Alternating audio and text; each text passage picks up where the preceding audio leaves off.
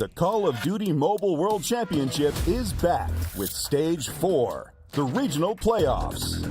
Watch the best teams from all across the globe fight it out for their share of a $2 million prize pool and a spot at the World Championship Finals. This is unbelievable. 3 stages are complete, and now it's elimination time. Teams will face off over 2 days.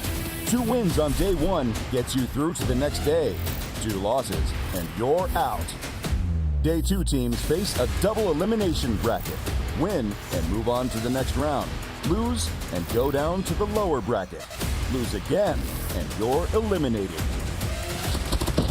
Only the top teams from each region will make it to the ultimate stage. The World Championship Finals. 40 teams, 5 regions, the fiercest Call of Duty mobile competition in the world. Who will make it to the top? They're going to double stack it. 10,000 cats over the top. Bang!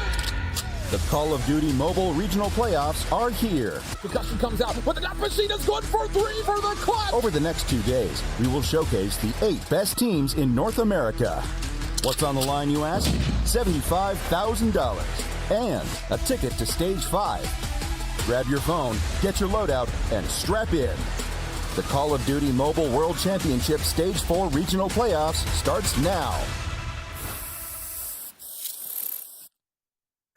Ladies and gentlemen, welcome back to the Call of Duty Mobile Regional Playoffs. It is Championship Sunday, and it's time to find out our last 3 teams that's going to Stage 5. I'm Blaze, and I can't do it alone. Joined with my fantastic guests, it's Beef Mommy and Whole Shift in the building. Sending you guys all love at home. Hoping you had a fantastic weekend. But if not, it's about to get better because, guys, it is Championship Sunday, and we saw a lot of great action yesterday, Mommy. Oh, yeah. I mean, these 4 teams really just made it very well because, I mean, we already know that the top 2 teams, Tribe and Undream, we're going to make it unscratched. But it's really the bottom 2 that we have right now, NYSL and also for Mobility, that they kind of had a tough time. But I feel like for NYSL, they just had a little bit of a hard time trying to warm it up. And for Team Mobility, it was the exact opposite. They just heated up by the end of day 1. Yes, they definitely did. And both qualified to get here. But as you see at the top of the screen, Shift, those undefeated squads in Undream and Tribe.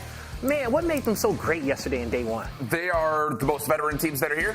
They've had the longest stint of competitive success, and that was untested, like Beef Mommy had said, pretty much all throughout yesterday. Yeah. Pretty much perfection from start to finish on the remote times that we had a chance to watch them. But kind of crediting over to what happened with Mayhem and Mobility, even though maybe we expected them to come out a little bit more pristine, more polished, especially for Mayhem, there's a lot of credit that has to be given to both Cold Showers and Stamina that came through, finished 5th and 6th, because they tested both of these 2 squads and really had to make them earn it. They definitely did make them earn it. We had 6 competing teams yesterday in our 8 in Swiss play to get here. And, you know, as Shift was talking about, you know, Mobility and them really kind of soaring towards the end of the day, Mommy, what does Mobility have to be great at to continue that success? Oh, they definitely need to work on their hard point because they're going up against Tribe, which has been absolutely amazing when it comes to the hard point. So, yeah, the respawn, so they need to work on it, but I feel like the best bet that they have is probably Control. Yeah. Also, probably Search and Destroy. Again, I want to talk about it a little bit more, where Tribe, that's the probably shakiest game mode that they're going to have. So, yeah, they need to take advantage of that. And we're going to dive deep into that one in just a second as we take a look at our first matchup. But, Shift, I want to talk about Mayhem because they started off slow, but they also showed us that they have to be able to flip that switch. And they were able to make it to this point. But what do they got to do to start off a little bit more consistent? I think the biggest thing is you have to find a way to get some confidence going early. I would say, out of all the 4 teams that we have here today, never really had a moment where it's like, okay, this is the Mayhem that we expected. They were tested and trialed in almost every single map that they played, let alone series that they played. So I think for me, you have to just find confidence some way. Manifest it artificially or get someone to pop off to get the team going. Because at the moment, they look like they're very individualistic and they need to show up as a collective squad today if they want to make it to Stage 5. They gotta show up as a squad, and not only just to make it to Stage 5, to come away with first place, to be the best best in North America and walk away with $30,000. There is a lot on the line here for Championship Sunday. Money, pride, glory. It's all on the table. And take a look at our bracket for the day to see how it's going to shake up. It's Tribe Gaming versus Mobility, and then Undream versus Mayhem. This bracket could get spicy. And, for Mayhem, their ultimate test is to play someone new today. Oh, yeah. Because, if they play somebody new, they'll definitely be qualified because they had a tough time there against Undream and Mobility. But let's take a look at our first matchup to see who is going to come out first. And it's going to be Mobility versus Tribe Gaming. So, now, for Mobility to take down Tribe Gaming, Mommy, what game mode do they have to be successful at? I mean, like what I said a while ago, they need to work on their search and destroy because I feel like yesterday they were pretty shaky up against that Stamina squad, brought it to an 8-6. So they brought to a little bit of an OT, and you already know that Stamina didn't really do so well up against Mobility in our last firing range point that they had. So again, search and destroy and also control because Mobility looks like they're really solid when it comes to this game mode as well. Yeah, they definitely do. Now, on the flip side, Tribe, they did not lose a single map yesterday, but they really set precedents early on in the series with the respawns and a hard point. Why are they so dominant there? I'm looking at Jez, first and foremost. New guy up, him and Vague are the two new players here for Tribe Gaming, and they have absolutely showed why they are on this roster. Absolutely unbelievable statistics that I know we're going to get a look at later on throughout the stream when it comes to what kind of KDs they're pulling, how many kills per map they're pulling. It really is astronomical. I use that with every sense of the definition of the word. It's unbelievable. He's not lying, okay? Vague 1.46, but Jazz 2.76 already in day number 1. We will see if they can keep that performance up. But hey, I'm ready to hop into it, and I can't think of no better casters to kick this day off with. It's Alley Cat and Bobby Plays to start off Championship Sunday.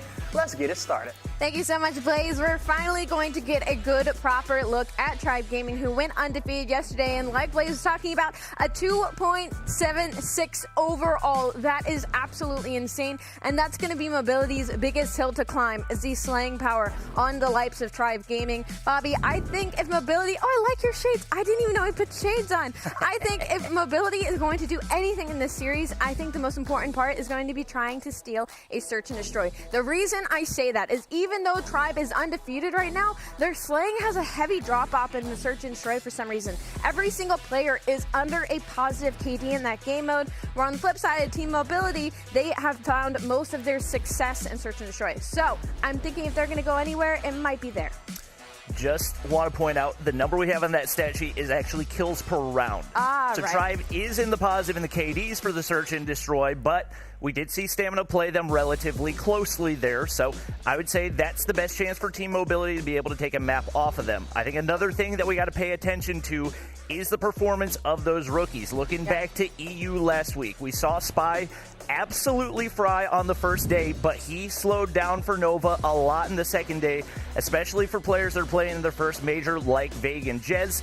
Those guys need to find a way to step up and not let the pressure get to them. They also could kind of be a little bit of an underdog, right? They could be as a surprising factor because there isn't a lot of reps, because maybe Tribe doesn't know a whole lot about them. When you're a team like that doesn't have as much experience, you can come out with something unique and fun, but Maps and Mobs are going to be behind us. I'm mostly looking at that Summit Control. Both of these teams have been undefeated Control so far. Tribe winning by a 3-0 margin. On the flip side, for the side of Team Mobility, it's been like 3-1, but dominant for both sides across the board. I think that'll definitely be the swing mode when it comes to this series. And I'm looking at Yon, right? He has the highest KD on this team right now, and he needs some help when it comes to them against a team like Tribe, with such high slaying power. And for that, I'm going to be looking at Ingenic. He has a 1.64 in Control, only Control. And so I'm looking to see that translation over into the hard points. And you got to think, like, if this Team Mobility team can find a way to take a search and destroy, they've not lost a Control map yet. So that's going to be what they're looking to build a little bit of momentum. But obviously, when it comes to hard point, there's not been much of a counter for anybody up against Tribe so far this season. Like you mentioned, Yon definitely the player to watch. I believe top 5 in KDs. And coming into this weekend, not a player that I feel like was getting a whole lot of attention. He's impressed us so far. But no surprise, the team looking most impressive off the start is Tribe Gaming. Yeah, the tough thing when it comes to Hardpoint and Tribe Gaming is their average score point margin of winning from yesterday was like 140 something, where on the flip side, Team Mobility, the difference was like 35 points. So Tribe has been winning very, very dominantly coming off of yesterday, and already a very hot start for them, as well as they've already gotten 30 seconds off of this P1. There's 20 seconds left. That's a lot of scrap time, but it's going to continue to go to the likes of Tribe Gaming. And Mobility has not really attempted to break into this hardpoint at all. Basically like an entire play just to be able to set up for P2, but they get 4 in the feed right there, and that's going to be huge as Tribe now spawns across the map. So quite an expensive play. We'll see whether or not it does pay off right here, and especially with one player set up in the back at gas station, it's going to be Rihan looking to cut off these rotations right here. More than likely, Tribe going to be ready, but shots across, going to slow down the push from Jez. He's going to be able to pop out, finds one kill right there, not going to be able to find the second, but able to stay alive, gets the major assist here as well, and now Jez just kind of stuck trying to make a push out. He doesn't know where to look, but still finds a way to take him down. To be honest, I really like that play from Team Mobility to just kind of be like, you know what, we aren't getting any successful pressure on the map in this P1. Let's set up early at 20 seconds for this P2, and it has been working out for them thus far. Now only a 17-point lead for the likes of Tribe Gaming. They haven't been able to get into this point, but finally a couple of kills go their way off the back of Jez and Tectonic, and they break in with 20 seconds left on the clock, but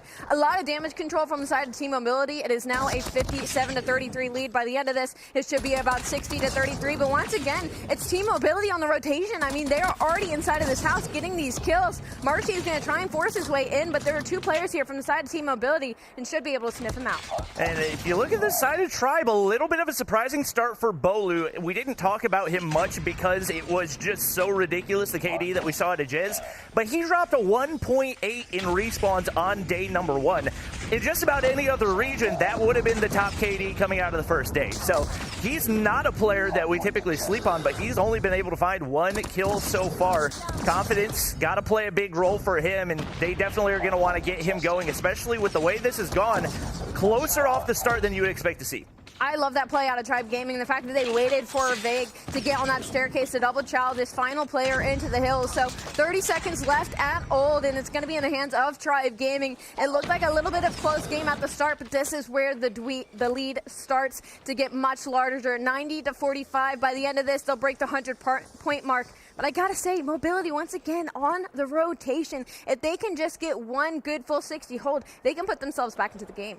And right now, they seem very content to give up these huge stints. And you see right there why it doesn't pay off in a lot of these situations. Tribe able to rotate early, and they already take out 2 of the 3 players. They're going to have Tectonic push back.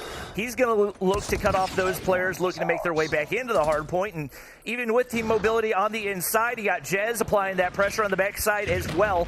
Seems like it's only a matter of time before we see a Tribe break, but Awaken's going to pull out that Purifier, get some nice value out of it right here, and as long as he can keep that in his hands, going to make it tough for Tribe to get a break. Like you said, full 60 can have them right back into this game. Yeah, the biggest issue for them right now is that Tribe is kind of sandwiching them into this hard point, and Tribe, you give them an inch, they'll take a mile. That's 2 kills going nowhere. Possibly the third, have now broken into the hard point once again with 30 seconds left on the clock, and they can continue to do this throughout this entire hard point and just keep breaking it around 30 seconds because they have such a comfortable lead. But that's going to be 3 from Rihan. He's going to break back into the hard point. 20 seconds left on the clock. If they hold the rest of this scrap time, this will be a 120-84 game, and that is not seemingly possible for Team Mobility. But the issue is we are going back to P1, and that is where we saw Tribe dominate in the first half of the game. And I'm pretty sure this is already the most hardpoint points that we've seen any team take off of Tribe so far.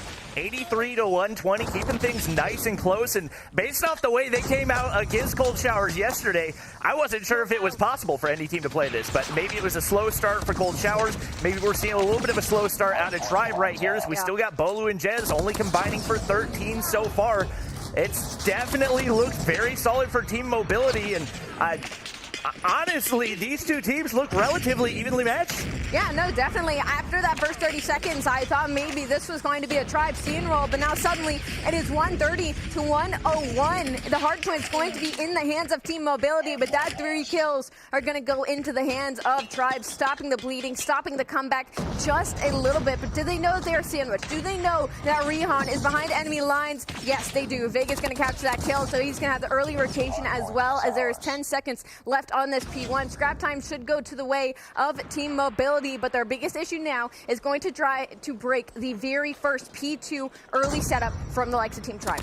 And once Tribe gets those setups going, they're so solid at holding those angles, so fundamentally sound.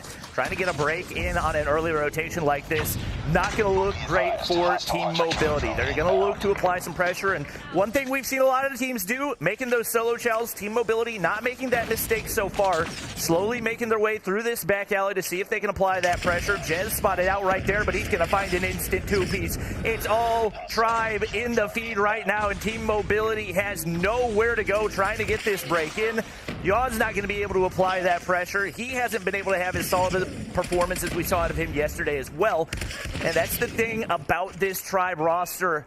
Anybody can pop off at any given point. Tectonic and Vague, not at the top of the KD leaderboards yesterday, but already having a huge impact here. Yeah, this is where the river starts to turn red. Tribe Gaming Vague is 22-12 right now. Tectonic now 20-9. 190 to 112 by the end of this hard point. 197 to 112. Mobility really slipped up there by letting Tribe Gaming getting that early rotation because they were not losing a single gunfight. They didn't need specialists. They didn't need Predator missiles. It was just straight gunny, and now they're looking to break the 200-point mark, but it's going to be Mobility. They're going to be here first. The issue is, though, that 3 Tribe members are looking for this collapse. And Vague was on a 10 spree prior to getting taken down by that Purifier right there, so he's definitely starting to heat up. Once again, he was still top 10 KDs yesterday. Not a bad performance, but maybe not typically where we would expect for him to be. He's started to heat up, and now that Tribe's starting to hit the early rotations on these hard points, there hasn't been a whole lot that Team Mobility has been able to do to contest. It's Tribe on the inside again. One player taken down, there's always another to contest. It looks like we've got an opportunity for a break, and Awaken's going to be able to push all the way in, Purifier in hand, and he's going to look to push out to create some space for his teammates. Marshy's over on that statue area. If Awaken can sneak through right here, might be able to do some damage, but Bolu finds a way to take him down. Yeah, now there was double Goliath put on the side of Team Tribe, but Ingenic calls a Predator missile and gets both of them. I mean, there's a lot to be done to try and put yourself back in the game, taking out 2 Goliaths with a Predator missile might be the way to do it, as 3 kills go to the likes of Team Mobility. Tribe, though, 216 to 144. They're going to be the first ones in the hard point. There's going to be 3 players here. Awaken could play spoiler, but he has to wait for Ingenic to pinch this hard point with him. They're going to go in. They're going to get the kills. That's 3 members of Tribe down, and that is the tie now going to the hands of Team Mobility. That was the biggest value Pred missile I have ever seen to take down 2 Goliaths at the same time. If you're Tribe, you have got to have the trophies down right there, and you just lose out on so much. Obviously, you still got the lead to work with, but a double, nearly a triple goes through for the Purifier right there. It is going to be Tech breaking through the backside. That's exactly what they want, and he's going to be able to take out Awaken, looking to push here as well. Yon has an opportunity as Purifier bursts. Purifier, who comes out on top? It's actually the KSPs that win the gunfights, and now Tribe not going to be able to win on this hard point, but they can do it back on P1.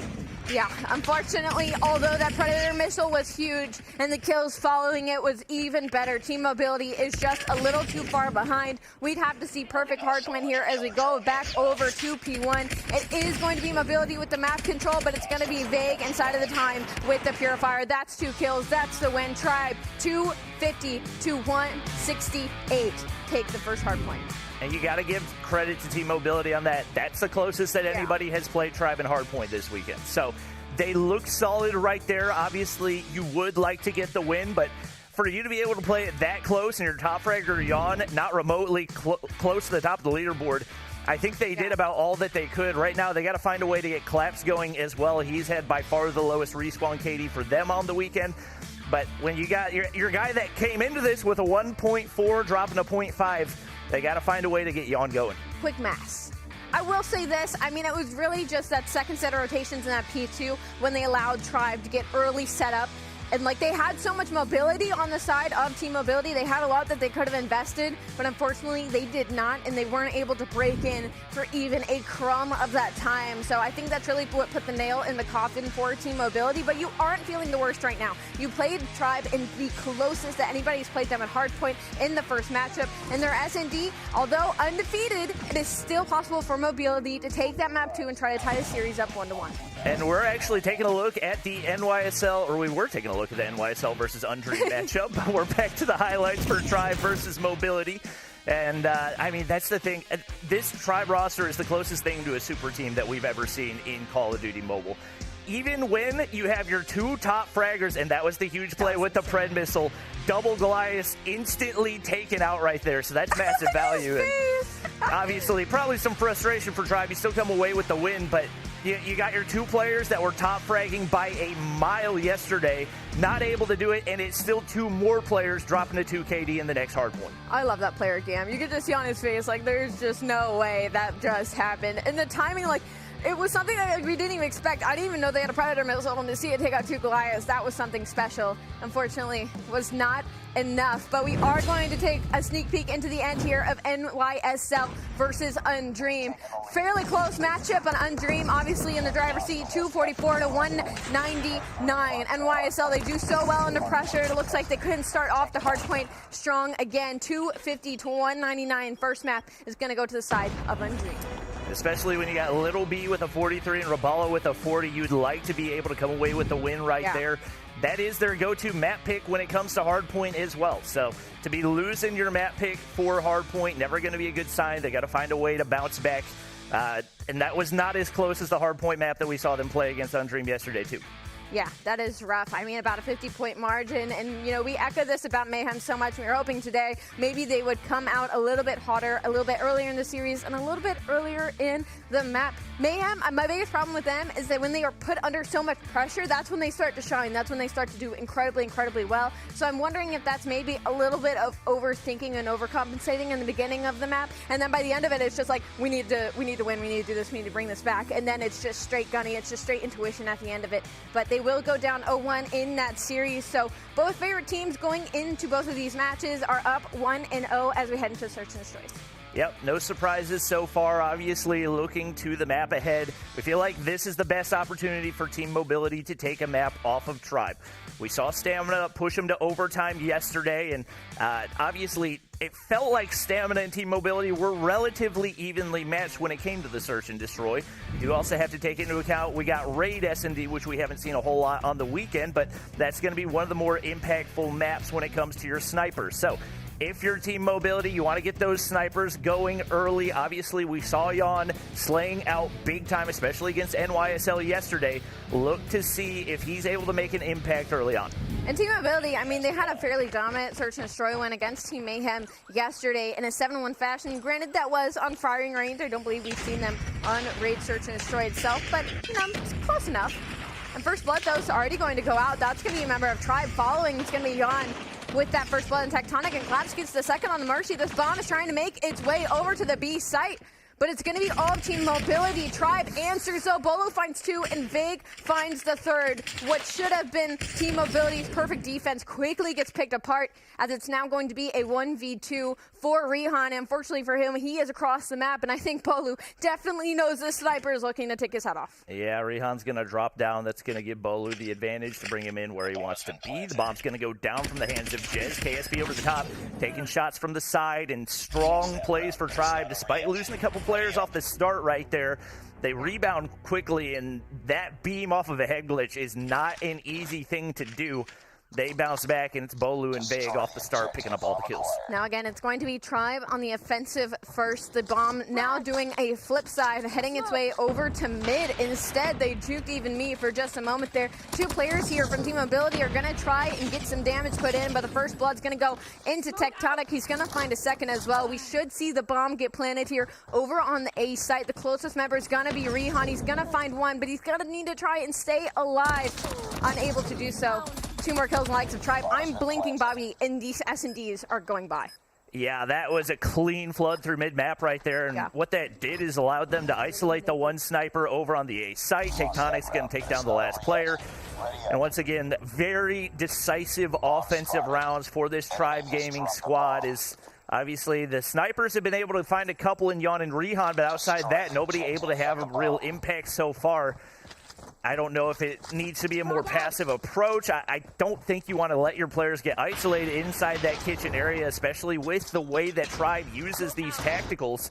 You got to find a way to slow things down a little bit more and not allow Tribe to dictate the pace of the game. Yeah, that's exactly what it is. They're dictating this pace. I mean, they are just wolf packing and getting into the face of Team Mobility, and they are just not ready to handle all of this pressure. Bomb should be going down onto the B site right now. It's going to be a 4v4, so it's going to be a pretty neutral retake for the side of Team Mobility. Not impossible, as Yon's going to connect the snipe onto the bomb planter. 40 seconds now on the clock. This large wrap from side of Rihan. He has a sniper in hand, though. I don't know if I appreciate this push. He's going to somehow stay alive. That was not clean, but it worked. Tech's going to have the read. He's going to be able to pick up the kill right here, and now all the pressure onto Yon. Hit marker through the van, but not going to be able to connect for the kill, and that puts a lot of pressure onto him, especially with the bomb down. You got to think, I don't know that they heard the defuse. He's going to be able to stick it right here. Tribe has no idea with no eyes on the bomb, and they give away a round for free. Wow. I mean, just the angle they planted it, he was able to lay behind the bomb and stretch it out of their line of sight. That's typical. Usually people won't sit on the defuse like that. I guess, yeah, maybe they just missed that sound cue or they weren't prepared for it. So that's going to be a round on the board for the time of Team Mobility. Yon's going to have 3 under his belt, and Jenik unable to find his first kill of the game just yet. Tectonic's going to be having 5 as first blood goes through once again for the side of Team Mobility. Collapse with the nade, going to be able to connect trades. Vague's able to find 1, able to find 2. And they really have not had a counter over here on the B site. And honestly, this is relatively similar to the type of push that I would expect out of Team Mobility. Just kind of chuck all your utility to bomb site, hope that you're able to hold off the retake. And Rihan looks completely unprepared right there, as he's got the Renetti out with the KSP to the face. Not going to have much of a chance in that gunfight. Now all the pressure down to Yon again. Not quite as manageable as the last clutch that we saw, and obviously nobody on Tribe really looking to peek right here. They have no snipers in play, and they're content to keep it that way as they're staying nice and aggressive on the offensive side. Vague peeks and able to take him down. I mean, it's just a lot of outclassing from the side of Team Tribe. I mean, these plays that they are making have just been dominant across the board, save for a hiccup of letting them get a sneak defuse. So, 3-1. Lead's going to be in the hand of Tribe. Vague has found 7. Marshy is sitting on a donut, but I mean, you don't need the kills when your plays are working out exactly the way that you want them to. Team Mobility just unable to keep up with the pace that Tribe is setting currently. Bomb, again, we're going to see this middle play. We wonder if Mobility has read it. There is going to be a player here. Rihan's going to find that first blood.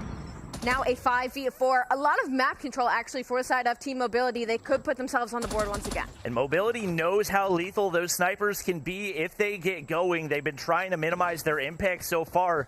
But you let Rihan get an opener onto Vague. You got 4 players remaining, but Marshy hasn't been able to find a kill yet. And all of a sudden, looking like we might be able to find another round for Team Mobility. Awaken, lurking through the spawn, finds a cheeky angle inside the weight room right here. And now he's going to be waiting, but Jez has the read on it. He's going to be able to pick up the kill. And what looked like a 200 IQ play, somehow Jez able to have 250. I wonder if somebody on Team Tribe got like the cross or something and saw that a player hit their back, and that's why they went through such a deep route through the Lamborghini garage to get the kill onto that player. But now things are evened out. 4v4, 50 seconds on the clock. Bomb is going to go down on this B site, and Jeddah could get aggressive here, but he gets shut down. Claps will quickly trade that one out. Now the biggest player to watch right now is going to be Rihan. He will not have the sniper this time on this flank. And obviously, he just gets a little bit greedy right there. I don't think they realized that Rihan snuck through, nearly gets away. Bolu does find a way to trade, but he's low on HP. Clap's taken down, and every single time it seems like Yon's the last one alive. he's got to be able to find a way to have a bigger impact early on in these rounds and keeps putting in his team in these 1v2 situations. Yes, he got an opportunity to make something happen right here, but with this little time and 2 players to take out, has not been able to make impact with those snipes, and Tribe's going to be able to find another round. It's just some of these really important gunfights when it comes down to these 2v2, 2v3 situations that for some reason Team Mobility just keep losing. They just can't find that kill. I mean, Awaken's sitting on 1, and Genek has yet to find a kill. Marshy's finally on the board. Tribe 4-1. Now the bomb looks like it's going to be heading over towards the A site. Not a mid push here as they are full aggroing 4 players. Try and get this bomb down. They're going to get that first blood on Rehan. He was just simply not expecting that amount of pressure. Bomb's going to go down for free, and that's going to put 40 seconds on the clock. Vague's going to peek through the window right there. Claps has the reinforcements. The bomb goes down, but a nice flank through Kitchen. Could be another kill for Mobility. Marshy's actually going to back up right here. They're looking to play lives, and they've got the advantage right here. No need to over-challenge. Marshy finally able to get a couple kills on the board, and Claps trying to clear out all these angles. Should have the information on to Marshy to be able to take him down, but that's a nasty head glitch, and Jez does not lose those. Now 8 to his name. Ingenic, the last player alive, but he's only got 1 kill on the board and not a whole lot of time to work with. Has the read that Bolu's going to be on that long angle, but not able to connect, and still with 2 players left alive. Tribe has dictated every single one of these rounds so far. I mean, it's just been beautiful setups. The second they get that bomb down, they have shut down every single lane. And the way that they play, the second one player gets into an engagement, I mean, they already have the life advantage. So even if that player gets taken down, that's the information in the side of Tribe, and they will answer very, very quickly. But we will flip now. It's going to be Mobility on the side of the attacking, and you can already see it. Tribe is pushed up into their spawn already. That is 3 kills to the likes of Tribe Gaming. Now a 2v5 for Mobility. I mean, they're just getting sandwiched by all these Tribe players. They are just strictly running at them, and that's going to be another round and an almost to match point for likes of Tribe Gaming. And the reality of this is Mobility has not been able to adjust, to adapt at all in anything Tribe has done. Honestly, a few rounds ago, I would have liked to see Yawn make the switch, whether it's to an AR, to an SMG, but there's been so many times he hasn't been able to find those opening first bloods, might be able to find something in the mid game, but it's only after his team's already at a massive man disadvantage, and they're still sticking with the 2 sniper setup as Tribe is very content to just non-stop push everything that they can. Yawn has the read, but once again not able to connect, and adaptability is the name of the game. Hoping for a wallbang right there, but blind shots are not the way to take down a team like Tribe. Not at all. And I love this play from Tribe because they come out with such an aggressive defense that you could see it from the likes of Mobility. They played so far back in their spawn because they were expecting that aggression on the B side once again, and now they're being punished for it because now Tribe has so many power positions on the map, and there's only a minute left on the clock. This bomb is still by Lamborghini Garage. It is going to finally start to make its way over towards poolside to maybe try and get down on A, but they're going to have to take down Tectonic first because he's sitting in a corner of basketball waiting for the entry player. Yeah, it's going to be all about the utility, and they've got to make a move right here as it looks like Tribe starting to collapse. You see Vague in the mid-map, Marshy making his way over as well, and it just looks like a lack of confidence right here for Team Mobility. Awaken's going to be able to find the opener, but Bolu on the flank, able to take down 1. That has got to get traded. How is he still alive? And this is where you've got to learn to put away the snipers when the shots aren't landing. Tribe makes light work of Team Mobility right there, and they're able to take the search and destroy in one of the more convincing games we've seen this weekend. Oh, that was super dominant. Remember we were talking about that whole sniping thing yesterday? If it's not working, like 3 or 4 rounds in, you just got to put it away, especially with how aggressive Tribe was playing. Like, it's not that the snipers weren't necessarily hitting shots, it's just when they were hitting shots, it was already like a 2v3 situation. Like, they were already on the back foot, they were already a man down, so that's a rough one from Team Mobility. I was hoping to see a little bit more fire under them after the ending of that hard point, but just absolutely nothing. Completely stopped in their tracks. Vague ends the S&D with 12. Jez with 9. I mean, it was just beautiful search and destroy play outside of Tribe Gaming. Yeah, Vague was just running across the map doing whatever he wanted to for the most part, and there was nobody on Team Mobility that seemed to have a counter.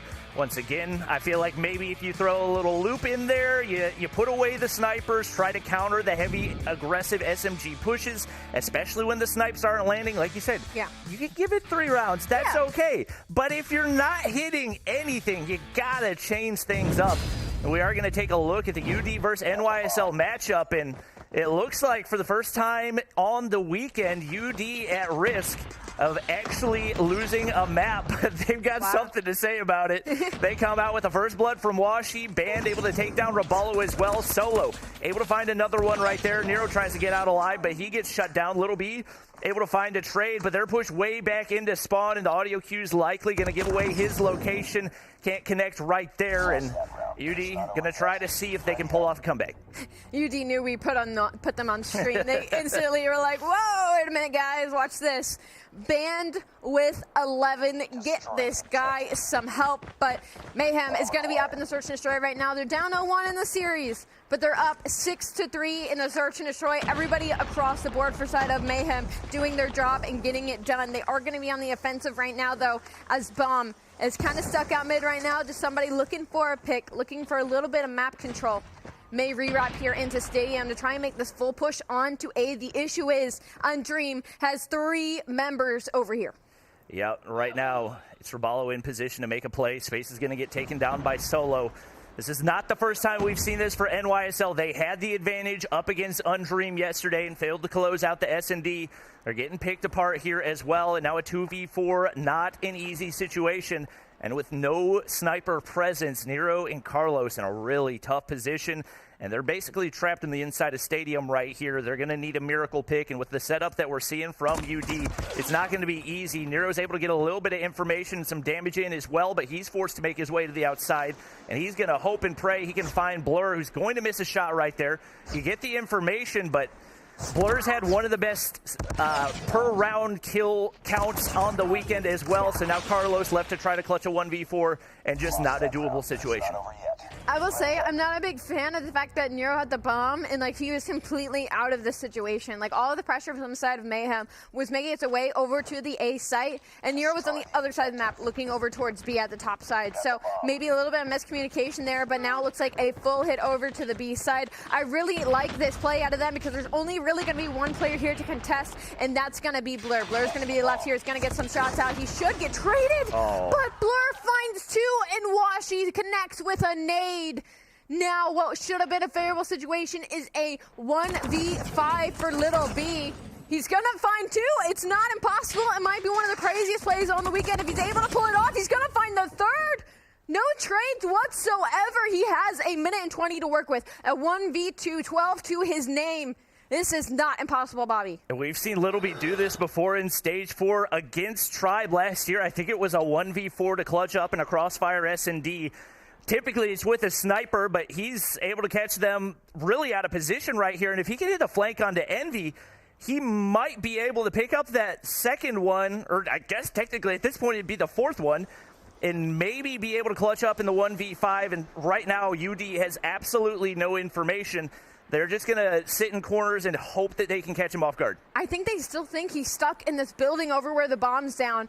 I'm sure Washi knows the bomb is literally right down to his left. So Little B is taking the longest routes of all time, trying to clear out all the outskirts of the map. This should be giving him enough information. Washi's going to be right here. Is he going to get the shots? Is he going to get the kill? Let's go, Washi. Envy's right there. He's going to skid out alive. Little B will get traded out. Envy was there for the trade. Oh, it was so close, Little B. You almost did it. It was still impressive regardless. 13 now to his name. Now we have to get him somehow. Lil B is going to be feeling a little bit of PTSD because he's been the hard carry in S&D all weekend long, and this is looking almost identical to what we saw in the S&D against UD last time. They had the big man advantage. They don't spot out a player right there. Band's wide out in the open. They get information onto Envy as well. A little bit of damage goes through. Raballo finds another. It's going to be a 2-man advantage right here. Nero's on the low ground, but he's going to be able to get away with his life as well.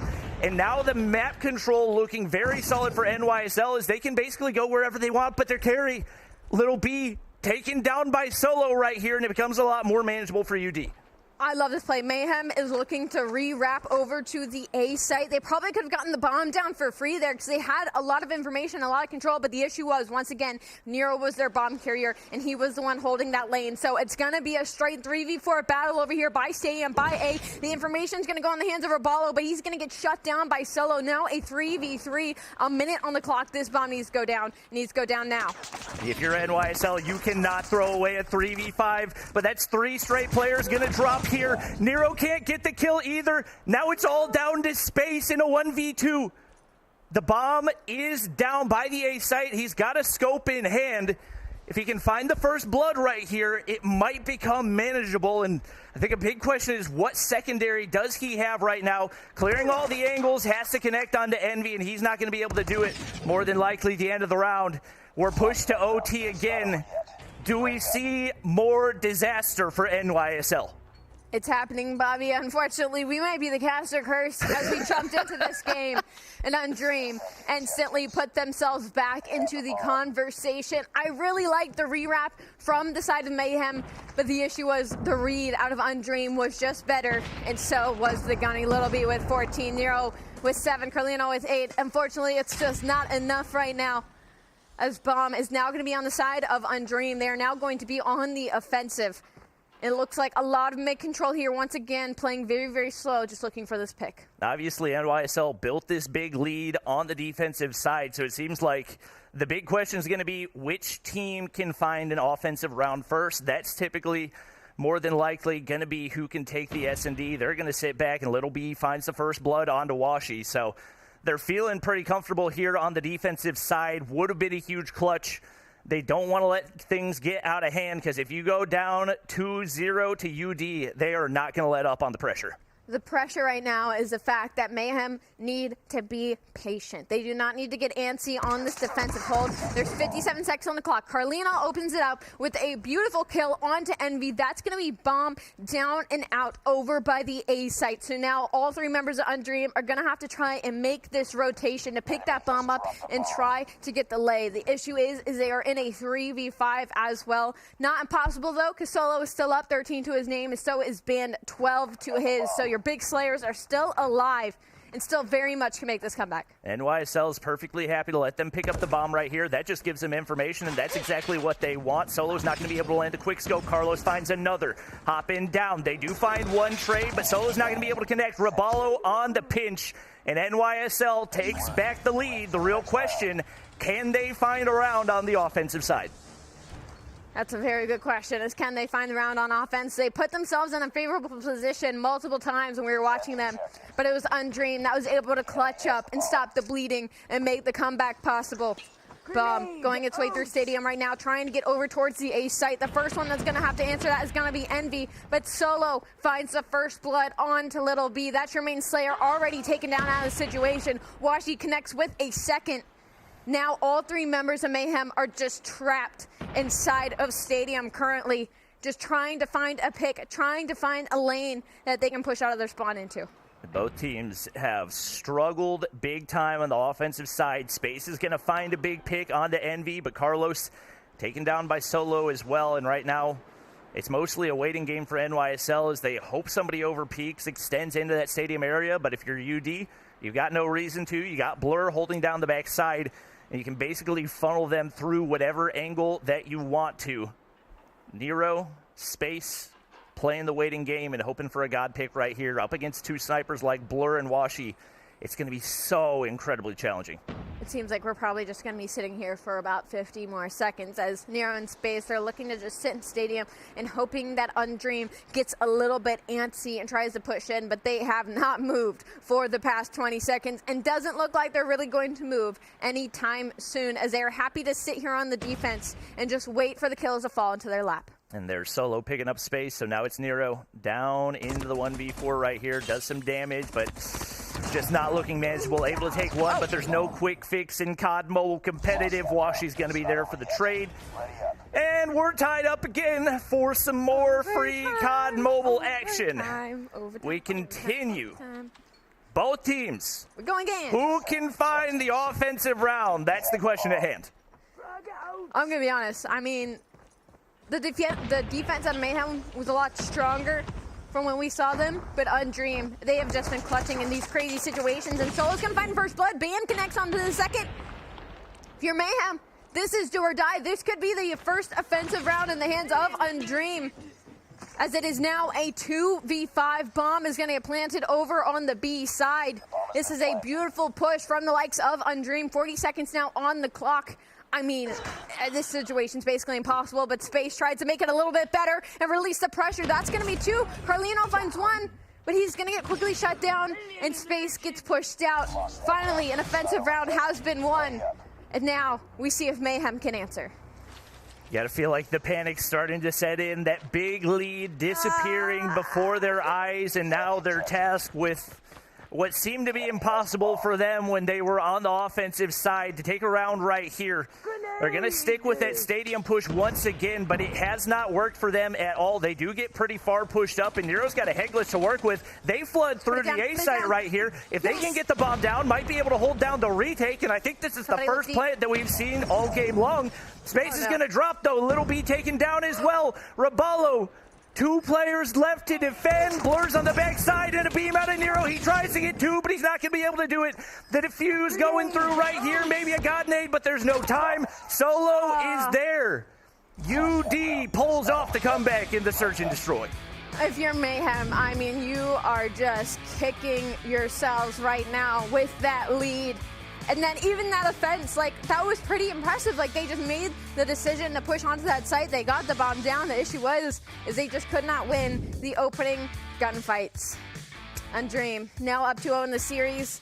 Again, the team favored heading into it in the beginning. Mayhem, they needed to win either map 1 or map 2, because heading in that control, and Undream that hasn't lost a map, it's not looking good.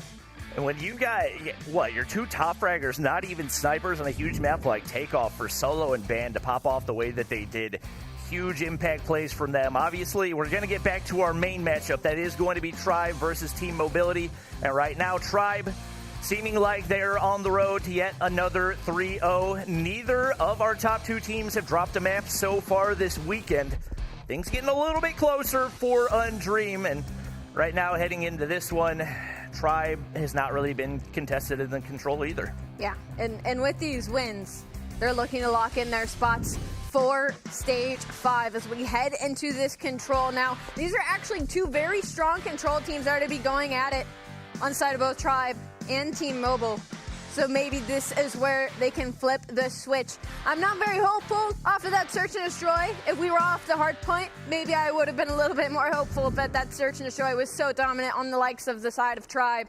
And they're going to be on the defensive hold for the opening break of this control. Yeah, anytime you can get more defensive rounds, it's going to be a good sign. Vague gets absolutely obliterated on the top side right there, and that topside control is going to be crucial for Team Mobility. Yawn's able to find Jez as well, and they're actually in a pretty good position to attack right here. But Bo's got something to say about it. On a 2-3 up top, make it 3 right here, looking to build some streaks and maybe looking to set up a spawn trap right here. As good as Tribe's been in hardpoint, they've been even better in the control. A 1.64 average team KD, and you got to think a lot of that probably attributed to their ability to set up those spawn traps, and Bolu has still been untouchable off the start right here, as he's already got a hunter killer to work with. Rihan once again trying to get some pressure out on the side of Slope. He tried to do it earlier, but unfortunately by the time he was able to get a kill, all of his teammates had fallen. So the push was for naught. And now you have to worry about Jez. Jez is on 3 right now in control room, looking to go on 4. Yawn will shut him down. But for what cost, as there is still no map control on the likes of Team Mobility, as all the kills are going the way of Tribe. They have a 10-kill lead right now, 35 seconds on the clock. There is a tick completed at A, but doesn't mean a whole lot when you've got no map control to work with. You have got to find those trades, especially if you're Team Mobility. They're playing fundamentally sound. They're holding hands as they run around the map. When you let one player take both of you down, that is such a massive blow, especially when it allows Tribe to maintain the map control that they've already established, and it continues. Mobility not able to get anywhere, and Janet connects with the trophy system, but he's not going to connect with any bullets, and now down to 5 lives, plus 16. Tribe has not built any streaks yet, but you got to think most of the players probably coming right up on those operators. 3 seconds on the clock. I mean, it's a 19v5 right now. Team Mobility does stop the bleeding for a moment here, as they are going to be on this B site, as they have invested a lot for some of this control. Not impossible. A couple of kills are starting to go their way, but with a team like Tribe, you got to think, with that big of a life lead, they aren't going to let this one slip away. 13v1 now. Not a single member of Mobility can fall. One does. Tribe, a very, very dominant opening defensive hold. And once again, we're seeing those untraded double kills that you just cannot allow if you're Team Mobility. We see them flip over the defensive side. We'll see what they can do, but Bolu's already got an operator to work with if he wants it. I got to think one offensive round will likely secure the game for Tribe. We see a relatively passive approach right here, but they're still able to pick up the kills as a result, and just like that, they flood on into the A point. Map control on point, and nobody remotely close to contesting here for Team Mobility. I'm going to say it. Team Mobility is just getting outgunned. I'm going to be honest. I mean, the team pushes have been incredible. They have been prioritizing properly, but they just keep getting two-piece from the likes of Team Tribe's members. They just aren't playing their trades. And, I mean, they're close enough together where they should be able to, so I'm just going to have to say it. It's coming down to the gunny as some kills finally go their way. Life lead, though, still in the hands of Tribe, and that's going to be A, already gone. And there's a tick on B. We talk about control. We talk about how it ends on lives a lot, but we can't forget this is an objective-based game mode as 3 kills go to the way of Tribe. They are stacking the B point. Thank you, God. I love you, Tribe, right now. They are stacking this point. B is going to be gone before anyone from Lexa Team Mobility is going to be able to come near it. A couple kills go their way. They contest it for just a moment, but that is now 2 ticks and 2 minutes to work with for Team Tribe. Big value from Team Mobility with those operators, but if you're Tribe, you're pretty much just happy to force them to use those operators. Yeah. And you'll gladly take them on the defensive side where they're able to get the maximum value. So right now, you take a look at Tribe. They've still got 2 to work with if they want it, and only 1 tick needed. It just takes 1 good push and a bunch of players stacked on the point. Should be able to pick things up right here, and Jez pretty content to go ahead and one-man spawn trap the entire team. Seems like the communication's not really there. There is no reason that an SMG should be able to do that.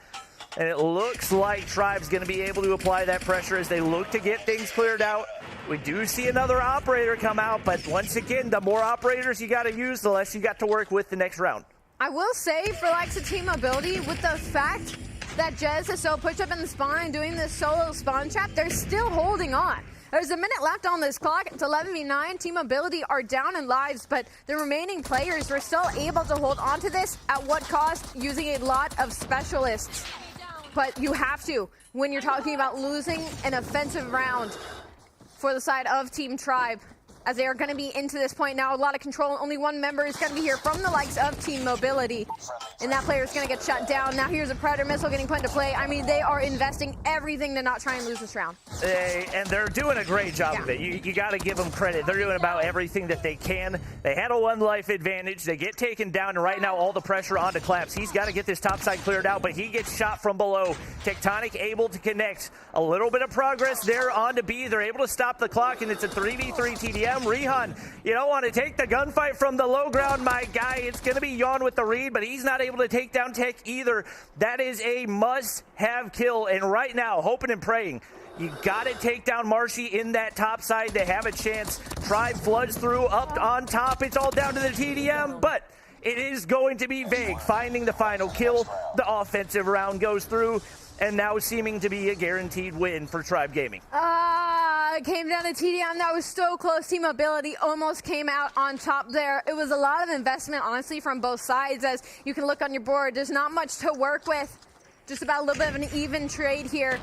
But everybody on Tribe is going to be on fire right now. Only 5 from Claps. Unfortunately, hasn't been able to really get a whole lot going. And now we are once again getting a look at a very dominant defensive round from the likes of Team Tribe, as already the kill lead is in their hands. Yep, and it looks like they're looking to set up the spawn trap. Tectonic's exactly where he wants to be. He's got lots of head glitches to work with, and now Team Mobility just getting gunned every time they spawn up. Yawn in the backside, gonna get obliterated there as well. Tectonic sitting on 15, Vague on 16. Once again, the consistency across the board is Marshy locking down this low ground area. It is going to be team mobility hopping on, getting some progress onto A. They take down Marshy as well, but Bolu's going to be able to push in before they get that second tick through. He's able to get things cleared out. And once again, it is Tribe with the life advantage. A little bit of map control right now in the hands of Team Mobility. The issue is Rihan's kind of by himself over in this quarter mid, and Marshy's going to know he's there and gets that kill. So that map pressure, that little bit of map pressure Mobility might have had, is suddenly gone in the hands of Marshy as he's looking to connect into a couple more players, but he will get shut down. Thankfully, his teammates are there. 19v13 Tribe still in the driver's seat. There's 2 ticks at A, but 40 seconds to work with if you're Team Mobility. You need to commit to a team push here, and that's what they're going to do over onto this Hay site. Jez has been Mr. Untradeable on the weekend, sitting at, probably close to a 1.7 right there. And we talked a lot, especially last weekend, about the 5th man, and Claps has just not been able to keep up with the squad, sitting at 8 and 18. Having a rough time against this Tribe squad, but that's been true for the entire team, and Genic lagging behind as well, and Tribe continues to outslay. May even manage to get that KD for the control a little bit higher than it was previously. They close things out 14-0 on lives in the final round, and once again showing why they are the #1 team in the North American region. Yeah, I mean, we have to talk about Team Mobility for a second here. Jan was that player to talk about yesterday. He was simply that guy, and today we don't know what happened or where he went, but definitely struggled across the board against a team like Tribe Gaming, where, I mean, it was just simply they were on another level, a very dominant control, a very dominant search and destroy. The hard point, it was close for a little bit, but Tribe end up pulling away there in the end. I mean, Jez, 21 and 11, Vague, 21 and 16. I mean, the slaying power is all there. We talked about the slaying heading into this. I mean, you had players with a 2.6 overall heading into this, 2.76, excuse me, heading into this, and the slaying just was not there for Team Mobility. And we're looking at the scoreboard, obviously the 3-0 for Tribe Gaming, and we're also seeing a 3-0 locked in for UD. Not only that, but the 3-0 in the control, pretty convincing as well. And looks like we're about to get ready for the Clash of the Titans between Tribe Gaming and Undream. And this is what we expected our grand final to be. And we're going to get a very special taste of it coming up here next. And now it's going to be Mayhem and Mobility battling it out once again to try and get that 3rd spot heading into Stage 5. The last time these 2 teams matched up yesterday, it went to a Game 5 fashion, and Mayhem was able to slip out with it just by an inch. We wonder how that matchup's going to go down there today. And this is likely the most important matchup of the weekend, because obviously you got Tribe and Undream. Congratulations. Yeah. You've already locked in a spot for Stage 5. This is the final spot that is at stake, and we'll see who's going to come out on top. Curious to see predictions from our desk as we'll throw it back to them. Blaze, take it away. Thank you so much. Fantastic cast to you both. And we have our next 2 teams locked into Stage 5. That's going to be Undream and Tribe as they continue to stay undefeated here throughout Stage 4. Man, and, you know, they were tested a little bit in that series, but in the end, they still got the job done. NYSL, you know, I almost want to say sorry for the caster's curse, but man, I thought they were going to come away with that S&D, mommy. That was absolutely insane. 9 and 7 in takeoff. I mean, we've already seen it before yesterday where Undream also took it into an OT, so it just seems like history repeats itself for today. But you know what? I want to believe that NYSL is kind of like a diamond. They need to be pressured into the right situation, hopefully turn things around, especially since they're going up against Team Mobility, which didn't really turn out really well because we expected them to really shine in that S&D. Yeah, we truly did. And, you know, they just came up a little bit short there. And then we even got a chance to check in on the Undream matchup, too, as well. We briefly picked into that one, Chef. But, you know, at the end of the day, you know, NYSL, they just couldn't get it done. I want to talk about this match, though. Oh, sorry, Undream. Yeah. Tribe and Mobility. Here's the thing. That was the first major display of Tribe feeling uber confident about their ability to just be better than their opponents. Yeah. That search and destroy in particular that we just caught a couple of glimpses in, Tribe was never going to allow Mobility an inch to work with. Boy. They came out the gate saying, this is our match, we're going to play our game, we're going to force you to respond to us. And you heard the casters talk about it. The sniper rifle was not connecting for Jan or really for anybody from Team Mobility. Yeah. And they stuck by it, thinking that they could try to pull off the same antics they did yesterday. You can't do that against a Tribe team. I think you have to have a bigger playbook. and a bigger kind of maybe mental discipline to know when things are not going your way and try to do something wild and crazy, because you need to find some sort of a response. And you think about the one round that they did win, from the defuse, it's kind of like a crazy round that happened there in that moment. But, I agree with you. You got to figure out when you need to switch it up, put the sniper out, bring out another weapon, get into the fight with your teammates, and constantly try to get Tribe off tilter. And, but hey, at the end of the day, Tribe, they locked it in. And they were able to get that one done. So congrats to them. They will move forward. Hopefully we get a chance to do an interview here soon. But let's take a look at our bracket and show you how this one is stacking up. Tribe Gaming versus Undream. We'll see that one in just a bit, but it won't be our next matchup. We got to figure out who the last team is going to be going to stage 5. That's Mobility and Mayhem, the rematch. And we'll talk about that one after the break. But it is time to talk to our interview here in just a second. I don't know who we're going to get. Hopefully it's Veg. I would love to talk to the rookie here in just a bit. But it's going to be it's going to be a good one. I know Tribe is ecstatic to be able to make it to stage 5, and I want to know how they're actually feeling, coming off that victory. We got Veg in the building. I see you on screen, man. How you doing? I'm doing all right, bro. How about yourself? Oh, we're having a fantastic day here. It's Championship Sunday. You guys qualify for stage 5. How you and the team feeling? Feeling really great. Obviously, we're not satisfied just yet because our goal is to obviously win for the finals that can get that first place and the $30,000. So on top of that, we'll also get a qualification for the $2 million tournament. So obviously, like I said, still not satisfied, but we're going to work towards it, Yep, I totally feel you. Now, Mommy and Ship, you guys got any questions you want to ask him about that series? Oh, yeah, most definitely. I feel like for me, by the way, Veg, good job at the EU broadcast. I saw that little intro where you interviewed a lot of these players from EU. But anyway, coming in from that win, right, that was a really hot win. You did not give Mobility any kind of space when it comes to all 3 game modes. What is your mindset going into Undream now, knowing very well they're your biggest competition? Yeah, they definitely are one of our biggest competitions. Going into it, obviously, our 2 teams always go back and forth the majority of the time. The one way we got to think about it is it's more of a scrim, not an actual big major tournament, because if that does happen, we'll get nervous. So we get some nerves on us. So just thinking of it like it's a regular, any other day with a regular scrim is probably just our mindset going to that, and whoever wins, I guess. But we do have a second chance if we do lose, or the other team loses, they also have a second chance. So either way, we'll probably meet back in the grand finals as well. The history between the organizations and some of the players on both of these 2 teams that you got coming up are obviously pretty deep. But for you and Jez, you guys are kind of thrusted into the scene as newer players. Can you talk a little bit just about your individual role that you find yourself fulfilling on this team as kind of one of the quote-unquote new guys this year? So my role initially was more so being a Slayer and getting no OBJ time, but as the whole meta changed and Quick Fix got banned, you can't really do that as much anymore and get feeds, so I was kind of stuck on playing that flex OBJ role. So I do a little mix of both of those, and if I need to slay out, I need to, but majority of the time our team knows what to pick up and what not to pick up. So let's say someone's holding Granny and they die, they just go pick that up and someone gets off hill. It's just all about communication and keeping things on track and whatnot, Everybody got to know how to play every position on the squad. Definitely. Yeah, you love to hear that one. Now, I want to ask you, here in the elimination bracket, we got Mobility going up against Mayhem. Who do you think is going to take that 3rd spot?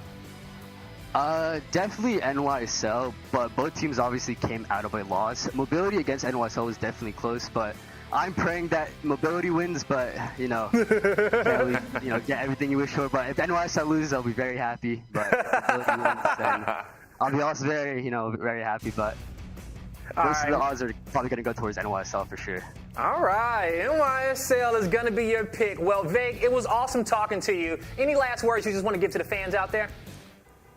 Not really. I'm not really too great with speeches, but shout out to my team and especially Kaner and the whole management for hooking this whole place up.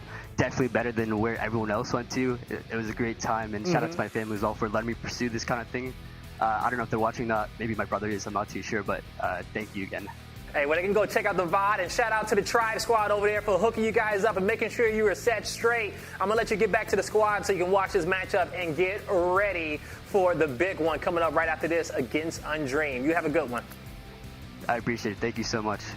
All right. Great interview there with Vake, and those guys look really, really confident going up against that matchup against Undream, and they definitely going to need that confidence. But before we get to that series, we got one more coming up here, so it's going to determine who's going to Stage 5. It's Mobility going up against Mayhem, and you don't want to miss it. When we come back, we'll see who will get that final spot.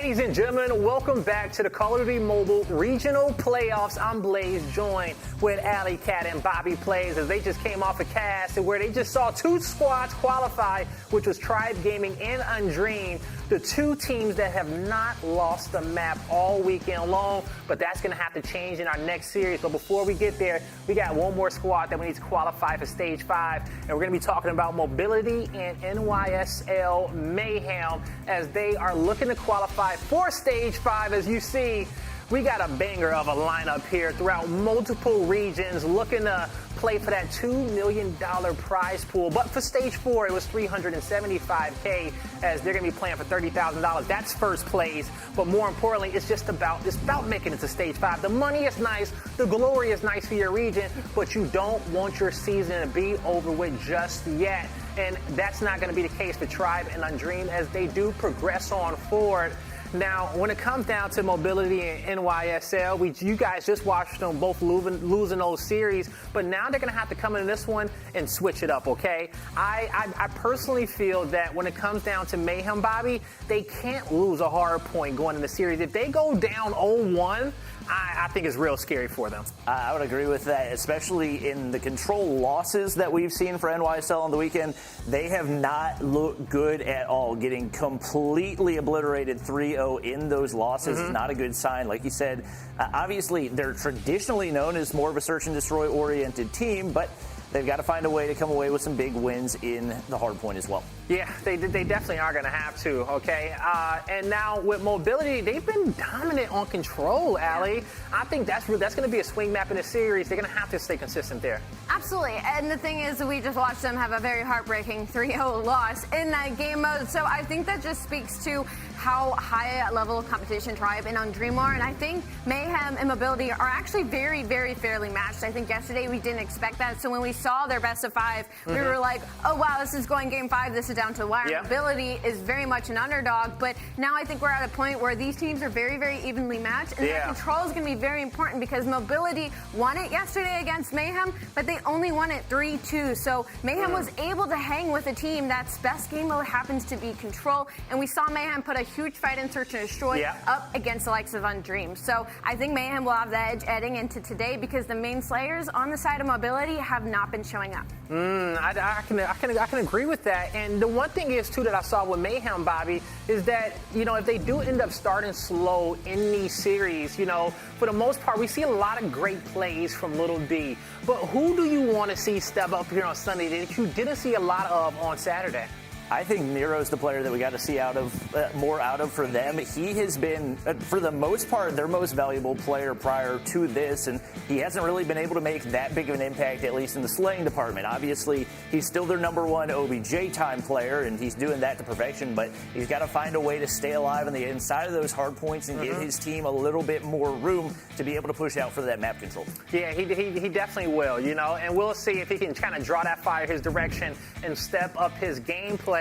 Now, on the flip side, Allie, two players that we really saw show out for more Mobility, and I will lean in onto one, and that's Jan, okay? We saw him drop 55 yesterday in a hard point, which was absolutely insane. Do you think he can keep up with that same performance? No, we saw it today already. He was bottom 2 fragging today. It seemed like a completely different player, and that's the issue. I mean, they were, again, going against a team like Tribe Gaming, who has a lot of slaying capability, but I mean, you can't. It was completely night and day when it comes to Jan between yesterday and today. And I hate to point the fingers at one player, because you can't put that amount of pressure on somebody's shoulders to put up numbers like that consistently. So I have to turn the attention over to Collapse. He hasn't been here yesterday. He wasn't here today either. And now everything is on the line. Stage 5 is on the line. Your tournament life is on the line to try to make it to that grand final. $30,000 up for grabs. I mean, Team Mobility, I'm interested to see what kind of team they become under pressure, because we've seen Mayhem under pressure, and when Mayhem is under pressure, they look like a top 3 team. And it's a lot of pressure on this big stage with everything on the line, and this is the one matchup in which you don't want to be in on a Sunday. That second one, you're in a loser side, that elimination bracket, and you just got to win one to make it to Stage 5, and now you have to play your best. And Bobby, when you are in these type of situations here, okay, what do you have to do to really bounce back and snap into it? I think if you're looking at team mobility, they've just got to look more confident in the search and destroy. We saw what they were able to do on firing range against NYSL yesterday. That was an absurdly confident team. That's not what we saw when they went up against Tribe. They were second-guessing themselves. They were afraid to peek corners, and you just can't let that happen. If you look at the hardpoint win-loss, obviously it's not great for Mayhem, but most of those losses coming against Undream going into this matchup. Team mobility, like you mentioned, they've got to find a way to get Yon going because on the weekend, he's been by far their best Slayer outside of today. And I love that take from Bobby because I completely echo that. When we saw them go up against each other yesterday, mobility, the second they were on the back foot, it's like they gave up all confidence. They refused to try and put themselves back into the game. And that's exactly what happened in that game 4. The second Mayhem had that 9 spree from space, the second that they had to chain those hills together, mobility almost took a step back and allowed them to take the pace of the game. They were no longer confident in their team pushes, as that is what ended up giving way to a 250-165 loss. And then moving into the Hacienda Search and Destroy, once again, it was Mayhem judging the pace of the game. And it was just like mobility was scared. It was like they were scared to just make a play call. They were scared to get aggressive. And I'd like to see a different team from them heading into this series. You know, on one side, we got an issue of complacency on the side of mobility and not getting too comfortable. But on the flip end, you know, NYSL, we know that they got that pop-off potential to turn up when they are in the trenches. Now, it's time to turn up the volume and get this series underway. I'm going to throw it to our casters. It's Shift and Mommy to figure out who our last team's going to be to make it to stage 5. How crazy that we get a rematch from the really, really thrilling opening round matchup in Swiss round 1 yesterday. Now it's all about who goes to champs, who finishes off their season on one of the biggest disappointments you could possibly be on the bubble, last team out. I'm so sad to see one of these teams go because after this matchup, we're going to be saying bye-bye to them. And obviously one of these teams are going to be securing that spot in stage 5. But for me, I think it's a battle of the game modes where we get to see mobility shine in that control, but seeing that game in Tribe, they didn't really look solid. And now for Mayhem, you have a better chance with the SND, but they dropped the ball at the very end. Yeah. So both of these teams looking like they're struggling at the best game modes. It's a lot of expectations and maybe them not being met. That kind of maybe frames up our best way to kind of look at this series overall. And, you know, I will say, just looking at both these two teams yesterday, there was a significant difference to what we saw confidence-wise from mobility and a staggering kind of shaky, wavering start from Mayhem. So as we take a look at the 5-map series layout here for this overall best of 5, I'm really curious here because, first and foremost, we just saw mobility play too cautious against Tribe on the standoff hardpoint. Where then we get a slum search and destroy where Mayhem looked pretty solid versus Undream. That was a map 2 affair that went to overtime. I think if you're mobility, I think you kind of have to win the opening standoff hardpoint because in my mind, Maliana, we need to get to map 5's firing range if you're team mobility to win this series. Absolutely right. I was about to mention that because firing range, they were able to beat NYSL very, very convincingly. But that is the case if they do win the first 3 maps that we have. And so far, standoff didn't really look very good for mobility. Yes, they did have bright moments, especially taking down those 2 Goliaths. Sure, yeah. But, I mean, they couldn't really follow up with that. I think the coolest thing that we saw from teams like Tribe was their ability just to keep the gas pedal down from start to finish. Whereas we've seen very regularly, although, you know, there's been credit to say mobility has done well to kind of take a breath, get everyone set up, full 5-man hit something. I just don't know if you can get away with that when you're giving away 30 seconds worth of scrap time to make sure you're set up in the first place. And then even those setups aren't as confident as we'd like to see. I don't know. I look at this overall series. The takeoff control is just, I think, it's going to be a coin flip. Can anyone possibly threaten the offensive side of that map, or is it going to be all defense?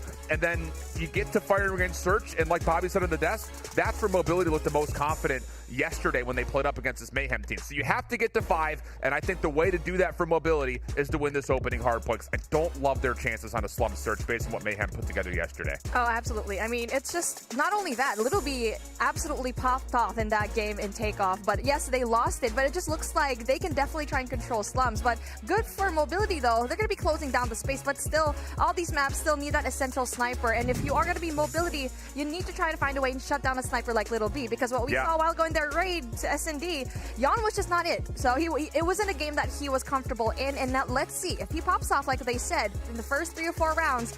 Hopefully he does get that. And it may not even just have to be Little B with the sniper rifle. It just may be Little B, period. Because on the other side, we've talked a lot about mobility and how they could create an upset here. But For Mayhem, this is a squad that has relied on individual performances, mostly out of Little B, who's, I think, leading the statistical category in every sense for the squad. But you also had hero players come out for space, earning clutch Goliaths in particular on a Summit hardpoint. So, you know, there are these little factors when you start to look at this Mayhem squad saying, cool, awesome that you have it, but is it still enough to guarantee yourself a spot at stage 5? 'Cause I don't think there's this guarantee anywhere. Yeah, I mean, like the map selection right now, it's just leaning towards, I don't know. If we see a Firing Rage S&D, that is when Team Mobility is definitely going to be win, for sure. I mean, they did such an amazing job. But Summit Hardpoint, like what you mentioned, for me, it's going to be shaky because we already seen it before. Mayhem is so good here. And yes, they took a little bit to heat up at the very start, but then they were able to just time the Goliaths really right. But what I like to see from Team Mobility is to basically pull out the same thing that they did a while ago. Bring out the Ped Missile. That was absolutely perfect. And maybe even FHJ, because we don't really get to see it that often. Yeah, it's interesting when you look at how the win-loss conditions could possibly unfold on this series. I think that going to your point and kind of rebutting up to what we were saying before, if you're Mobility, you have to get to 5. Okay, we said that. We hit that on the head pretty much. But if you're Mayhem, I think you need to get out of here in 3. Yeah. Like, I think even if you go to a Summit Hardpoint, that is not nearly as confident for you in terms of being able to get into the elimination final, rather than just going 1-2-3 easy, 3-0 sweep. Let's get on. Let's establish ourselves as a definitive 3rd seed out of North America at worst. Now, I feel like the swing game here is going to be Control, right? We keep talking about it, right? It's going to be really difficult, but we haven't really seen much games in terms of Control, but I feel like only Mobility has able to done it. They went up against Zexis. I mean, it's a team that's not even here anymore, but we already had that kind of information in terms of Control takeoff, and so I feel like it's going to be really important to bring up here. So you already know they're good, but how good can they be up against NYSL? Yeah. And I feel like that's going to determine whoever wins that Slum Search and Destroy will definitely have that momentum going into takeoff. We'll see. It's very much so defensively sided map mode combo, but we have to get there first. So it all starts with a standoff hardpoint. One team will be our final team to represent North America at Worlds. The other will be the last team out, which is never somewhere you want to be. Mobility looking to bounce back after, I won't say getting dominated by Tribe, but things definitely got out of hand quickly near the end of it. Whereas for Mayhem, can they get a good bit of team coordination, start things off with all 5 players clicking? Well, it looked good initially. Clap's able to fight back with a double, but as Ingentic was one of the last players from Mobility left alive, he gets shut down, and it's Mayhem at the point. Now we get to see it. Mobility is going to be in the back end, so that's what I really like to see, to have that sort of pressure here. And so far, so good. The pinch finally comes through. Clean break coming in from Mobility, and up for NYSL. A little bit scrappy when it comes to the retake, as they finally get a really big kill here in Grandma. They're not going to be able to go and contest for very long. There you go. Dude, Yawn he's feeling himself on this start. A 5-0 first life for him. Not quite able to get the Pred Missile, but does at least earn an early score streak in form of the Hunter Killer drone.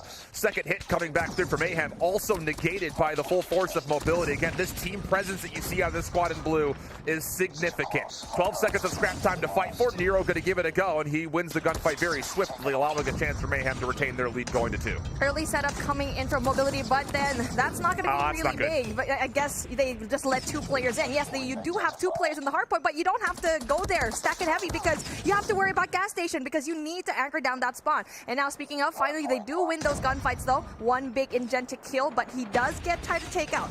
I love this setup though for Mobility. Try to spread the map, feel out where exactly Mayhem want to hit from, and for the most part they have read this save what's coming through the second floor windows.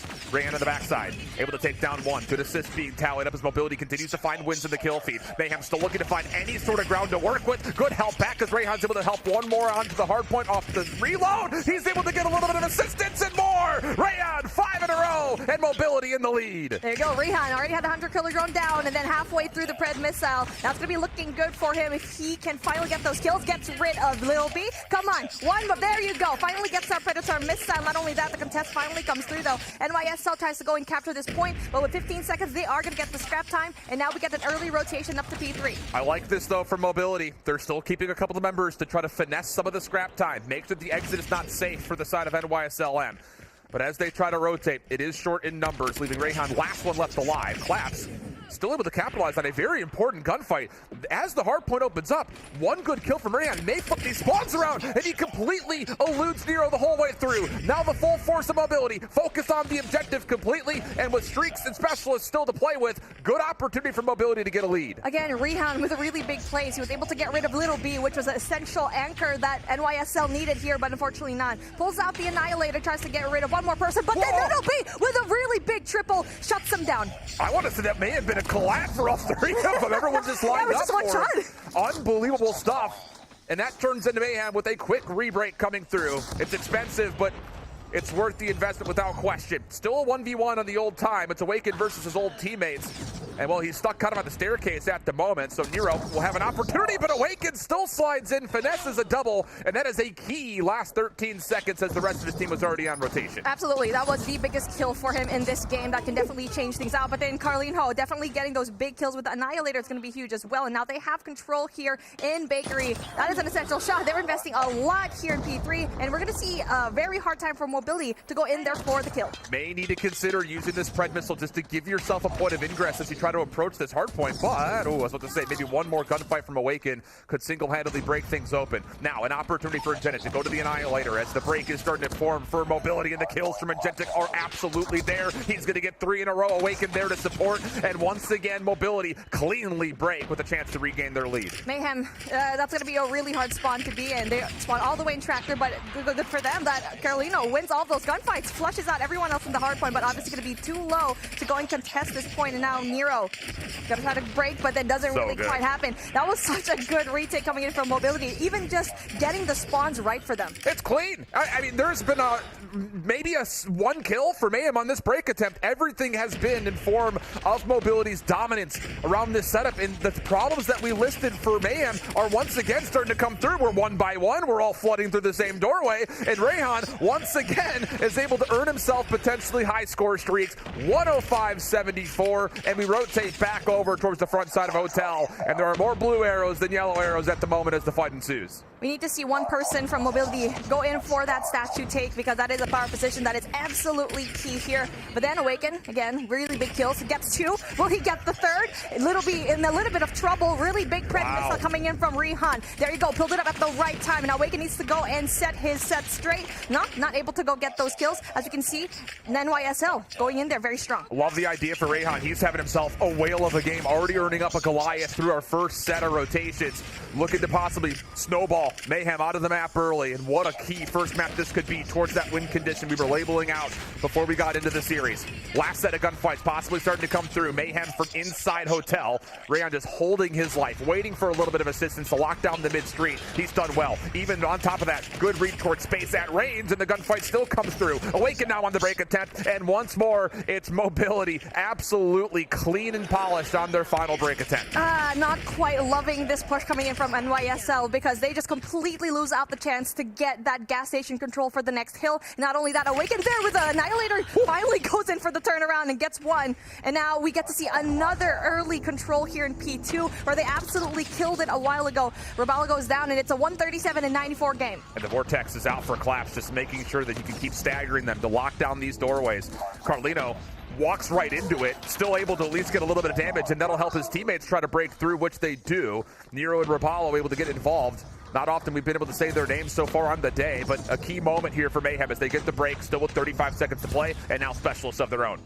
Now that's going to be a really big job here, because you need to shut down every entrance that you need to get. But then really big kill. Clap's going to be getting that control. Not only that, with the assist of player number 5, that is going to be Yon. So not only that, that was a really good break yet again coming in from mobility. That's just a back and forth that we really like to see, but unfortunately them loses that. But again, the contest was really important for them. Big breath here for Mayhem. Stop the final scrap push coming out from mobility, and you have a chance to 50-50 battle for spawns as we get over towards Granny. Ran up top, deals with the mid-street push, Awaken on the opposite side, makes sure that no one hits the back lawn.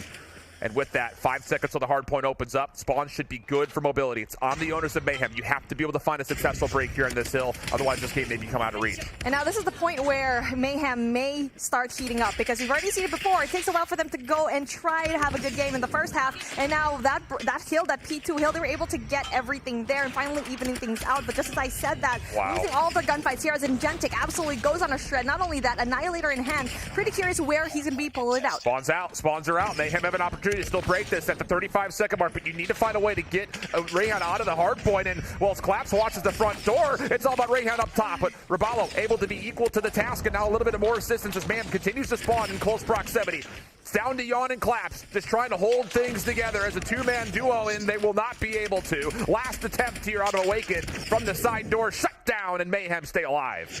Yeah, but not only that, the whole team of Mobility is already set up for the next one. And yes, we get to see NYSL there, but you have 3 players, but they need to win the biggest gunfights of their life. And as Yawn goes down, it's all yellow up in the kill feed, and those are the essential kills that you need if you are NYSL, which is going to be very troublesome. But Little B only having that hunter-killer drone might not be the biggest defense that they want. Should be close to a Pred missile, though. He's been on a bit of a spree. 33 kills for number 1 in yellow, and he's watching the long side of flank, but he runs into 2 members trying to aggress. Good information. That's an alarm system here for Mayhem when it comes to where is Mobility trying to set things up. Double Annihilators out for the breaking team of Mobility. Just KSPs on the interior for Mayhem. First couple of kills looking good. Here comes the push for space at the front door. The SKS just tapping away, and that'll be enough to whittle down a lot of this break attempt. 3 on the last one left, and as he tries to slide in, it's Mayhem who hold with a chance to take the lead. Woo, there you go. Finally, the quick turnaround as the first time we've seen it. Mayhem finally have the upper hand. And that gunfight that they won early on up against, I feel like it was Awaken and play number 1, that's going to be Rehan, was the biggest thing to have. And now they're going to have a full 60 here. Not only that, the rotation coming through already to player number 1. Take a look at your mini map. That's going to be really big. As Little B with 36 already to his name, ready for the setup. The scrap to initial gets Mayhem into a position to possibly win this game on the next hard point. Stole a Pred missile out of Carlinho. Good streaks also being built up by Nero as he's come to play, and Little B says now it's time for the Annihilator. Win this rotation. Force a tough decision out of Rayhan. How do you want to use this Goliath that you're still holding on to? For Mobility, they just need to get to a second hill. Can they find a way to get a break attempt down? Little B from the backside staircase, good for another. In front, no. How about Awaken able to respond? But the thing about it is, still time being generated by Mayhem on the point. Oh, but then take a look at that. There's going to be 2 players going in for the flush, and also 1 player here. That's number 3 in Gentic going in for Broken Walls, trying to get down that 1 anchor spot. That's going to be Little B with 42 already to his name. And not just that, they have 211. He's probably going to be getting a little bit more. And now Nero has a hunter-killer drone to play with. Puts down the trophy system, but Awaken is also there with oh, that was such a big kill, just absolutely denying that Annihilator. It's time for decisions. Mobility, how do you set up Rayhan to get this Goliath in? Spawning away from the second hard point. You also have to consider that you can't call this early because a Pred missile could counter from Carlinho. So now it's the play for Mobility. Try to get in towards the gas station. Kill still favoring that of Mayhem. And Genik around the back deals with a couple of pesky members that are trying to keep the flank safe, but needs this 1v1 to the backside of the hill. Not able to find a good connection to Rabalo. Space. Trying to deal with this pressure, but no, denied. 237 is where it stops for Mayhem, and Mobility, a chance to break. Need the kills. There you go. Play number 3. That's going to be really big. Ingentic goes in there for the flag, but doesn't really quite get the shots yet. There you go. Chases it, but then loses that. Unfortunate. Probably should have scoped it a little bit more, but finally Awaken there for the backup. And 2 other players there. That's going to be Collapse and Awaken trying to go in there for the defense as well. So yes, that's going to be really good. But every single one of these players, especially with the X's1 Goliath, not quite sure if that's the best way. No, it's going to get stolen. It's going to get stolen for sure. And that's going to be likely the game. It's a tough decision to come out. Rabalo able to at least yoink away the Goliath. And a comeback nearly for the ages out of Mayhem. Scrap time at Granny's. Full rotation over to Bakery. And from there is all gas, no brakes. Whew. What a recovery for Mayhem. I mean, you have to make sure you clear out the space first before calling in that Goliath. This has happened so many times already, especially if you're going up against NYSL, where they play their X's1 Goliath so well. And I mean, yes, great first opening when it comes to mobility, but NYSL absolutely turned things around, especially when you went into the reset off of P2. But oh my goodness, what an end to this hardpoint rather. If you were just to erase every recent memory of NYSLM up until the last 4 minutes of that hard point, you would say this team is a championship contender. The way that they were able to put together the break attempt with 30 seconds to fight for on Grannies, a full hold on P4 Bakery, and then control total real estate in and around Hotel to make sure not only were you good to not just contest P1, but dominate the rotation to 2. That is the mayhem that we expect to see by namesake alone. On the opposite side for Mobility, that's a heck of a way to come out, though, and improve based on how you played versus Tribe. It would have been nice to have this map, but that's not going to determine, I think, the entire series. Now, all of a sudden, though, I will say, because you lose map 1, Mobility has to come out and win this map number 2. I do not see a world where they are able to reverse sweep this squad, especially if they're playing like they did in the last 5 minutes that we just saw. Ooh, a tall order to go and accomplish here for Mobility. And not only that, Little B absolutely just popped off. I mean, it was no surprise. He was already so hot in that S&D up against Undream, and now he's taking it all the way here into the next matchup up against Mobility. And now, if you have that fire, not only in the respawns, you already know that guy is definitely going to be popping off in slums. But again, good for them that it's going to be a shorter range map. But unfortunately for them as well, the angles here, the angles for the sniper, that is definitely going to be really interesting how Little B and Yon play it off. And it's just the role that Little B is pulling off time and time again, where it looks like, and you saw kind of in the moments where we saw these highlights over towards Grannies the first time through, it was Mayhem coming individually, one by one, same doorways. It just didn't feel great. And it wasn't until players like Little B were able to kind of force their way through a different angle of approach, and it turns into just complete control for Mayhem. Need to see definitely something of the same sort, not just obviously for what we're going to get individually from Little B in map number 2, but more importantly, the question mark that looms, which is a takeoff control. So there's the series layout.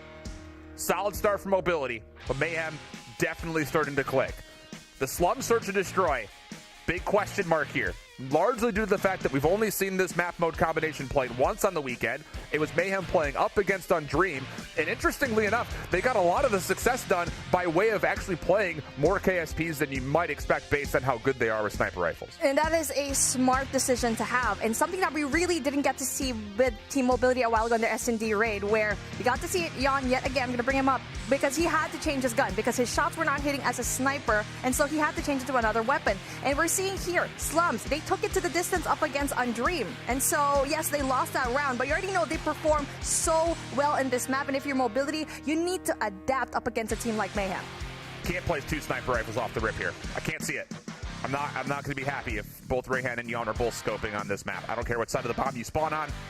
You got to pull out the more KSP central focus, because identity and tempo-wise, this feels like a flex pick for Mayhem, where we feel good about it. We know you don't have this in your pool. We haven't seen you play it yet. It's a tricky map just by design, and it's going to force, I think, a lot of the question marks about Mobility Search to really come into question. So here we go. What is exactly that Yon and Rayhan are going to try to pull? Yon KSP, Rayhan sniping. So it's a 4-1 setup, matched by NYSL on the other side. Pinstrike kill feed over the top of the B site, but in the end, it is Mayhem who are able to get over and look for a plant. A really fast way going into that B bomb site, and now Rayhan with a scope in hand, hoping very well that there's going to be a KSP, but no, unfortunately for him, he doesn't really quite have that. And so he's going to be going around, which is probably going to be a really smart idea because they already know that he might be behind bricks. Going in for that broken. Going to spot Nero, though. This is just an untradeable position that Rayhan's not going to be able to get all 3 with. Good post-plant setup. Mayhem, good off of the opener. This is what we saw them do a lot versus Undream. Quick plays over through brick side. Ceremonious nades over the top. Make sure no one can snipe you from archway. And then just get a quick plant off. Really good stuff to establish that tempo. Mobility, need to find a way to respond. It's all 5 members quickly over towards the B side of the map. 2 over the middle, but here you see all those trail lines. It's just every bit of utility is getting tossed around. Rabalo looking for the first blood, able to get it. There should be a trade here, but Nero, Little B, also part of the equation. And Jedek doing well to keep the defense alive. And oh man, doing more than well to keep the defense alive. Even slides away a little further, but finally it's Carlinho who's able to turn the tides in favor of Mayhem 2v1. And now one person, Yon, has 0 to his name, but then doesn't really quite get the kill as Little B shuts him down.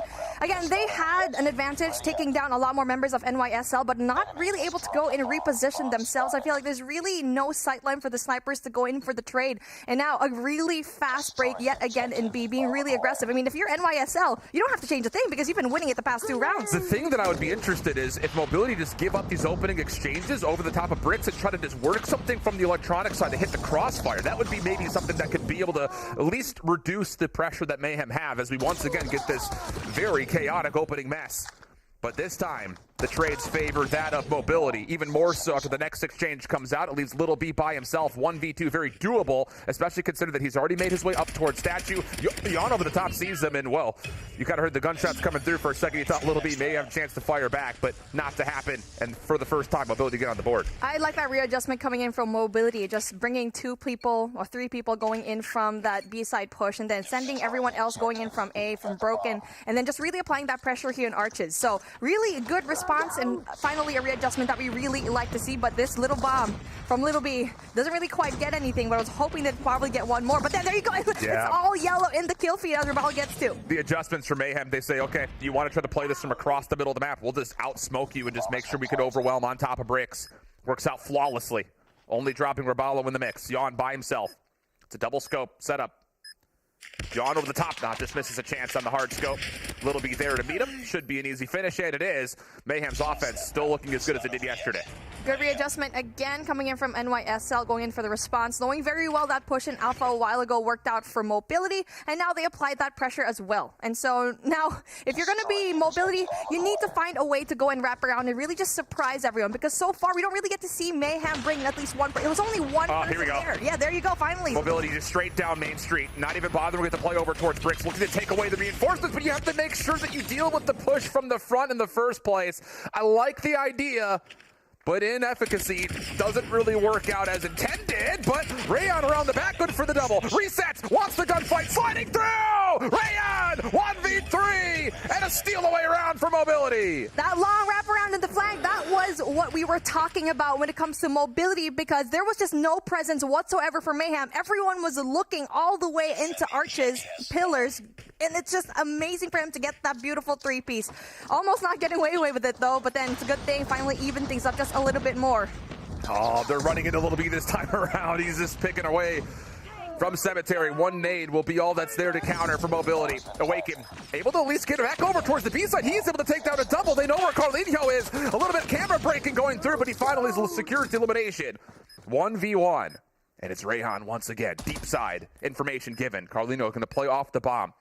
Nade out, trying to shake him through. Here comes the play from Rayhan. Carlinho, the initial peek though works out well, and it's Mayhem who exits the offensive side up 4-2. I mean, if you were Rehan, you already know that information, especially when he took that one person down in Arches, that he would be in the same spot that he was a while ago. You don't give that kind of thing to Mayhem again, because they're not going to be making the same mistake. I feel like he would have probably had a better time in Arches, because we already know he was spotted by Carlino. But then, again, I hope that does happen. But there you go. It's going to be a rain masses of grenades. Mayhem over the middle of the map just trying to take over the statue location. Not really going to work out for them all that well. It was slower in overall tempo for Mobility, but just as effective as what we saw from Mayhem's offensive hits. Good read outside the map. Yon able to make sure that there is no play off the flank. Little B in middle, nothing he could do here. Yeah, that's absolutely picture-perfect Mobility.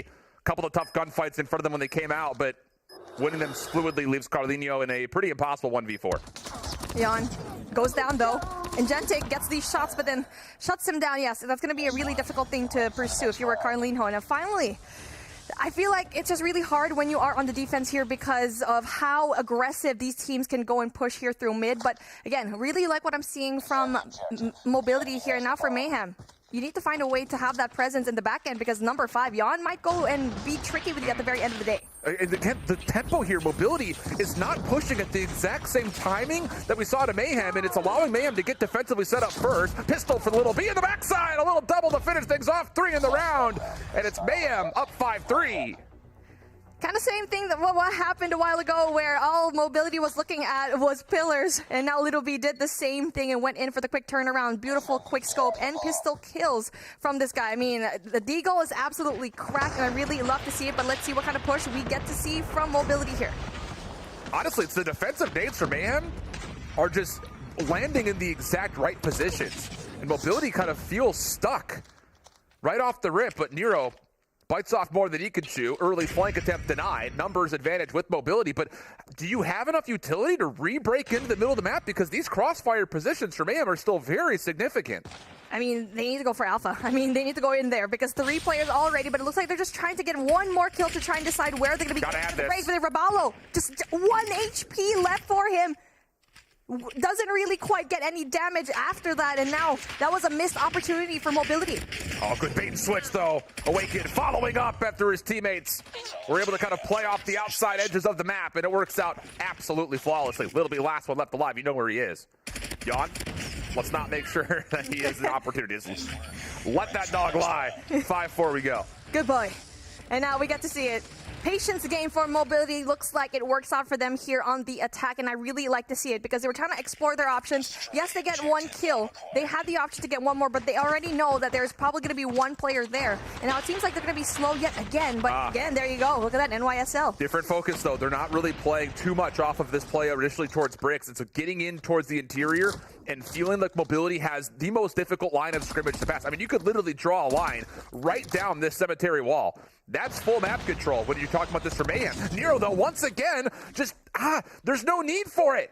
Gets too aggressive, shut down, and once again, his mobility with early numbers. Nero pays the price for over pushing, and that was such a great angle to hold, especially knowing that you stack A. That means you're probably expecting a push, but then it's a good thing that space gets rid of him, evens down the playing field, but the bomb still going to be right there.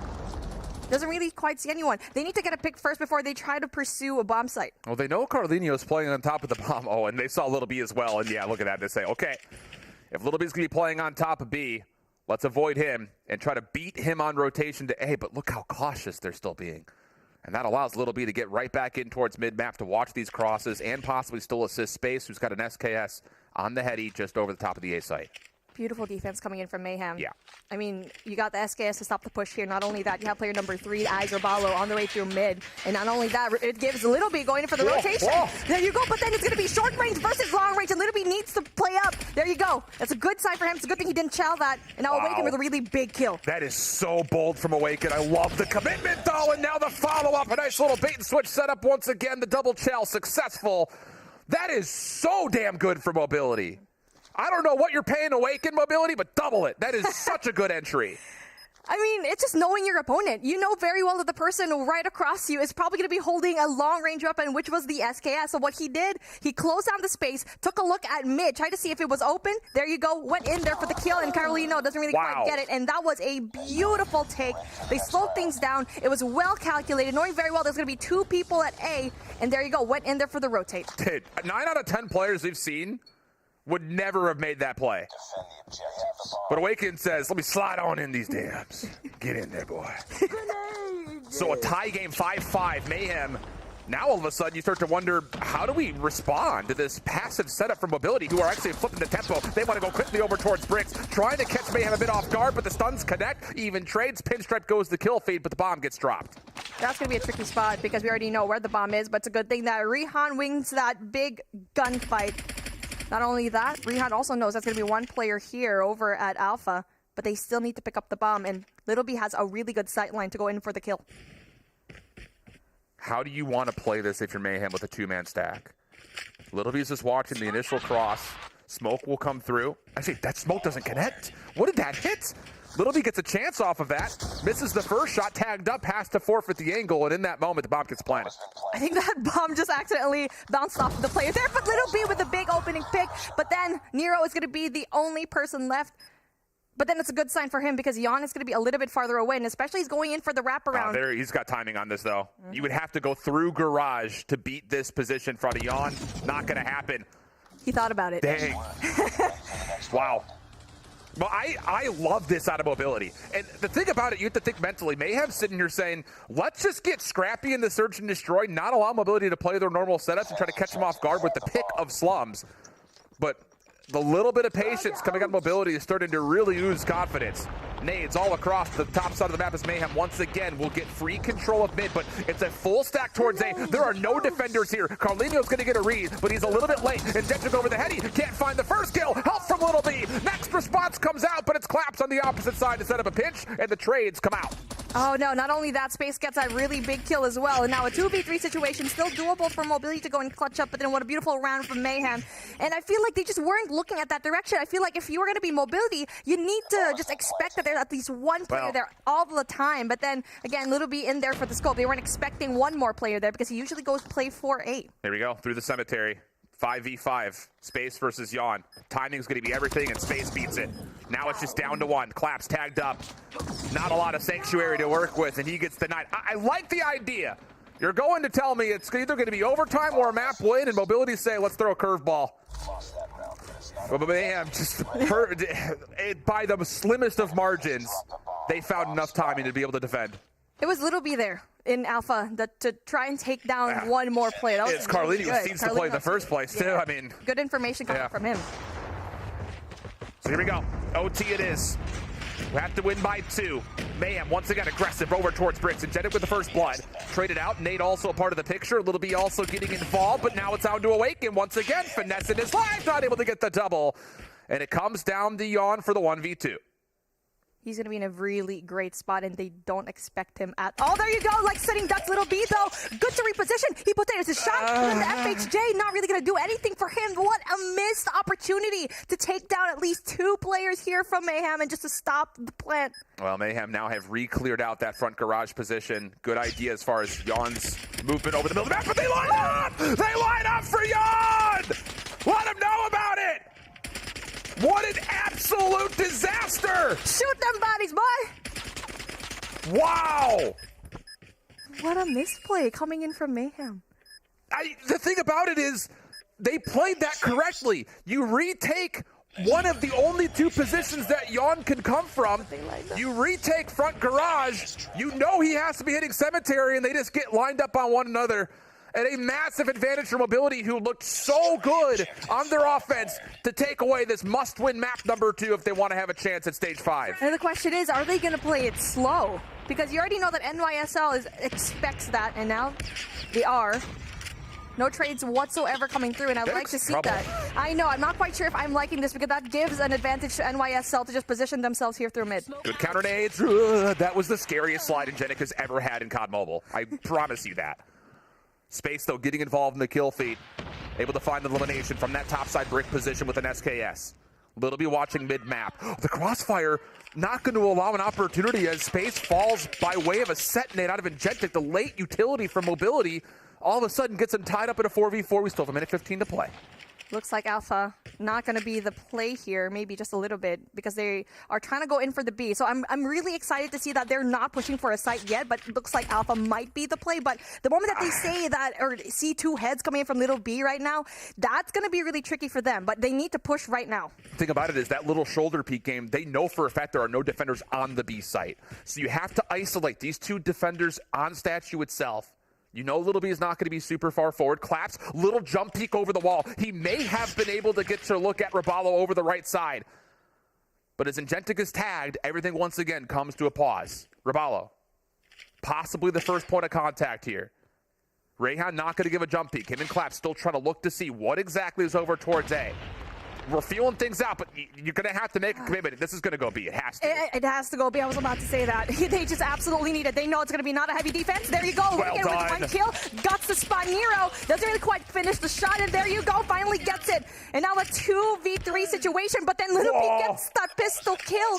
But then they're not positioned very well, but here we go. They're going to go in there for the flank. That's the attempt.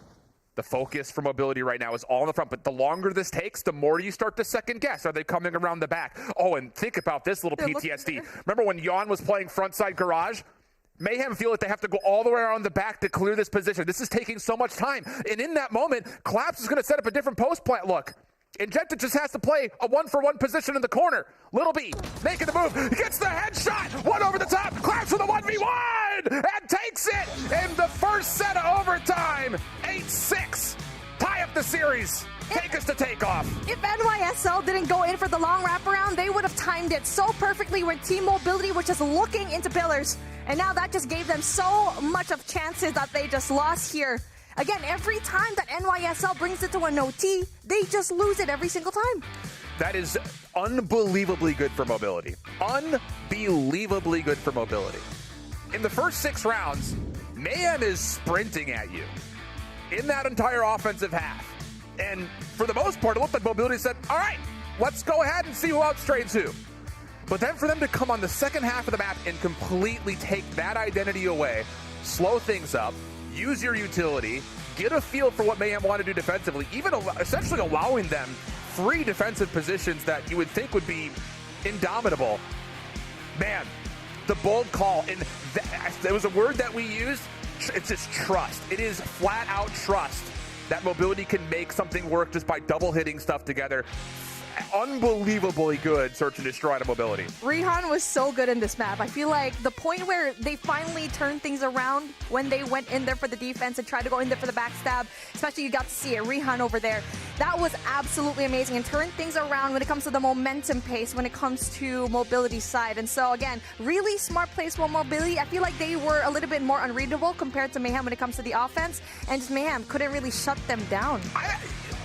I don't even know if it's unreadable. I mean, there were good predictions out of Mayhem. It's just the efficiency of the challenges on these entries for Mobility's offensive side is unbelievable. And I think the fact of the matter is, Mayhem feel like that's a map they should have won. I have to imagine they're looking at that and saying, we should have won that map. The lineup, yeah, unfortunate. Stuff happens. It's happened at every level of Call of Duty ever. Yeah. But I think a lot of it for me is just a simple fact that Mobility continue to play their game plan. Hit on the outsides, bait and switch, get information, force a gunfight somewhere, allow someone to come around the back to get a free win. Really brilliant stuff for Mobility, and that's why we have been so impressed with this squad from minute 1 that we saw them in day 1. Especially in slums where you need to win an individual gunfight, because we saw it a while ago for Awaken where he just single-handedly went in there for the attack when they wanted to go and plant the bomb. That was just absolutely crazy. He had to deal with 2 players, and that just allowed them to go in there for the flush, and that just set the tone for their offensive round. But now we are going in to take off control.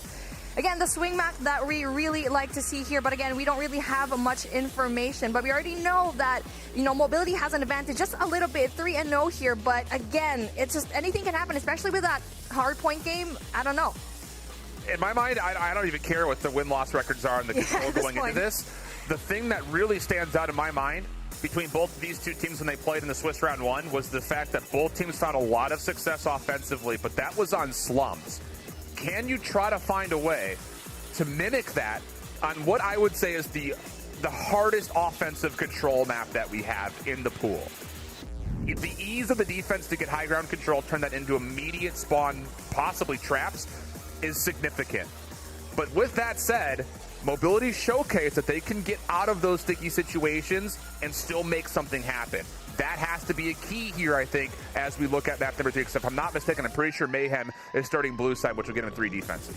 This is going to be a really difficult thing to have, because if you're starting off with the defense, you might end up into the defense once we do hit around number 5. And so you don't want to give that kind of advantage to the likes of Mayhem, where they can definitely, just play it right.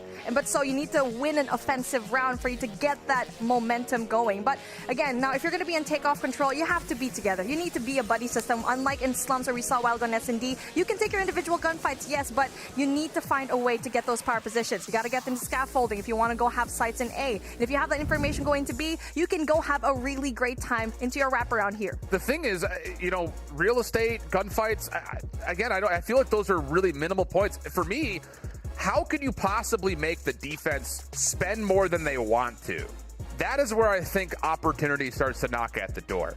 If you offensively can start to make strides to force out things like extra specialists or maybe a pred missile that comes out, that's one less tool that your opponents are going to have for the next ensuing attack. So I think it's just going to be more of maybe like an economical feature where it's just who can pull the most amount of resources from one another to possibly give them a chance to steal an attack. And that's where Mobility has been great on the weekend for me. But I feel like what they had against Tribe a while ago, they spent a little bit too much when they were on the defense. You saw that a while ago. So I don't know if they're going to be doing the same thing here for Mayhem, especially when it does get into that round number 5, maybe. But yeah, we need to see a different team. But we saw a different team here in S&D. They had the upper hand in hardpoint, but obviously dropped the ball at the very end. So I'm really excited to see how Takeoff's going to play through, especially when it comes to ecology.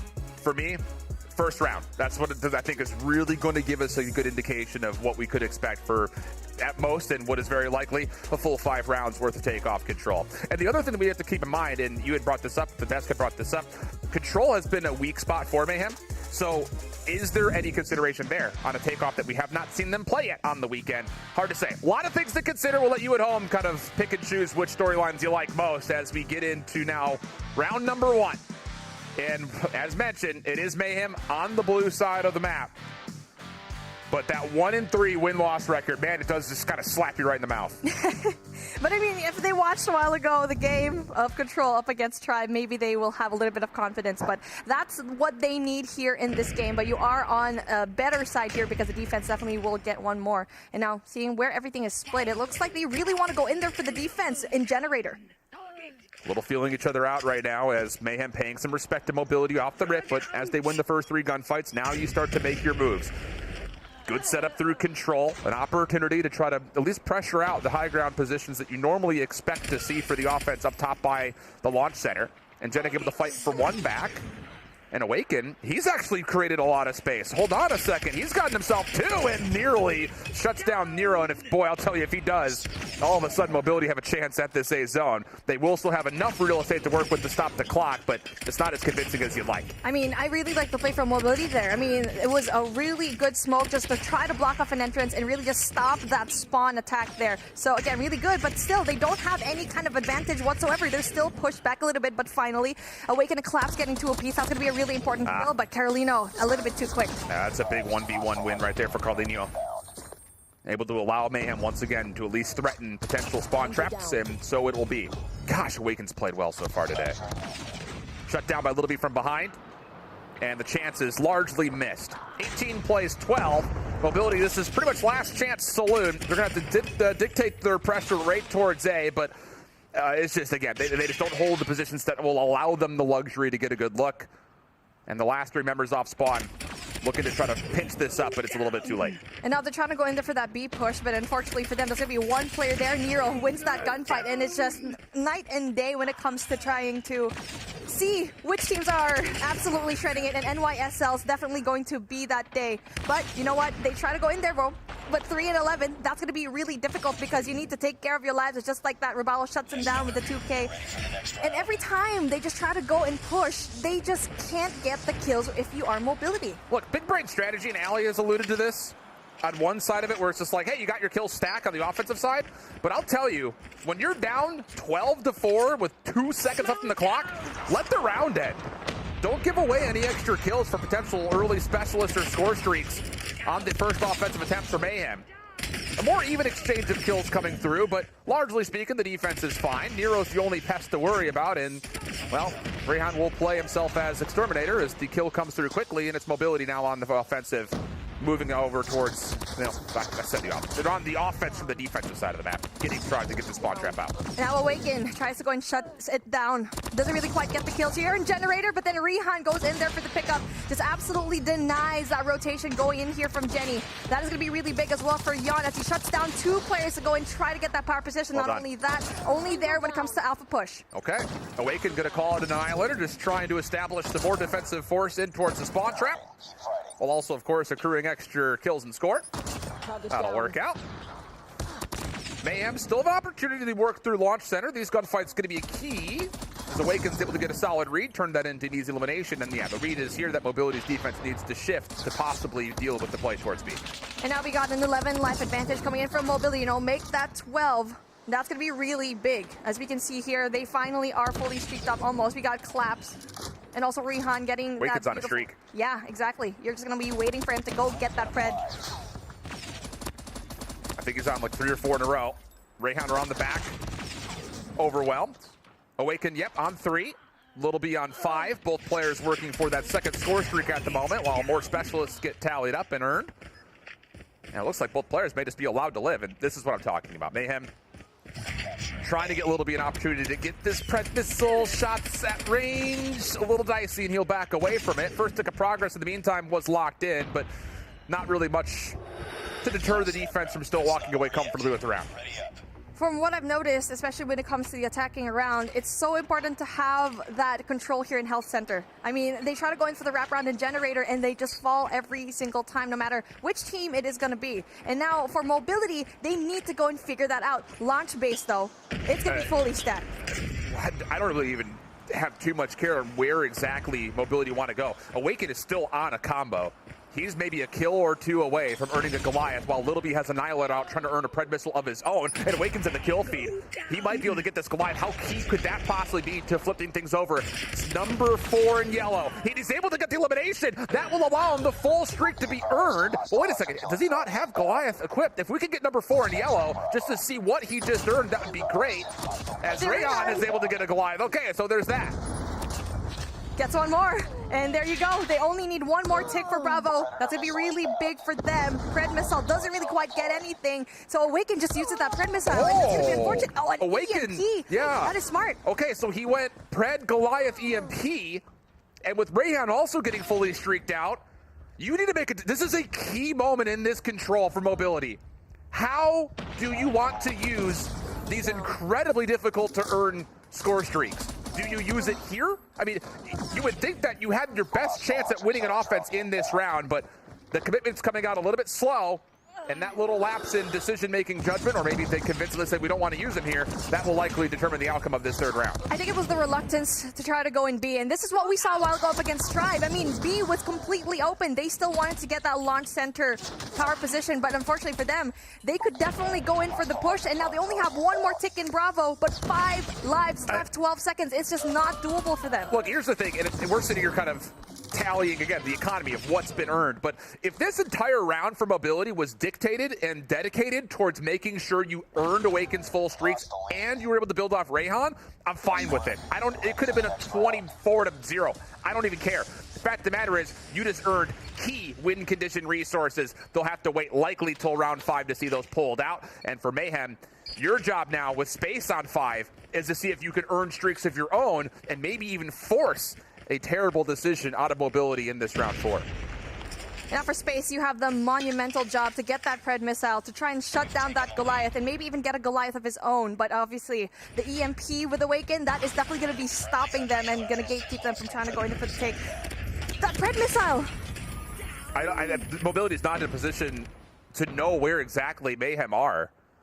Don't love the call for it, but again, I don't think it matters when you've got 2 Goliaths and an EMP. I love this look, by the way. Thank you, observers, for kind of giving us an idea to see what exactly the score streaks are and what the specialists on top of that could be, but this is what I'm afraid of. Mayhem all of a sudden are getting a little bit of progress on both sides of the map at the same time.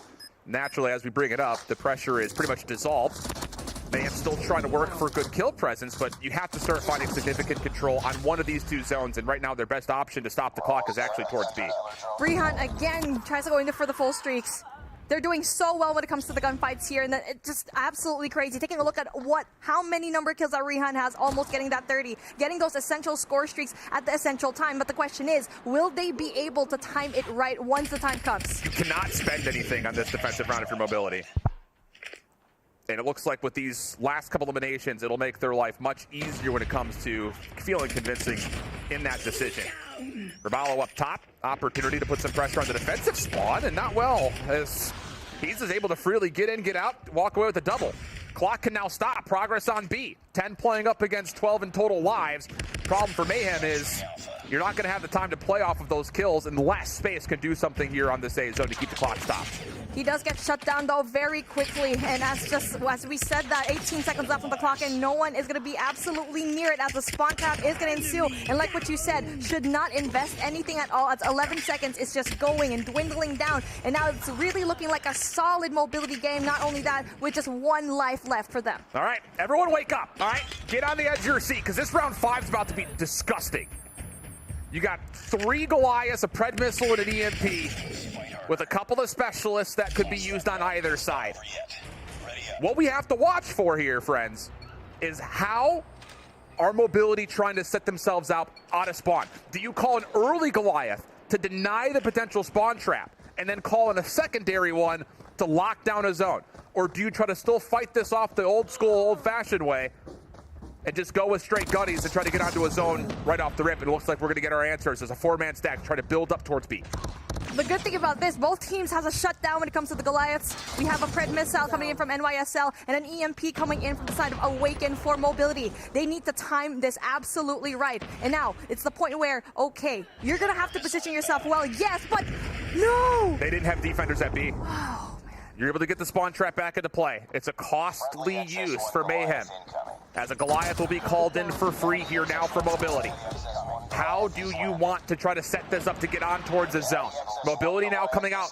They need to counter Little B, who also responds with a Goliath of his own, but there it is. The EMP comes through, denies it right off the rip. Big gunfight win, at least making sure that Mayhem can stay safe. And now it's the long journey for Indentic, trying to get the spawn trap broken and get his team onto a zone. Now really long wraparound, as you can see here, a very slow Goliath. And now we need to see some sort of response here. Finally, yes, it's a good thing that Awaken brings out the Annihilator, going in for the assist here in Bravo. It's going to be the one place, though, and Genting's going to be the only one. Not only that, he's already less than half HP, and he needs any kind of Rayhan needs to call his in. Exactly. Rayhan needs to get his in the mix at the moment. 13 playing up against 14, but you have to get the extra 60 seconds with the time, and Little B might just be a walking score streak of his own. He shuts down 3 plus the Goliath, all single-handedly. 7 playing up against 13. Rayhan still not able to get the Goliath out. 12v5, 6 seconds on the clock, and Mayhem just made life way too difficult for mobility. Credit where credit is due to at least be able to earn all of this, but can you actually get it over the finish line, only having 3 lives to spare? Little B shut down. Rayhan finally in the Goliath, but the clock becomes the biggest opponent, and Mayhem take the round 5 defense and a huge swing map for the series. Again, a lot of reluctance going into that Bravo site. I mean, if they had one more person to go in there for this to try to get rid of Little B, that would be a solid play, and they weren't able to really put down a trophy system to go in there for the assist, and that was the big push that mobility needed to try and finally win the round. But props to Mayhem. I mean, they played it so well. It's such a tough situation when you're mobility and you sit there and say, how do we want to play a round 5 offense? Like, you have to theory craft it. Like, you have to be sitting around one day, hanging out. Like, what happens if we're a round 5 offense on takeoff and we've got 2 Goliaths? How do we do that? Like, have you ever communicated what that looks like? And I think in theory and in reflection, your idea is one Goliath has to clear, the other has to be used closer towards the zone to confirm. And that just wasn't quite there as you look back over. Man, what a game of control, though. Really, the defensive dominance on the first 2 rounds, but for mobility to come out and say we're playing round 3 for just the score streaks is immensely mature. Just doesn't quite get them over the finish line, but what a look they had. I was just at a loss of words when we saw that Goliath just pummeling their way in through Bravo, because I feel like it was such a tense moment. It was going to be that swing that mobility needed to try and win that round of the offense. But I really want to see it here in the highlights here, because I feel like Little B was such an essential player when it comes to stopping that Goliath and stopping every single one of the players there. He's been win conditioned for this team, and I agree. He was 100% the reason that NYSLM win that final round 5. It's going to take a while for us to get there, but you'll see it when we do. Rabalo initially, this is a great double, but this play out of Little B, he's the one to shut down the Goliath, reset, and then still find a way to confirm the next 2 kills.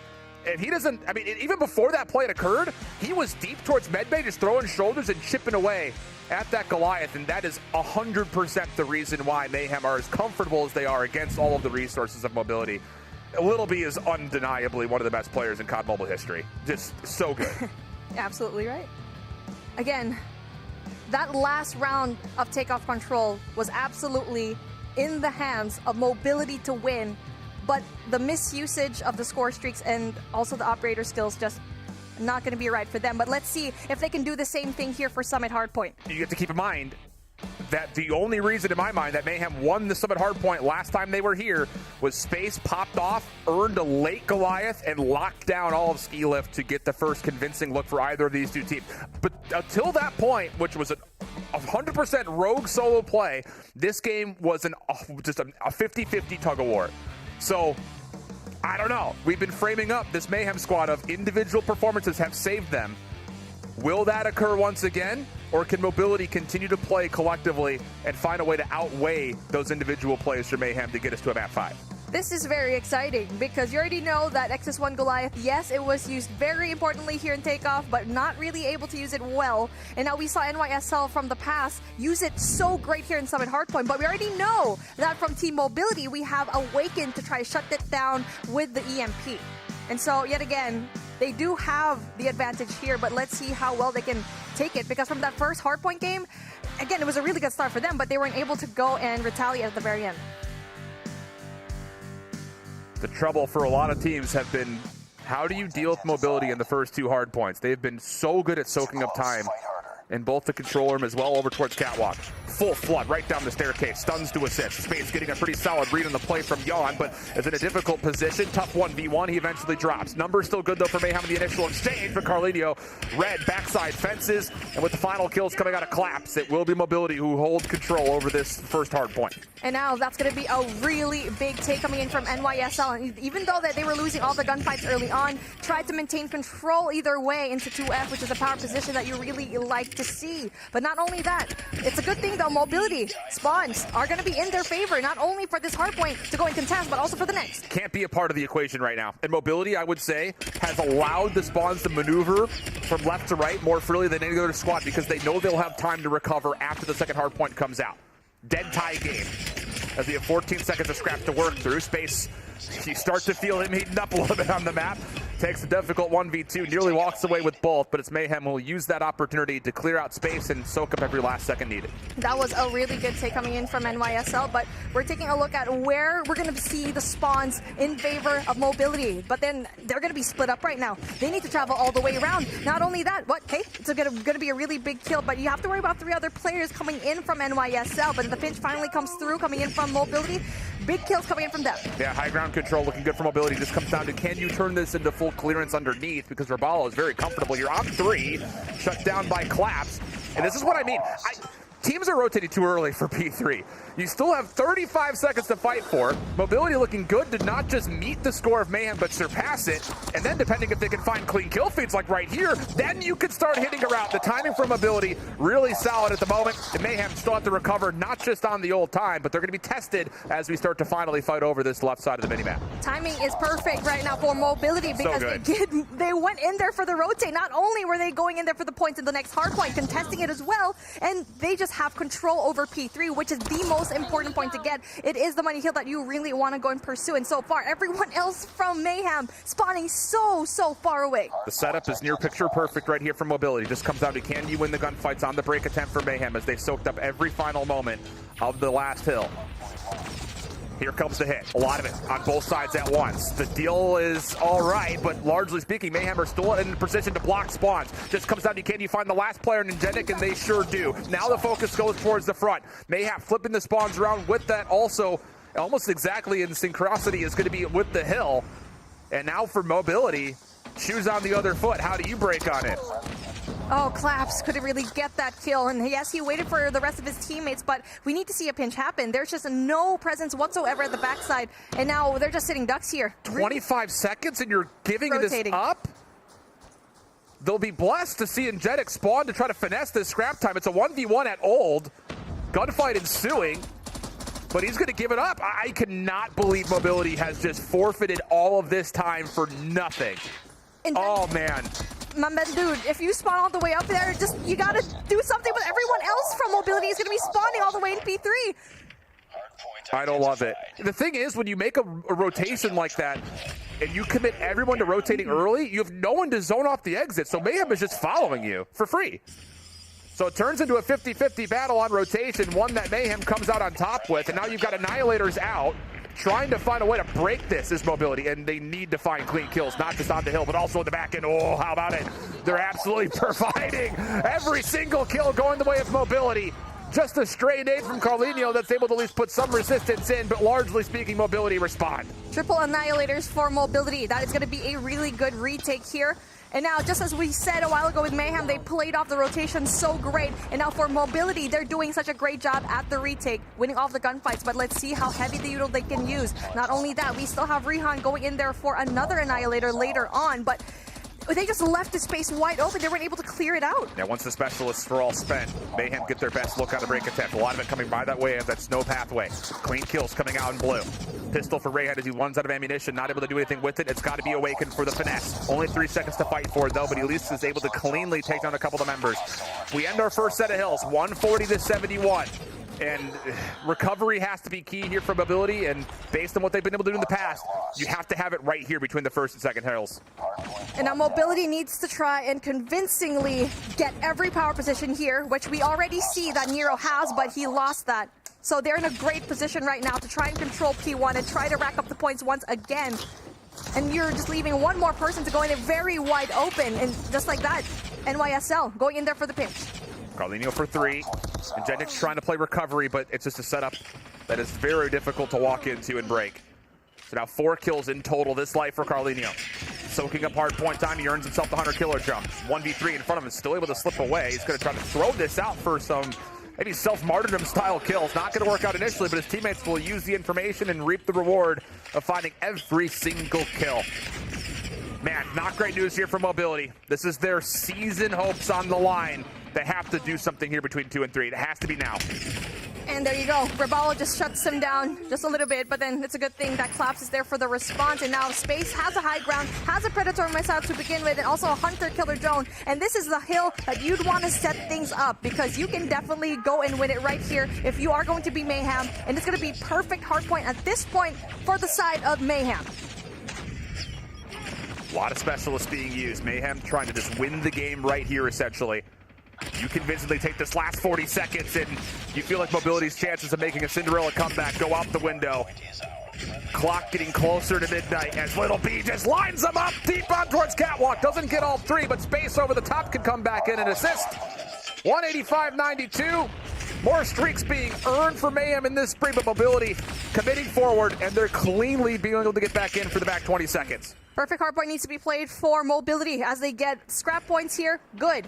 But you have to worry about P3 already. Yes, they're going to be set up, but play number 5, that's going to be Space. That's going to be a little bit hectic here. Gets a lot of these shots down, gets the kill, but does get traded out by Yon. So that's a really good effort coming in for Mobility. But then you need to worry about 2 other players. They had it set down. They had the adjustment come through, but they're just not winning off the gunfights. They need to get rid of Rabalo, especially since he has an Annihilator in hand, and for sure he's going to be bringing it out soon. 3 members in the back for the side of Mobility. Hardpoint opens up. The spawns are still good, but it's Carlinho and Little B that are making life extremely difficult.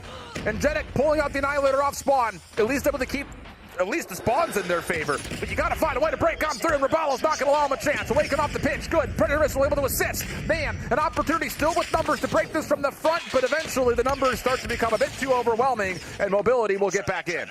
Oh, there you go. NYSL brings out the Pred Missile.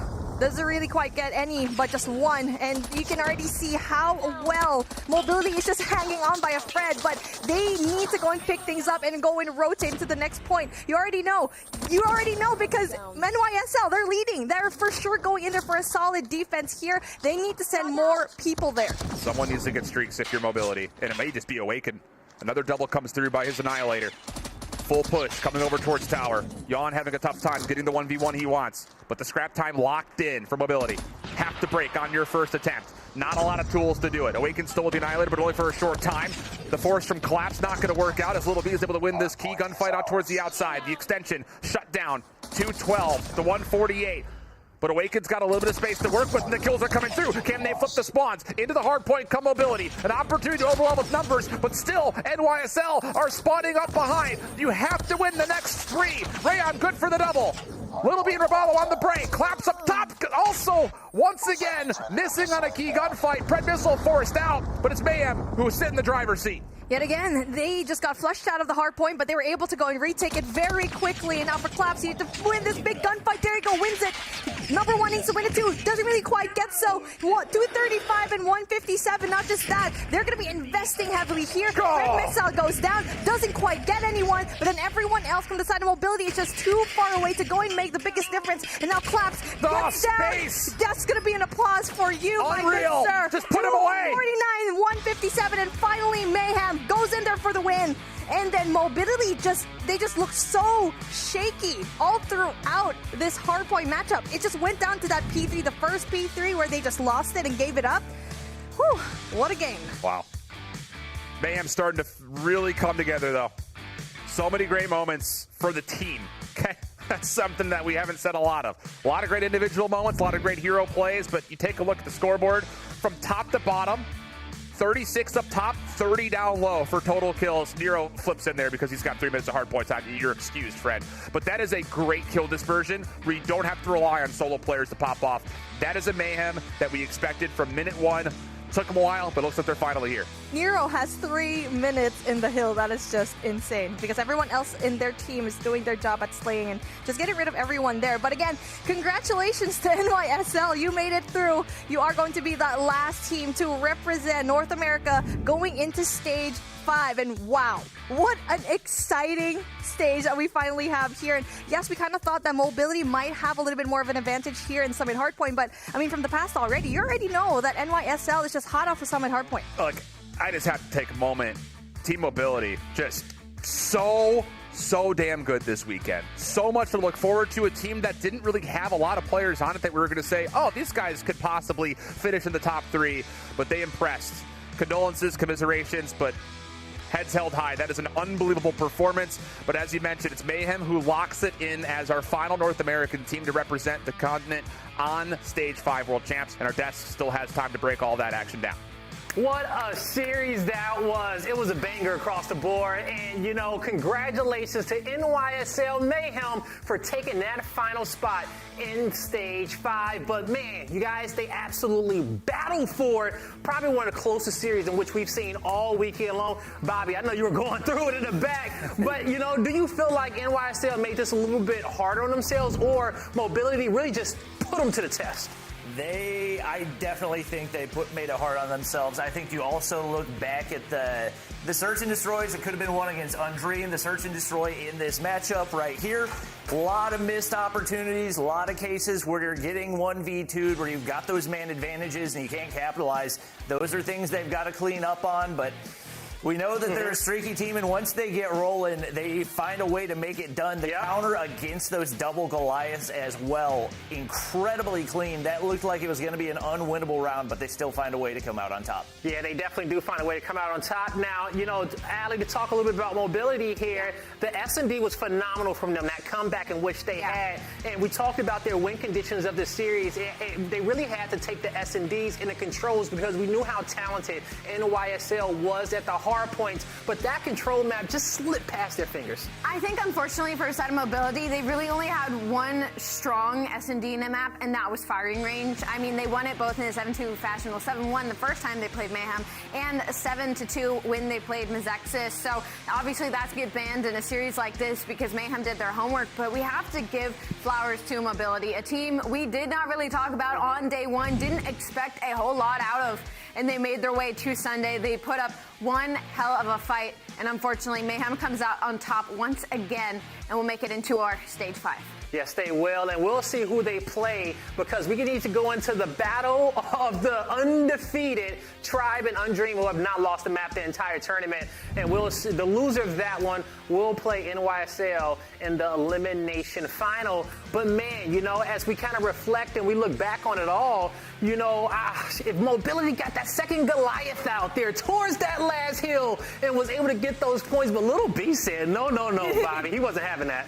Oh, he was absolutely, so far in the weekend, he has been their MVP by a mile, and dropping big numbers in the respawns and having that big impact in the Search and Destroy as well. He has been completely undeniable for them, and if they can get the other team on that same level with the way that he's playing, they at least have a chance at making it past one of these teams. And now, speaking of an impact, we know Little B had one, but there's another player on NYSL who had one as well. And that's Space, as you see him on your screen. Space, how you feeling with the squad as you guys qualify for Stage 5? I mean, I'm feeling great, dude. More than great. I'm happy. I know you guys, you know, probably have some grudge matches coming up into this tournament, but, you know, how you feeling about your performance here on Sunday? So far, we were a little shaky in the beginning. I feel like we've kind of come around a lot, and I really think we're going to go into the next game steamrolling. Okay, nice. I mean, I sure hope so. I'm gonna be that bear because, you know, the job's not done. You know, you still have the rest of the tournament to go through, and I mean, no doubt about it, you guys look much better in that series against mobility. But Tribe and Undream, they are different beasts. You guys know that. We at home know that, and we on the desk know that. What is the immediate game plan going up against one of these big hitters again? I think we've kind of gotten a good feel. We haven't gotten many scrims with them over the past 2 months, and I think that these past games we're just going to use as a little bit of a warm-up, and now we kind of know where we're going, and I think we're going to go into these next games a lot stronger than we have before. I love that. All right. Well, you tweeted prior to this that you guys felt like a little bit of an underdog coming into not only these matchups, but this weekend. What do you feel like was the biggest game changer for you guys that let you get past some of the teams that felt like they were better than you? I really feel like we were kind of counted out in scrims, and shout out to Team Animus. They won EU. They really gave us that practice that we needed, and we completely changed our schedule. We were waking up or starting scrim time 7 hours earlier than usual just to get practice this past month, and that really helped us out. That must have been a struggle there for you guys, but hey, no matter what needs to get done, you guys are going to get it done and fulfill that assignment. Any shout outs you want to give to the fans out there who have supported you this far throughout the 4 stages? I want to give a huge shout out to everyone on my team. Shout out to Zim. Biggest shout out of ever to Sylvia. Shout out to Jenny. Shout out to all of my family and friends watching out there. All right, Space, I'm going to let you and the squad get back together so you can watch this next matchup and start prep. You have a good one. You too. Thank you. All right, what an awesome guy there in Space. They are ecstatic to make it through to stage 5. But as we talked about before, the job is not done just yet. We still have 2 more teams in this tournament, and we still have to crown a winner. Coming up next is going to be Undream versus Tribe Gaming, the battle of the best in North America, and only one can move on towards that finals. We'll figure out who it's going to be right after this.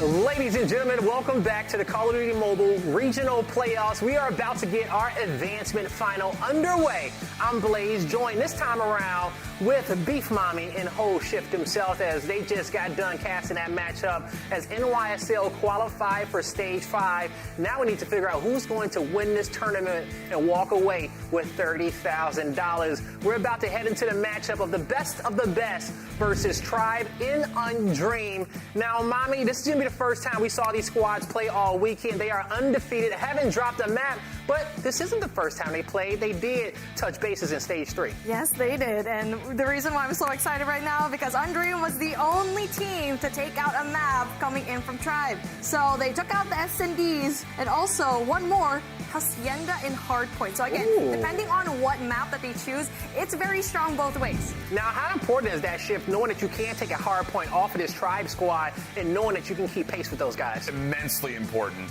And I think the thing, too, is there's a lot of familiarity here when you've got a revenge matchup still on the line when you talk about players like Envy and Band who represented this Tribe team last year. So it's not just the fact that you want to be able to keep pace with them. You also want to assert a little bit of dominance just to say, well, what are you doing? What are you dropping me for? Exactly, right? You know, I'm pretty sure these players know how their own teammates play. Now, as we take a look at our head-to-head stats, there's a lot to take away from this graphic, as I called it before, the battle of the best. 100% win rates across the board.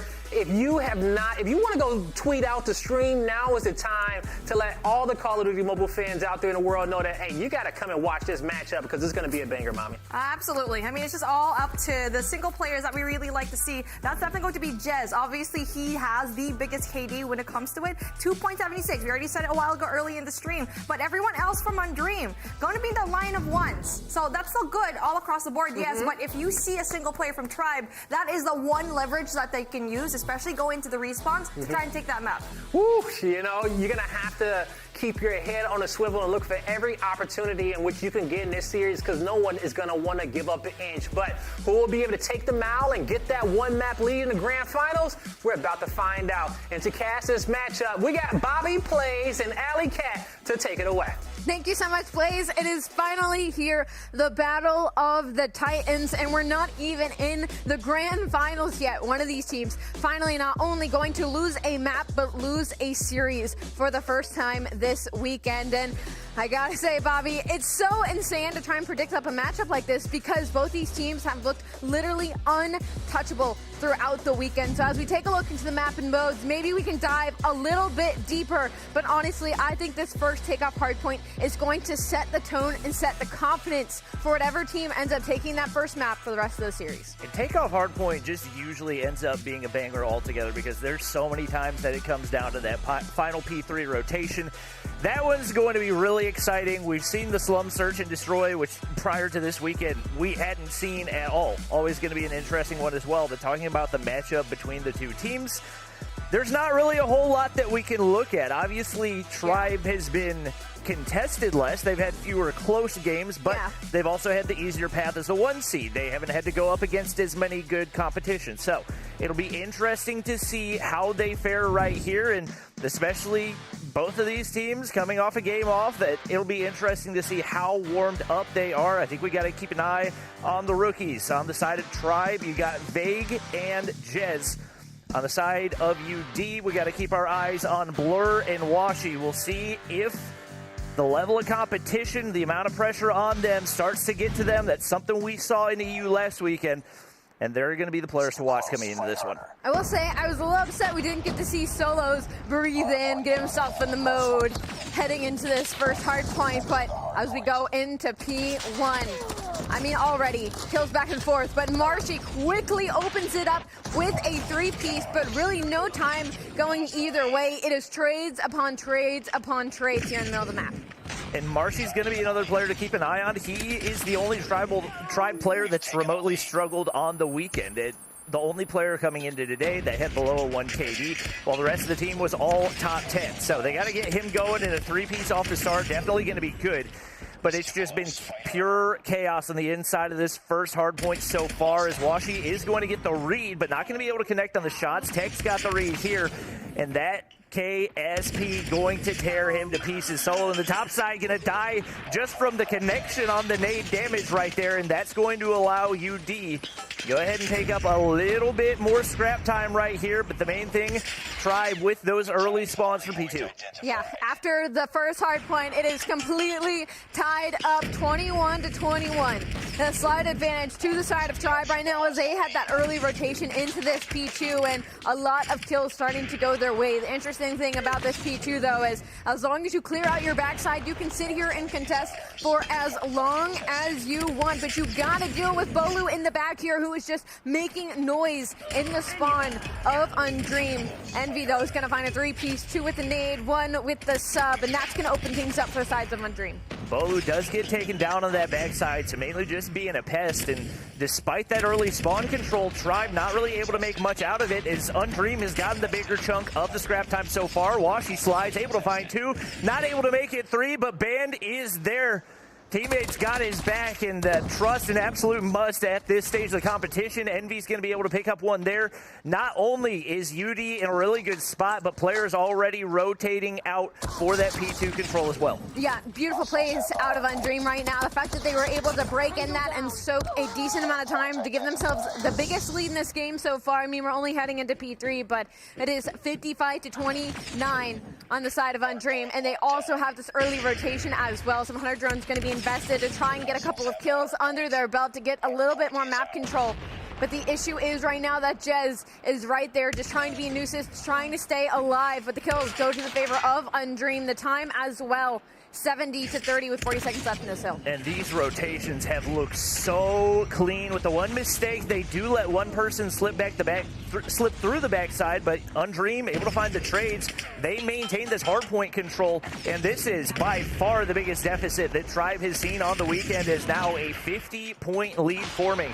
Trying to push in from the top side. Band pre-fire in the corner. That's 3 players you got to contest, and that is not going to happen when you are mid-concussed. Tribe finally breaks in, but with only 15 seconds remaining on the hard point, you got to think Undream's pretty fine with giving it up, but they get the break back in anyway, and especially with players looking to set up early, Washi with an opportunity does get shut down by the Gravity Vortex. Yeah, it was a 1v1 into the rotation of New between Marshy and Washi, and Marshy came out on top, and now he has help as well to shut down the next player up from the side of Undream.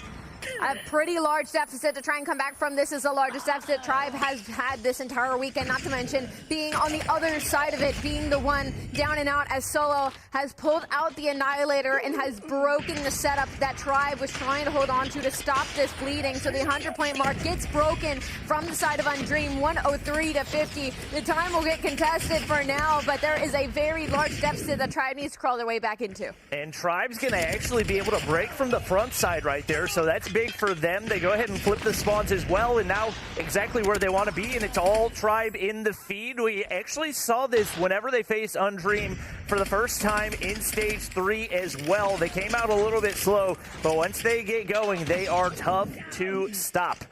Tribe picking up the remainder of the scrap time right here, and obviously UD just looking to play for this initial rotation to P1. They've been pretty consistent on those plays as Envy's got a big gunfight against Jez right here. Not able to come out on top, and it's a 2-piece for Jez. Started off slow, but looking to pick up right here. It's Washi rotated early, but typically this hard point tends to be a bit of a toss-up. To be honest, I wasn't a big fan of Undream pushing ult there. I'd rather they would have just solidified control of one side of the map because it is P1, it is going to get mixy, and because they hit ult, they got the split spawns to come through for the side of Tribe, which worked in their favor. So now it's going to be Tribe in the time, and that's going to be 4 players dead for the side of Undream. We might see a lead change here on P1, 109-100. The kills are all going to way of Tribe right now as they're investing Hunter drones, they're investing map control, and it looks like number 4 Uranium map might even commit to going to New.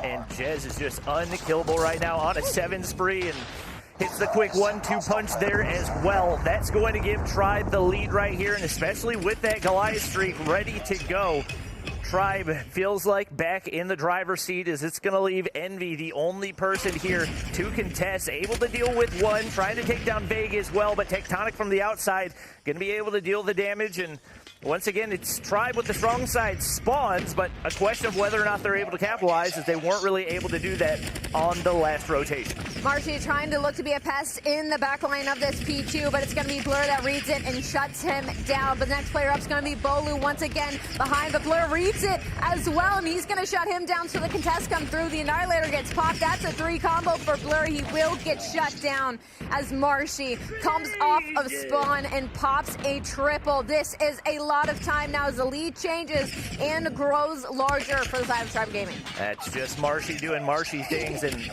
I mean, across the board, Undream is getting outslayed pretty hard. You can look and see nobody at 20 plus, and everybody except for 2 players for Tribe 20 plus, and 1 player pretty close to that as well. That Goliath's going to get called in, and that's the optimal hard point where you want to make that happen. Is Jez is going to be able to hop on in there. No real area for a Pred missile to make a counter play, and especially if they can get those trophy systems down, there's a big potential for this to be a full 60. Very big in-game adjustment coming through from Tribe as they now have a 40-point lead, 153 to 113. They also have the Goliath called into this next hill to try and soak up all of this time. A couple of players of Undream make it close to apply some pressure, and this Goliath will get shut down. This pressure is immense from Undream right now. It's going to be all on top of Marshy to try and get this 3-piece, and he is going to find 2 before accidentally taking himself down. Undream get the break from the front, and now it's all on to Tribe. Spawning in the back here. Jez is going to have the Annihilator, going to try and hit from the front, but Blur hits a slide and gets the kill before a shot connects. 30 seconds left at this hard point. The trades are back and forth, but the control and the time is going the way of Tribe right now. But looking at the streaks, Vague already a Goliath for himself, and he is at 30 plus. This is the Vague that we've become accustomed to see over the last few months, and just like that, Tribe's going to be able to break back in. Marshy in the top side, trying to make something of the early rotation. He's going to be able to take down Blur as well. Jez looking to contest, but Marshy's there to save him, and that's going to give them the high ground control as well. Marshy continues to do Marshy things, and just like that, he was bottom frag for the squad, finding himself already up at 29 right here. You got to think more than likely close to playing for some streaks as well. Yeah, a lot of slaying power on the side of Tribe. We talked about it all day yesterday and coming into today that there needs to be a team that can match this pace, that can match Vague 33 and 21, Tectonic 26 and 22, Marshy 30 and 23 on a 6 free right now, looking to make it 7. Has the...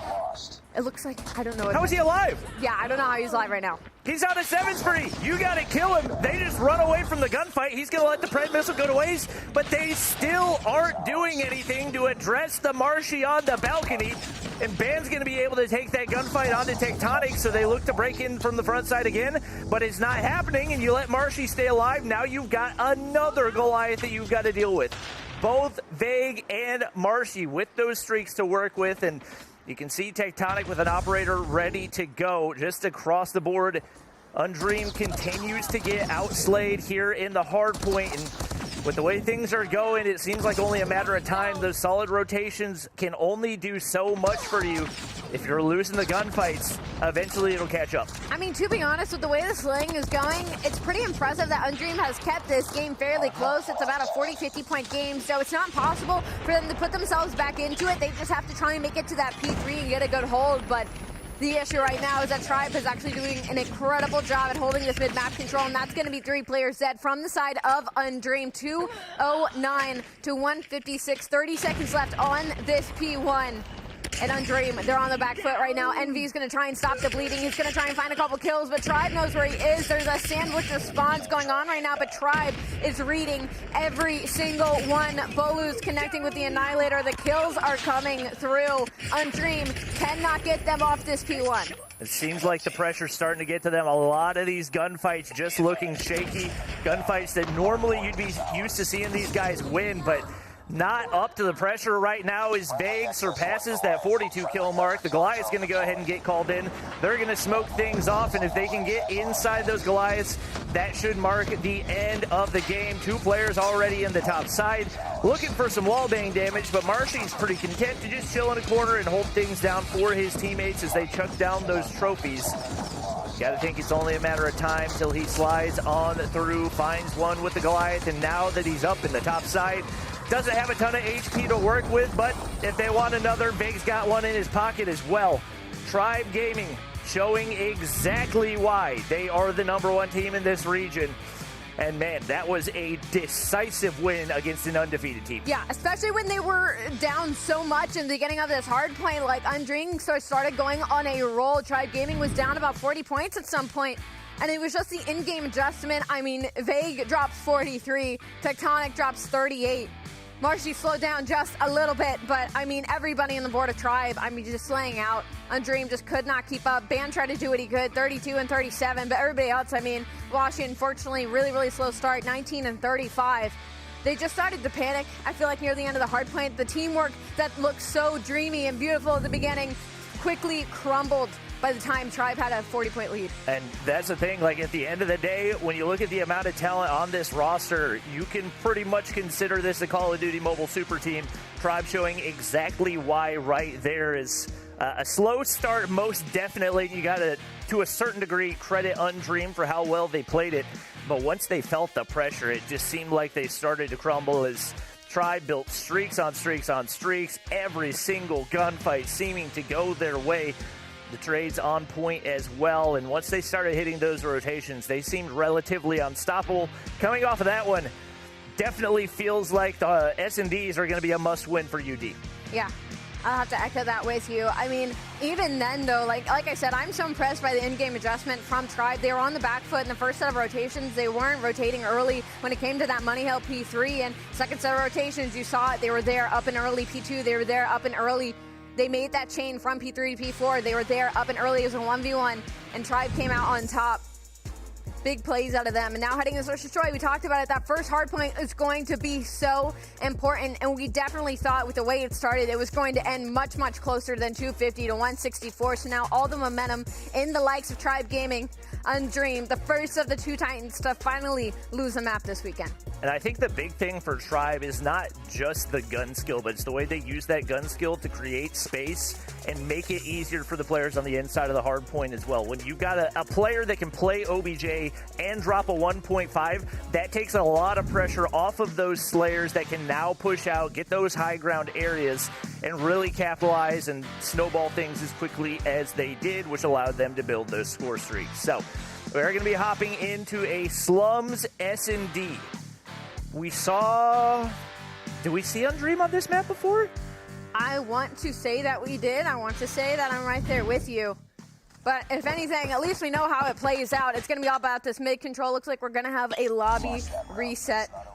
Possibly on some wrong sides. I'm checking my notes. I'm seeing if I have Okay, so it was Undream versus NYSL. That's what I thought it was. And these guys definitely have showed some resiliency. Obviously, both maps for NYSL losing to Undream in Search and Destroy.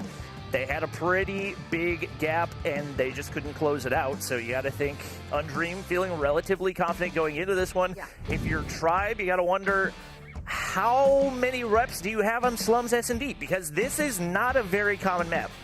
I think when it comes to Search and Destroy, what Undream is going to have to do is be ready for the full push pressure that Tribe Gaming is going to put on one bomb site. They are definitely a very objective-based team. We've seen it in the control, and we've seen it in the Search and Destroy as well. You can see it right there, the plant and defuse. I mean, they're planning 14 to 1 like ratio. They are always going to be trying to get that bomb down fast. So Undream is going to have to be ready for that pressure, and I'm hoping to see maybe a couple of full team blind counters rather than having a huge split across the board, because again, Tribe Gaming is not one of those teams you want to get that early pick to, because once again, if they're on the offensive, that bomb's going down. If they're on the defensive, they're just going to hold an angle and they're going to bait you out and they're going to run that clock. A lot of patience on the side of this Tribe Gaming team. Undream, still a tall hill to climb, but again, these are 2 Titans, and some teams are better at Search and Destroy than they are at Respawn. So, Undream, is that you? We're going to find out. Well, coming into today, we've got to keep an eye on Blur because he had one of the top 4 kills per round stats coming into it. Obviously, going to play a crucial role as one of the snipers on the squad, but we've seen him rocking some other options in the search and destroy as well, and we do see him pulling out the kilo off this start. So it is going to be Undream finding the opening kills, trades left and right, but all of a sudden, Tectonic's the only one alive. The aggressive push that Tribe has become accustomed to going against maybe what you would call lesser teams on the weekend, not going to be something they can do quite as easily against a team like Undream. Yeah, and Slums is one of those maps where it's fairly readable of what your opponent's going to do, especially in Call of Duty Mobile and what we have seen this past weekend.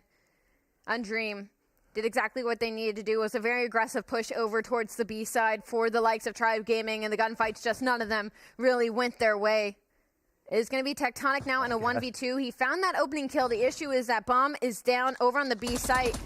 And Undream, they should be close enough to get these trades here. That's going to be Washi with the slide and the hit to put the first round on the board for Undream.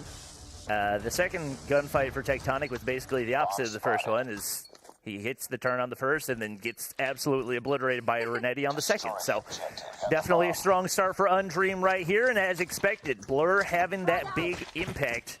3 kills for him off the start, and Tribe looking to stay aggressive right here. We'll see if maybe they can capitalize, but that doesn't look like much of a strategy. They're just full sending and hoping they come out on top. They do on that one as Marshy does Marshy things. Veg's going to be able to drop one as well, but Washi, a double kill, fortunately for Tribe. Jez with a clean shot right there, but looking a little dicey, especially with that nade going through. Yeah, where were the trophies in that situation? That was a god nade and a half. Jez, though, obviously going to get that final kill. I think it was a no-scope. It looked kind of cool, from our point of view at least, even if it wasn't. It was good shots out of him. As once again, a very aggressive B push from the likes of Tribe Gaming. A little bit of a different defensive approach from the side of Undream. I love this play. They sent 3 players straight through mid, so that's something Tribe was not expecting. First blood once again. Tribe now in a 3v4. Bomb is down at B once again, and they're stuck in their spawn. That's going to be Envy making it a 2v4. Undream, I'm loving the defensive play calls from their side. They're not doing something predictable. They're trying to change it up and catch Tribe off guard, and that is exactly what they were able to do. And you got to remember, for some of these Undream players, this is a little bit of a grudge match. Band and Envy were players on that Tribe Championship roster, so they have absolutely got something to prove in this one. And Envy picking up 3 already, off to a good start. Jez pushed way back into spawn. He's got 4 Undream players to contend with, and he does not get the information on that corner. That should be a guaranteed kill as Washi goes ahead and picks it up right there. So, Undream back in the lead right here. Obviously on the defensive side, feeling pretty comfortable. Curious to see if we see a little bit different look from Tribe, as they've been really hard sticking to that aggressive B push. Granted, Jez was probably going to lose gunfight anyway. I would have liked to see a proper shoulder be thrown. Would have probably got the information on Washi sitting there. Make sure you properly check your corners, but it's going to be Washi with the opening kill actually onto Jez. Once again Undream with that first blood. And so much aggression through the middle of the map here. I mean, completely pushed up on Fountain. Solo might be looking to just straight push into their spawn. In this angle, Band's going to find a couple of players, manages to stay alive. Bomb is actually over towards the A site. The issue is the bomb player is literally on an island. So Solo's going to abuse that, take that player down. Now a 2v4 Tribe on the back foot in this search and destroy. And now Marshy all alone. The 1v4 once again is Tribe. On that one, they tried to make adjustments, but it just looked a little bit indecisive. And right now, looking a little bit lost on the offensive side. We'll see if maybe that changes as we get ready to switch sides in a couple of rounds. But right now, not really big plays being made out of anybody on Tribe, as UD has found a way to hard counter that aggressive push toward the opposite side. And especially if you know exactly where they're going to be, just use your utility. You know that the trophy systems have already been thrown down. That's going to force Marshy out of the bomb site right here.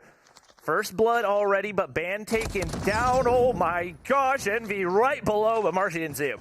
I mean, just some very readable plays out of Tribe right now, and Undream is just absolutely taking advantage of it. Tribe, I maybe would have liked to see their whole team try to push out that side of the map on B because they know those players are always going to be there every single time. And now it's Jez once again stuck in a 1v3, gonna get taken down. I mean, this has been fairly one-sided in the likes of Undream. Tribe has just been trying to headbutt their way through B time and time again, and they just get stopped in their tracks. Envy, 6 to their name. Washi with 8. Again, that's going to be your sniper player, by the way. I'm sure that double piece nade helped a couple rounds ago, as well as, once again, Tribe. Just running at the B site, just straight running, hoping the gunny's going to get them through. I'm not a big fan of these offensive plays from the likes of Tribe. It almost feels like they're trying to speed run to the defensive side of this map. And they're making these plays without a lot of information. Tech's going to be able to find a big kill right there. Envy does get taken down by Vig, so now you get into a 2v2, make it a 2v1, and both of them going to be able to get away to regen, so now you find Washi.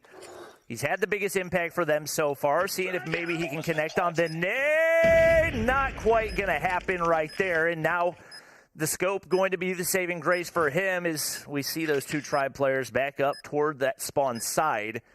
Washi going to take his sweet time right here. He doesn't have a ton to work with, and unfortunately for him, with the way Tribe's set up right now, it's going to be that much more difficult for him to get them cleared out as the bomb planted for the opposite side. Yeah, Washi going all the way through the other side of the map is finally going to find his way onto the B site, but Vega is going to be the one here to look after it. But Washi hits a disgusting snipe. He hops above. He's going to connect with Tectonic. He has 5 seconds. He's not going to be able to get the defuse anymore, but maybe the clip. Tectonic hits the slide and takes him down. Yeah, Bobby, I was sweating for you as well. That was almost scary. Tribe. Finally, the running and gunning works out in their favor, but in that offensive attacking, they've only managed to find 2 rounds onto the board. Undream with 4. Let's see if it's going to be a little bit of a mirrored situation here. Well, we'll see the same play over and over again. Fail to little success as the bomb is going to make its way over to the B site. Trades are going down back and forth. It looks like Undream's going to come out on top with it as Envy and Solo combine for 3, but Jez finds 2. Solo finds the 3rd. And after all the chaos, it's a 1v2 Solo and Washi versus Jez. But Washi's going to clean it up. Very similar play, but Undream is the one that came out on top. Solo had no business winning that gunfight, and that was one of the nastiest turns that we've seen on the weekend so far. We were curious if maybe the momentum would shift with the side flip, but right now it doesn't seem like Tribe really has the read on the play that Solo's looking to make right here, and he's able to find one. Does get traded out by Jez. Players looking to play the bomb site and pretty exposed, but Bane's going to be able to get away with his life right here. It's going to be 1 player down for each team. Vague still looking to play that bomb heady, and it's going to be Washi that finds the opener with the scope right here. Tectonic, the player, in position to make something happen right here. I mean, yeah, if they want to go for it, it's not very common. Trades go both ways. Tech finds 2. Now down to a 2v2. I mean, in that situation, when Solo pushed out, maybe it was a little bit of a miscommunication because he didn't have anybody around to trade him out in that situation. Washi was able to connect a snipe to try and even it out, but they gave up a lot of map control in the process. The issue is Tribe had absolutely nobody over onto the A site, so the A bomb is going to get planted. There's going to be 30 seconds on the clock, and it's going to be a 2v2. Washi's going to connect him to a player. Now it's going to be a 1v1 because Envy gets taken down. Is Washi going to connect the snipe? He knows where he is. He doesn't have the challenge, but he's going to hit the snipe anyway. And now Undream is at match point to try and tie the series up 1-1. And this is the impact that we see that makes us realize how important the snipers are in the search and destroy, especially when you got a player playing the way that Washi is right now. Basically unstoppable, and Tribe has not had really any counter for it. The utility going out once again, that forces him off the bomb heady right here. He's going to be exposed. Blur takes him down. Going to be able to find 1, make it 2 on the trades as Jez finds 1 with the scope in hand as well, but Solo takes down Marshy, and it's once again going to be Undream with the man advantage, and with Vague the only one left alive.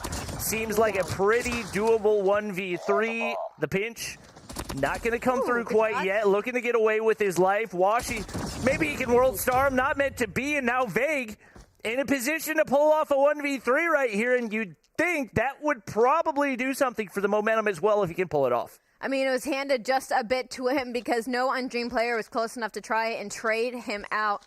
The bomb is going to be on Solo, but it's going to be vague with the information first. The shots do not connect, but the nade might, as he's going to throw this out. Solo's like, you know what, I'm just going to try and take this angle, and Solo's going to win the 1v1. Honestly, I respect the play out of Solo, because Vague didn't expect that at all. Vague thought that Solo was going to commit to taking cover and commit to trying to stay near the bomb site to try and stay near that heady, but Solo was like, you know what, I'm going to hit a route through mid, you're not going to have this angle, and I'm going to win this 1v1. So now we are tied up in the series, 1-1. Tribe Gaming taking the hard point in a convincing fashion. Undream answering with a dominant search and destroy. I'm not going to lie, I totally thought Vague saw him go through right there, but you know what? He's able to capitalize, be a little bit stealthy right there, and picks up the easy kill to avoid the 1v3. So you obviously got to look at the top side. Washi, when the snipes are on point, there's not much that you can do to counter. And typically, Slum's not a map that we think of as having a huge sniper impact. But you look at the bottom side, Marshy and Bolu both struggling pretty significantly. And especially when you're that dependent on an aggressive push into the bomb site to get things cleared out, you got to be winning those initial gunfights. I mean, it was Solo with the flashy plays, but at the end, it's Washi coming out on top with 14 kills with that sniper. It was a lot of first blood, just constantly putting Undream in a favorable situation with a man up. And we talk about it, teams sometimes can be better at search and destroy. Search and destroy wins championships. I mean, they have 3 opportunities to take a respawn. They've already lost 1, and they have 2 more to go in the control in the hard point. Should we get that far? We should get that far. I'm curious what we see. You got to think with the way that search and destroy went, Undream's really hoping that they can take this control, because they looked a little bit rough in the hard point, but the search and destroy relatively untouchable. Oh, I thought Washi was going to hit that clip on the tech right there, but he jumped just to the side. Tech clutches up the round, but for the most part, the rounds just look completely controlled by Undream. That flick onto Tectonic right there by Solo, absolutely filthy. You can see the smile on his face afterwards as well. Just straight up disrespect. And once again, huge credit to Washi. Misses the initial shot, but the flick up to Tech. Is he walking on air right there? I don't know what it is. It doesn't matter. Yeah. He hits those anyways. Yeah. Washi hits those any day of the week. A little bit of an uncharacteristic map out of Marshy. Definitely going to be the player to watch heading into that control. Again, we talk about Tribe being a very high-slaying, high-caliber team. So as we go into this control, will it be TDM? We'll have to find out. It is going to be Summit on the side of Tribe Gaming. We're watching Marshy on the side of Undream. I'm going to see if Solo is going to be able to translate that dominance, those flashy plays and those flicks from the search and destroy into this third map. This is going to be a big swing mode in this series. It's going to be the third respawn. It's going to be Control on Summit. Bobby, who takes it? I'm going to just go ahead and say the defensive team. And you're no fun. But, I mean, the defensive team typically has the advantage, and it's actually going to be Undream. I was not expecting that for the most part. Teams on the weekend with the higher seed have elected to pick the side that's going to give them defensive advantage, but it looks like Tribe doesn't care. They don't want the defensive advantage. All they need are their guns, and they can make it happen. And just right off the bat, huge amounts of map control and a lot of progress over onto A. Maybe they're better at offense than defense. You never know. I mean, I know they're good at both because they've been undefeated on the weekend and winning 3-0. So, you know, maybe they just like to catch their opponents by surprise, but A is basically already gone. The bleeding will be stopped for now as Undream finally gets a couple kills under their belts. We talk about Solo. He's going to have 3. He's going to have the most on the side of UD right now. 22-22 minutes to tie things up, actually. 2 ticks gone at A. The third has been decapped. Still a minute to work with on the clock, but I mean, it is trades upon trades in the middle of this map right now. Seen a lot of these sprays that we typically see Bolu hit that just aren't connecting right now. So once again, we've seen a couple of instances where Tribe has come out slow in the respawns and look to pick things up a little bit later on. They're actually going to apply some pressure over onto B. If you're Tribe, you got to get Ban taken out from the top side, and you got to deal with Solo down below as well. He's going to be able to find a 2-piece, and if there's one thing you do not want in control, it's those score streaks that can turn the tides, especially when you find yourself on a weak spot in a rough position. Things can turn around pretty quickly, especially once you get those Goliaths in play. So Blur Gonna look to find the trade onto Marshy down below, but he's not going to be able to make that happen. Bolu takes him out, and now we're even on lives. An interesting play from Tribe as there's 25 seconds on the clock. It is a 10v10, but two players opted to try and go for some spawn kills. And Marshy just gets taken down for free from Blur. Absolutely no kills, no damage gone their way, and now 3 kills in the hands of UD as they look to clear out this A site. 15 seconds on the clock. Closest player is going to be Marshy near the B side, but he'll quickly get shut down. Tribe, I don't know if this offensive side is going to be in your favor. UD, the only thing they need to do right now in this control is to not be caught off guard if Tribe starts going on a rampage, because that is what we watched in the hard point. Is once Tribe takes an inch, they start taking a mile. So UD needs to not get comfortable here as they go up 1-0 and win the first defensive round on this control. Well, we were questioning, hey, maybe the offensive side is where Tribe wants to be, but they lose the first round and now find themselves on the back foot. Is once again Bolu having a tough time getting started. Pretty consistent across the board for Undream. And got to think a big initial gunfight on the bottom side for Solo right there. Marshy does drop down, takes advantage of that peeker's advantage, and he's going to be able to win a big gunfight on the outside. Bolu takes the top side control as well, and now Tribe where they want to be as Bolu and Vague pick up a couple on the inside of the control point. Certainly something we expected from the likes of Tribe, a very dominant defense thus far. A lot of kills going their way already with the life lead, 27-23. There is going to be a tick on a minute on the clock. Still plenty of time to work with. But once again, UD needs to not get comfortable with that 1-0 lead right now, and they need to not be caught off guard when Tribe starts going on a rampage as they are. That's going to be 2 kills. That's going to relieve a little bit of pressure off Spawn, but the issue is that Jez pulled out the Annihilator and is going to connect onto and go possibly onto a 3 spree here to stop the first initial push off the Spawn from the side of UD. Once again, Vague making the big plays for Tribe Gaming.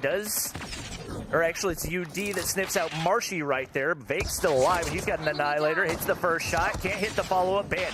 Big kill to take him down right there, but the way the lives are looking right now, the main thing that you're trying to do is just avoid those streaks for Tribe. You can see Jez already has 1. I think that might be the Goliath. Nope, it's a Hunter Killer, so you don't really have to worry about that nearly as much. As long as you're able to keep things relatively even heading into the next couple rounds, you haven't used too many operators. You gotta think UD feeling relatively comfortable, and they actually do pick up that A zone as well.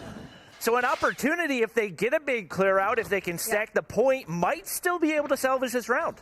The issue is that Summit is so small, so you cannot leave a single player unchecked. Because as the kills go the way of UD, there is going to be one player in Vague that is still pushed up behind enemy lines, and he's actually going to get sniffed out. This is a big opportunity. If you're Dream, Envy finds 2. He's going to push up. He's going to put a little bit of a stop in the initial Tribe push here as he connects a little bit of damage. They need to stack this point. That's going to be what's going through right now. A lot of kills going the way of UD. That's going to be 3 dead. It is a 9v5, but if they can get this objective before these players off spawn can get close to the B site, this could be another round for UD. Player number 4 on your the map. That's going to be the most important gunfight. Jez versus Ban. Jez is going to come up behind these players on the point. Ban's going to have to snip it out. Jez is taking too much time. That's 2 picks on B. It's a 5v1 now. Bolu finds 2. Tribe should come out on top at the end of this. Both teams force a couple of operators, and it's winnable for Solo. Tech on the low ground, and it's going to be Jez picking up the final kill. And to be honest, if you're Undream, maybe questioning some of those plays to call in the operators. They had 4 or 5 ready to go, and now those dwindle down to 2. You force some out of Tribe as well, so Tectonic with the only one ready to go. You do have Jez with a Hunter Killer, but nothing too much to be concerned with. Overall, not a bad spot for Undream to be, and a lot of it going to come down to these initial gunfights. They got to find a way to win those. Big trade going in for Band. I really don't mind the investment from the side of Undream. The issue is like I said, they cannot leave a player unchecked in that situation, and that player that was left unchecked was Jez from Tried. I hit a huge route through mid and managed to get behind a couple of players and pull some attention their way and end up getting that final kill as well. As Undream just did not have enough lives to work with as we head into our 3rd round of control. There's a lot of kills going the way of Tribe, but they have absolutely no map control. It's going to be Washi with the Annihilator pushed up towards their spawn, stopping any sort of push from the likes of Tribe Gaming. A 25-19 lead in the hands of Undream. With 35 seconds on the clock, this has been a fairly dominant defensive hold. And it looks like Tribe are actually playing very, very passive in their spawn right now, maybe waiting for a little bit of a team push or an opening pick, whichever comes first. That's going to be a pick from Vig. The issue is it's on the other side of the map, so it doesn't really relieve any pressure off the spawn of Tribe. And Tribe's game plan was just to try to wait out the operator so you don't feed any kills into the opposite side, but they give up so much in that process that now you only got 18 seconds to get a capture. Tech's going to get taken down right there, and they find themselves with a life disadvantage once again. The players push up in the mid-map, a lot of pressure. Marshy's going to be able to hop onto the A side, Vega on the B side as well. And Undream going to opt to chuck nades rather than shooting the players off the point. So, an opportunity for Tribe once again, but the pressure's on because they don't have much time. Jez, the only player left to make a play. He's able to find one, but Tag taken down as well. Only 6 seconds for a full capture, and they have elected to capture the most difficult point. Yeah. They're going to get cleared off right there, and you got to think that's probably going to be the round as Vig looks to hop on down, taken down as well. And Tribe still not going to be able to win that offensive round. Goes the way of Undream. And they're going to need to snowball some score streaks right here if they want to have a chance at taking that round 5. Yeah, I was a little bit worried on the decision-making on the side of Tribe because they invested some specialists during that offensive round when they just simply were not in a position to even win it with no points captured. And so now they're down 2-1. Thankfully, they're going to have 2 specialists to work with. It looks like Jez has popped the Annihilator, but will instantly get shut down and connects onto absolutely nothing. No specialist for the side of UD, but they don't need it as all the kills are going their way. Tribe was trying to set themselves up for the round 5, but UD could do it in 4. As they are looking to get that second tick onto A. That's going to come through. 1:20 on the clock and a 3-life lead for the hands of UD. Jez and Marshy able to get a little bit of pressure on the map, but the issue is A is gone. Now 2 minutes and 20 seconds for Undream to work with. And right now, if you're Undream, this is best case scenario. You got the life advantage. You got 1 point already captured. You see that big feed for Tribe. But right now, if you're Undream, even if you can't win the round, you're just trying to force as many operators as you can. Marshy's going to go ahead and use 1 right there. Jez is going to get taken down by Blur. They back into spawn, and even if you can't get the round, you're just trying not to feed score streaks, and you're in a perfect position to do it. So Blur's going to try to hop through. The Gravity Vortex still going to connect. Tribe trying to pick up as much as they can. Marshy does have a hunter-killer drone, so you got to keep an eye on him, trying to pick up some streaks, and he does get taken down. That's a huge kill for Band. The biggest issue right now is going to come down to specialist usage. There's 3 on the side of Tribe, 2 on the side of UD. Now, life lead has gone to the hands of Tribe, 17-15, but Undream has 1:30 seconds to work with. They could play very, very, very slow for this map control, and if they start to bait out those specialists from the side of Tribe, they could use all the cavalry they had should we go into a round number 5. Obviously, Tribe's going to be able to clear the progress right there, slowing down the push. Blur, Annihilator in hand, is going to get shut down. Tectonic traded out, Solo hopping back onto the point. They've still got a lot of time to work with, and to be honest, when you're even in lives like this, it's still very, very winnable, and you got to wonder, is it worth it for us to use the operators? Already call in a couple. More get charged up. Washy's going to be able to find 3. He goes big. Band pulls out the Annihilator as well, and they're trying to win it right here. They get pushed up, looking to spawn track. Tectonic shut down as well, and so close. The lives coming down to it as well. They can't die a single time, and Undream now taking the lead and putting Tribe in a position they have not been all weekend long, looking pretty confident. And that control offensive win is not something that comes easy. No, not at all. It was certainly a double-edged sword for the side of Tribe. They had a lot of specialists to work with, but it's one of those overhanging clouds of if we choose to invest it here on a defensive round, should we have offense heading into game round number 5, we would have absolutely nothing to work with, but it didn't even matter because UD did it in 4. I love the decision-making. The second they realized they were in the optimal position to cap that B point, everybody pulls out specialists, everybody invests. And it was all on the back of Washy with those 3 kills with the Annihilator, allowing his teammates to push up onto the site. I mean, it was just a beautiful last couple of seconds of that control. I was curious if we were going to see those Annihilators come out, because especially once you see the lives even up, the map control starts to push a little bit more forward, and Undream realizes they've got an opportunity to capitalize and not even give Tribe any less hope. They made it happen. Every single Annihilator shot seemed to connect. And once you got the opportunity, not only set up the strong spawn trap, but also stack the point as well. Undream did not slow down one single bit. And now Tribe, one game away from getting knocked to the lower bracket. I think coming into this weekend, a lot of people consider Tribe to be unbeatable.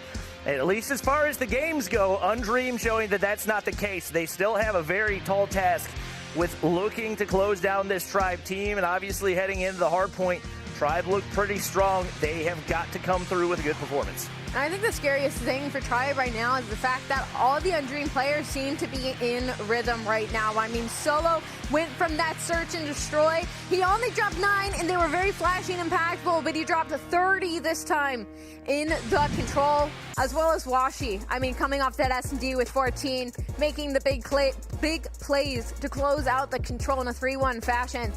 Now as we head into the hard point, yes, the first one in the series, it was not very close near the end of it, 250 to 164 in favor of Tribe, but the momentum right now are all in the hands of Undream, trying to close this out in 4. And this is going to be the, if I had to guess, this is going to be the map pick for Undream, because typically it's teams opting to take that first round pick and kind of go opposite ways with it so you can get the advantage in control. So they might be feeling comfortable right here. If your Tribe, it's going to be interesting to see if they can bounce back, because those were a couple pretty convincing games for Undream. Band's going to be able to win a big gunfight, and that's 3 in the feed. Now Tech, the only one left to deal, but he's going to be able to find 2. Doesn't get traded there as well. When you got a veteran like him on your roster, you can trust him to make those plays, and that's going to be huge to minimize the amount of time that Undream's able to get on that first hard point. Yeah, so last time we saw Undream on firing hard point, they won 250 to 79. Granted, it was versus a Mesexis, but everybody banned it after that against him. So, talking to that point, again, that was Mesexis, so it's not Tribe Gaming, one of the bigger titans in the NA scene, who is going to have a 16-point lead as of right now. But again, this is P1. It's going to be very scrappy and back and forth. As it's Washi, we're going to be on board with him. He's going to get a couple of kills before finally getting shut down. 20 to 5, 7 seconds left at Old. And the first player that's going to be over at this new site is going to be Blur. It's going to be a big 1v1 between him and Vague. And it looks like it's going to be Blur that comes out on top. Bolu weak, but going to be able to regen right there. That would have been a big kill for Blur, and Marshy's able to take him down. Instantly breaks into the hard point. That puts the pressure on, especially with those top side spawns. Tribe looking to flip right here, and with Vague getting pushed up, that gives them a chance to try to flip things, and it does exactly that. Envy spawning on the bottom side right here. Players for Undream spawning in the mid-map as well, and this is exactly where Tribe wants to be.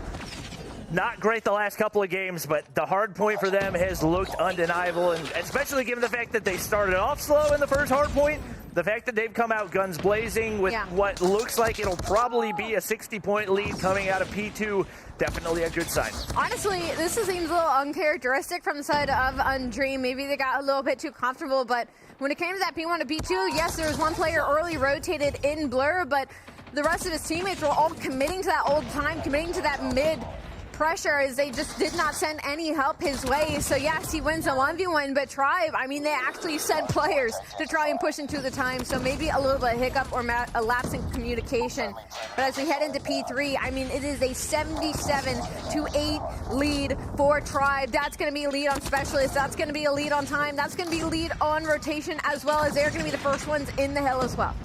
Yep, that's once again just such a clean break. Wow. Tribe able to apply that mid-map pressure, and Undreamed was not ready for it at all. Once you see the gravity vortex come in, seems like it's only a matter of time. And oh my gosh, has Tribe come alive right here as 100-8. Gonna be the score on the inside of the third hard point. There is nobody remotely close to breaking, and every time it seems like they will be, there's another Tribe player to shut them down. Marshy on a 5 spree right now, looking to build toward that Goliath, and he's sitting on 14 to lead the way. Marshy back to doing Marshy things. We missed him in the search and destroy and the control, but he has come back to play in the hard point. 135 24-8 is what it's going to be at the end of this hard point. And once again, the first player in next is going to be a player from Undream, but they're by themselves. They have absolutely no help. Everybody else around the point is getting shut down from likes of Tribe Gaming, and very quickly that player is going to get traded out. Time once again going to this is an absolute bloodbath. Marshy finds 2 with the Predator Missile, now on 17, the highest in the lobby. Nobody has broken double digits on the side of Undream. I mean, this is embarrassing if you're in the likes of UD. I feel bad watching this. This is just painful to look at. Blur finally breaks the double digits, but they can't break a hard point, and that's what you got to do if you win a game of hard point. 168-8. 160-point lead, and we're not even on the way back to P1 yet. At this point, I would just say let's get into the search and destroy. This is basically impossible. And they've got double Goliaths. Triple Goliaths. Oh Tectonic, Bolu, and Marshy all have Goliaths, and Vig nearly had one there as well. Yeah, this is not good to watch. We're heading into our second set of rotations, and it's 190-8. So that's how this is going right now, is it is just Predator Missile after Predator Missile after Predator Missile. Who knows when they'll decide to call in the Goliaths, or if they even will feel the need to. We'll probably see that around P2, P3, should we even have to get there. I mean, you can't break down a match like this. Undream is getting absolutely slayed out, completely picked apart. They're making absolutely no team pushes. No trades are really going their way. Tribe, I mean, it looks like a completely different team. To be fair, Tribe's not making any team pushes because they're taking 1v2s and winning them every single time. Nobody has a counter. Gravity Vortex gets countered by the trophy, but Marshy flies from above. Soaring with wings of an eagle right there, and Tribe breaks back in. Band's going to be able to find a 3-piece, but... Oh, my God. Who would have thought the most lopsided game of the entire weekend would be in the winners' finals? There's a Goliath. There's one of the 3 that they have available. Aye. 213 to 224 as we head into the second set of rotations in P2. The Goliath from side of Bolu has been called. Only 18 to his name. Doesn't really need any more than that when Marshy's got 26, and I'm sure he's only got 3 deaths. As we're looking to close this out here, I mean, I'm putting my phone down, to be honest. I do not have words right now. I'm speechless. I've never seen anything like this. It's one thing for this to happen in an early qualifier match in the Swiss format. Jets is going to break back in, does get shut down, but immediately traded out. Tectonic says, guys, let's go ahead and end the map. We don't need to be here anymore. Let's pick up a couple more streaks, because why the frick not? They're going to win every gunfight. I thought he was going to hit that wall bang as well, and he's just sprees on sprees on sprees. Tectonic just went on an 8 spree. He's still going. You can get another Goliath if you want. Tech just chucked the other one down. It's right there. Pred Missile just for the cherry on top. Oh my God. Tribe Gaming.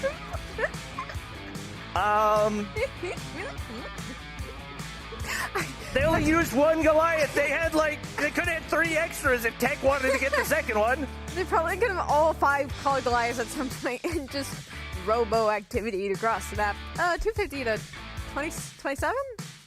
What was that? You know what's the worst thing about this right now, Bobby? What? Is you remember how S&D went earlier? You remember that game too? Uh-huh. What if Undream just hits a little repeat? Tribe did all that, and we're just gonna go into the search and destroy. I mean, normally going into the search and destroy, it seems like teams pretty consistently, strong hardpoint team, strong search and destroy team. Looked like Undream was a strong search and destroy team. Get close to Endy and Blur couldn't even get close enough to get to the time. They have 0 seconds on the hard point.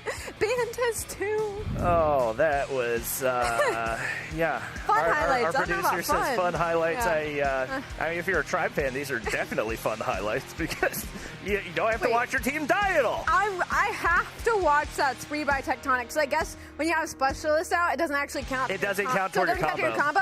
He went on a 10 spree. Right here. He went on a 10 spree. He was just left and right killing people. That was insane. Put that on YouTube. I hope the commentary was nice over it. I feel bad if I didn't do it justice. That's definitely clip worthy. Once again, he could have had a second Goliath if he wanted it right there. And you know what? That's Part of the reason why he has been at the top of COD Mobile competitive for longer than anybody. This is gonna sound oh my. That was... This is going to sound messed up. I almost... Oh, man. Solo. My poor boy. That's the thing. Like, you got to think about the mental impact of a game like that. Like, yes, you won the first search and destroy, and you did it convincingly. But to come out, not get 100-point club, not 50-point club, 30. They couldn't get to 30 points in a winners finals. I've never seen anything like it. I was going to say, like, I kind of almost wanted to see their player cams afterwards. It sounds so messed up. But, like, honestly, with a map like that, you have to just start laughing. Like, when you get beat that bad and, like, no, just you can't get anything going, you can't win a single gunfight, like, at that point, you just got to laugh it off. You just got to be like, dang, that, like, was kind of embarrassing. Like, that was whatever. And then you got to go to map 5. Like, you can't actually take that map serious. Because if you do, and you head into that search and destroy where you should be very comfortable, you might just relive that hard point. I mean, fashion. I'm a little bit surprised that all the Undream players are readied up, because if I'm them, I'm like taking a lap around the building. I stress that out. I've just got to put that out of my mind, not think a single second about what just happened, because that was unlike anything that we have seen in Call of Duty Mobile Esports, especially when it comes to Stage 4. Obviously, it looks like the players trying to regain. We got some of the face cams right there. Solo still looking a little bit down, but more than likely just discussing the strategy and see if they can find a way to pull out this search and destroy. Obviously, they say search and destroy wins championships, so the question for Tribe, can you get things figured out and start to get a more cohesive offensive strategy? Honestly, that's like, remember when I loaded into my first COD Mobile game and I was just world starring everybody and I was just like, wow, maybe I'm good at this, and I realized it was a bot log. I feel like that's probably what it felt like for the Tribe members throughout that entire hardpoint, is they were just like, oh, this is actually really easy, and then it's like, oh, you're going against bots. And not that I would, in any capacity, want to call Undream bots. They're in the winners finals. They're great. We love them. We're going to pretend that didn't happen for them. Search and destroy! We're looking at Solo, right? We saw the flashy snappies that we saw in the game 2 coming from him, and he was able to translate that into the control as well. So after that hard point, gonna need to regain, pretend like we're coming hot off of map 3, but it wasn't just him. We're gonna need everybody to turn it up, and I'm specifically looking at Washi once again with those first bloods, with the sniper in hand, as we're gonna be loading into standoff, search and destroy. Plenty of opportunity. Definitely plenty of opportunity. I think the standoff is one map where snipers can absolutely have a big impact, so we'll see what he can do. Once again, the real question is, can you regain coming off a loss like that? We know both of these teams are capable of being great in the search and destroy. Obviously, a little bit more consistency from Undream, and maybe been tested a little bit more this weekend as far as search and destroy quality opponents go. But we got everybody ready to go, and it is going to be Tribe Gaming on the offensive right here. You got to think this first round likely going to dictate the pace of the first half of the game a good bit. Yeah, I'll definitely echo that sentiment with you, as well as we need to see Tribe Gaming try some new things. When we saw them in that first S&D, they just attempted the same thing over and over and over again on their offensive pushes. It never, ever worked out. So, as we're going to be on board with them, the bomb is actually pushed over towards the other side of the map. It's going to be 2 players maybe trying to make their way over to A, but it's going to be banned with the first blood. A quick regain from side of UD, as they actually don't have a lot of map pressure, but thankfully for them, Tribe is just not moving from their spawn whatsoever. Bomb is by itself, and Spawn still not making a commitment to either side. And UD knows there's at least one player back in gas. They got the concuss to connect onto Fig, and he had no business winning that gunfight. But he takes down Blur right there, and that's going to give a 2-minute... Whoa. A couple players get taken down. I thought they had a 2-man advantage. It's a 0-man advantage. It's a 3v3 right here. And Band hits a nasty wrap to take down Vague right here. Bolu's got to know there's a player pretty close to him, and Tech's going to be able to take down one. So now we're down to a 2v2. Tech finds another, does get traded out by Band, and that brings us down to the 1v1. 2 former teammates. The IGL versus the Stage 5 MVP, and Bolu going to be at the disadvantage in this gunfight as far as the close range power, but it looks like Band going to go ahead and slide away. He wants to put the pressure onto Bolu, force that plant, and see if he can find a way to make the retake. Maybe a little bit of trigger discipline needed there from the likes of Bolu, as now he has given up his positioning. He will have the bomb on him, but only 20 seconds to work with. You got to either isolate this gunfight or you got to get the bomb down. The timing might work perfect for the side of Band, as he's going to find 4. Unfortunately, Bolu, the timing did not work in his favor, so Undream, a very quick regain as they put the first round on the board. And that is absolutely huge. Band. Yeah. 4 kills off the start right there. Major plays coming out of him, and we said this first round probably going to set the tone for the rest of the first half of the game. You see a little bit more traditional approach for Tribe right here, but Washi instantly counters right there. Envy's waiting on the inside of the bomb site. Marshy's not going to be able to find the kill right there. He takes a knife to the knees. He's taken down as well, and now it's going to be a 2-man advantage for Undream. Tech gets caught out.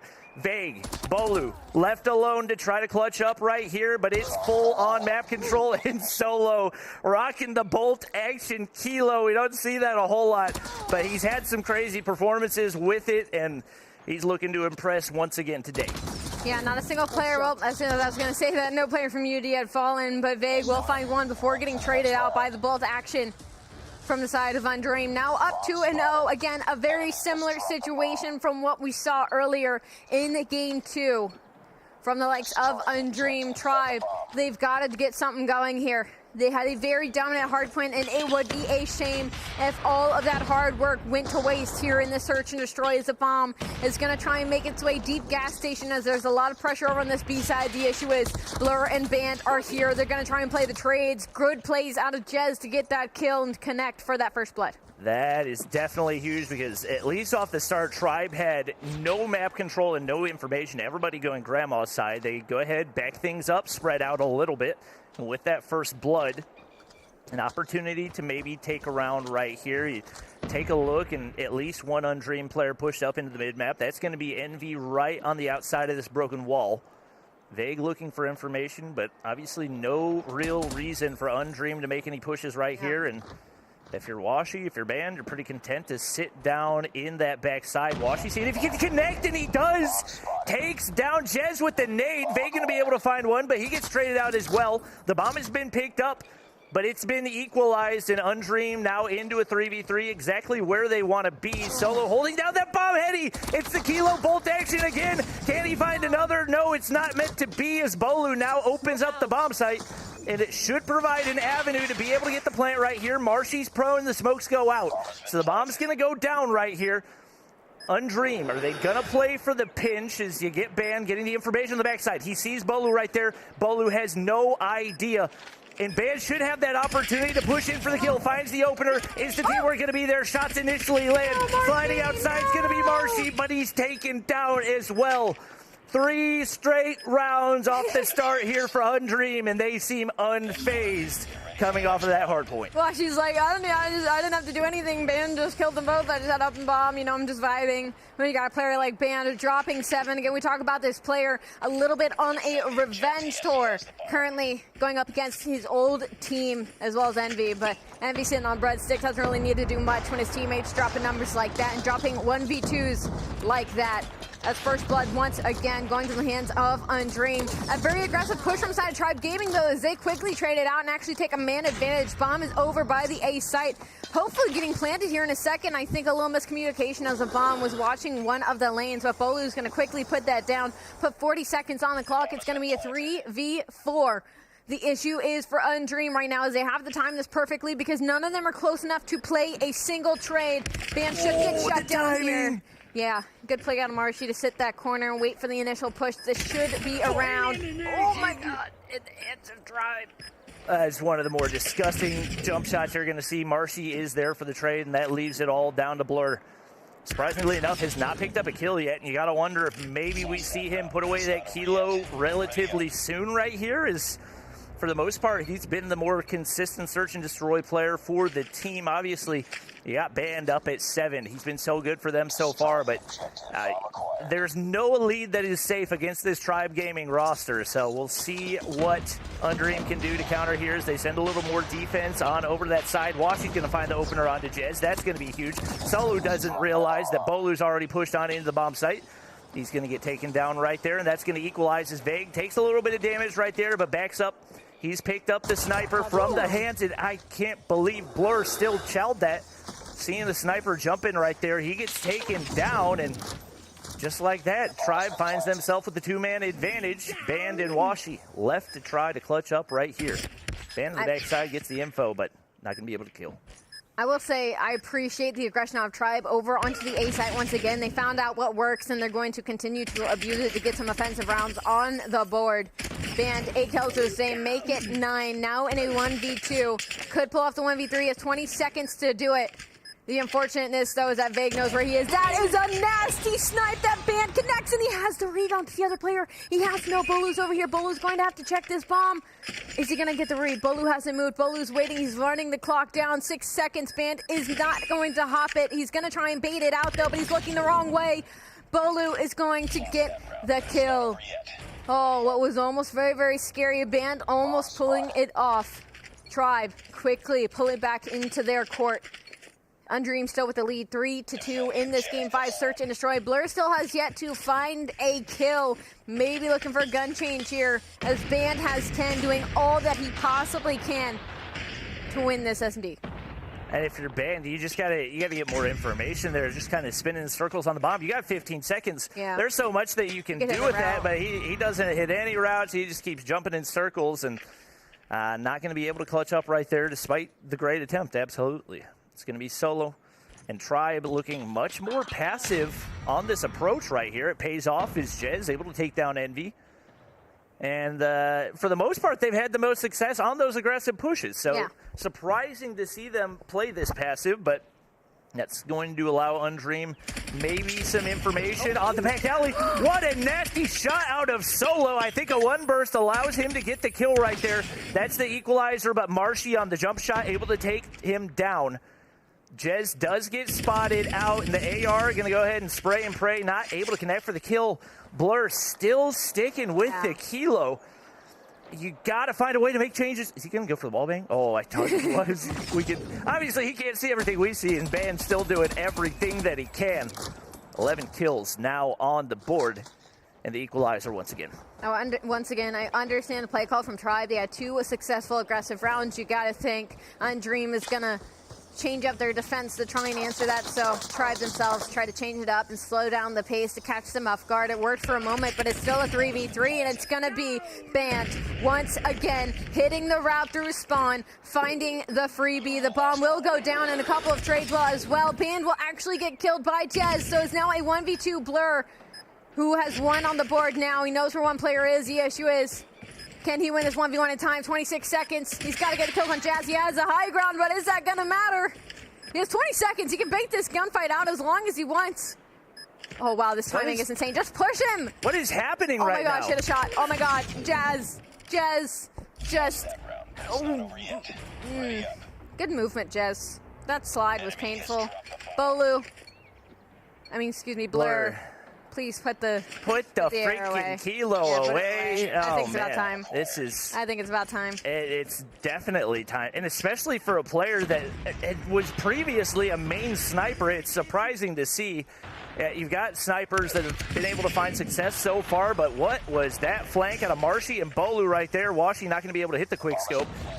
Marshy gets the information. Tectonic's able to hit a snipe, and now that they're on this side of the bomb, Undream looking a little bit less confident. Band's still alive. Envy's still alive as well, trying to make something happen right here, but one more player shut down, and now it's all down to Envy.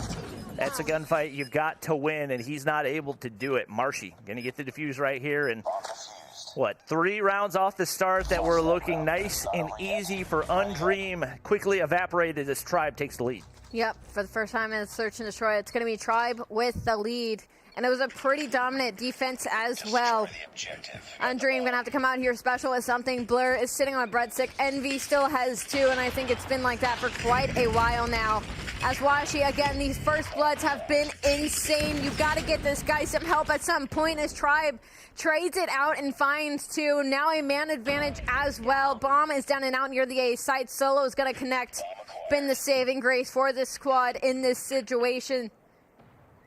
And now everything's going to slow down. 1:30 on the clock. Band, I think, got some information on where Jez was. The issue is he going to expect this player over on the A site? Doesn't matter. He doesn't commit to it. Going to commit to this player in Cafe here. Maybe put the bomb down, but Bolu, I mean, he's taking advantage of how slow these plays are being made from the likes of Undream. Right now, Bolu, yeah, he is so far away from where anything could be happening right now. An interesting defensive strategy, to say the least, but obviously Undream looking to play one of these bomb sites right now as they look to get the corners cleared out. You got Tectonic waiting on the bomb site. Guys. And it looks like more than anything, Bolu waiting for the plant and hoping for maybe a pinch right here. Tectonic going to get spotted out, trying to hit the shots, but Band comes out on top, and now you got Bolu way out of position in what should be a relatively easy plant for Undream. He's going to make his way to top Grandma's, but not going to be in position to take out a bomb planter anytime soon, and especially with a Kilo. Not fast time to kill in the close range. More than likely, that's going to be what they're forcing. And he's hoping he can get somebody to overcommit right here. But if you're Undream, all you got to do, stay home, wait for him to make his way to the inside. Should be a guaranteed round as he's going to make his way barrel side. I think spotted Solo out right there. No. He's got no idea. This should be so easy for Undream. Band wins the gunfight, and we're tied back up 4-4. Band is 15. He might be able to end the search and destroy with 20 with the pace that he's going. Yeah. And that is a round you really don't want to lose if you're Tribe. I mean, they had the man advantage. They had the map control. I think the issue was, I understand why Bolu stayed back there after he connected to a kill, because it did look like those two members of Undream were going to try and push him out, but they decided against it. And Bolu decided to commit to sitting in spawn, and unfortunately put his teammate in an unfavorable 1v2. But as we get this next round going, that's going to be a first blood in the hands of Tribe, but it's going to be quickly traded out as Blur gets the kill onto Marshy. And that's what, his second kill of a 9-round game so far, but you know what? Better late than never. The nade not going to be able to connect right there. That was a crazy angle, though. I love that camera angle. That was... the nade angle is nice, too, but... Following it was fun, yeah. We went on a mission across the map. Whee! Band still rocking. Oh, no, he picked this up off a Solo for sure. Hoping for some wall bangs to connect right there, but nobody there. Envy, hoping, praying. Bolu's going to peek, but he's not going to do it in time. Bay abuses that head glitch, takes down Band as well, and Tribe looking to retake the lead right here. Is lots of pressure onto the sniper. Washing hasn't been able to have as much of an impact. Does see one player on the inside. We'll see if he goes for a wall bang maybe here. Nearly connects. The timing not quite there, especially with the location of the bomb down and Blur the only one left. Things looking pretty bleak as Tech not bothered at all by the AR shots. Yeah, I think Tech found like 3 or 4 in that round alone. So very back and forth S&D. We possibly could be looking to go into overtime here, unless Tribe pulls out something special. Again, they're still on the defense. Band still has 15, wasn't able to find a kill during that round. Across the board, though, a pretty even spread for the likes of Tribe, but all of the nades connect. Who knows where the trophies were or if the nades just made it out first. But already a life disadvantage for side of Undream. Washi tries to stop the bleeding for just a moment, but it's still a 3v4. And number 5, Marshy, is going on the longest flank of all time. He could get great timing on to Blur, but Blur is going to go check it. But Blur's going to get caught sprinting, so he's going to get shut down. Again, still only 2 to his name. Washi and Envy will connect for 2, but it's Washi now in a 1v2. Bomb is going to be down, but Washi's going to have the sniper in hand.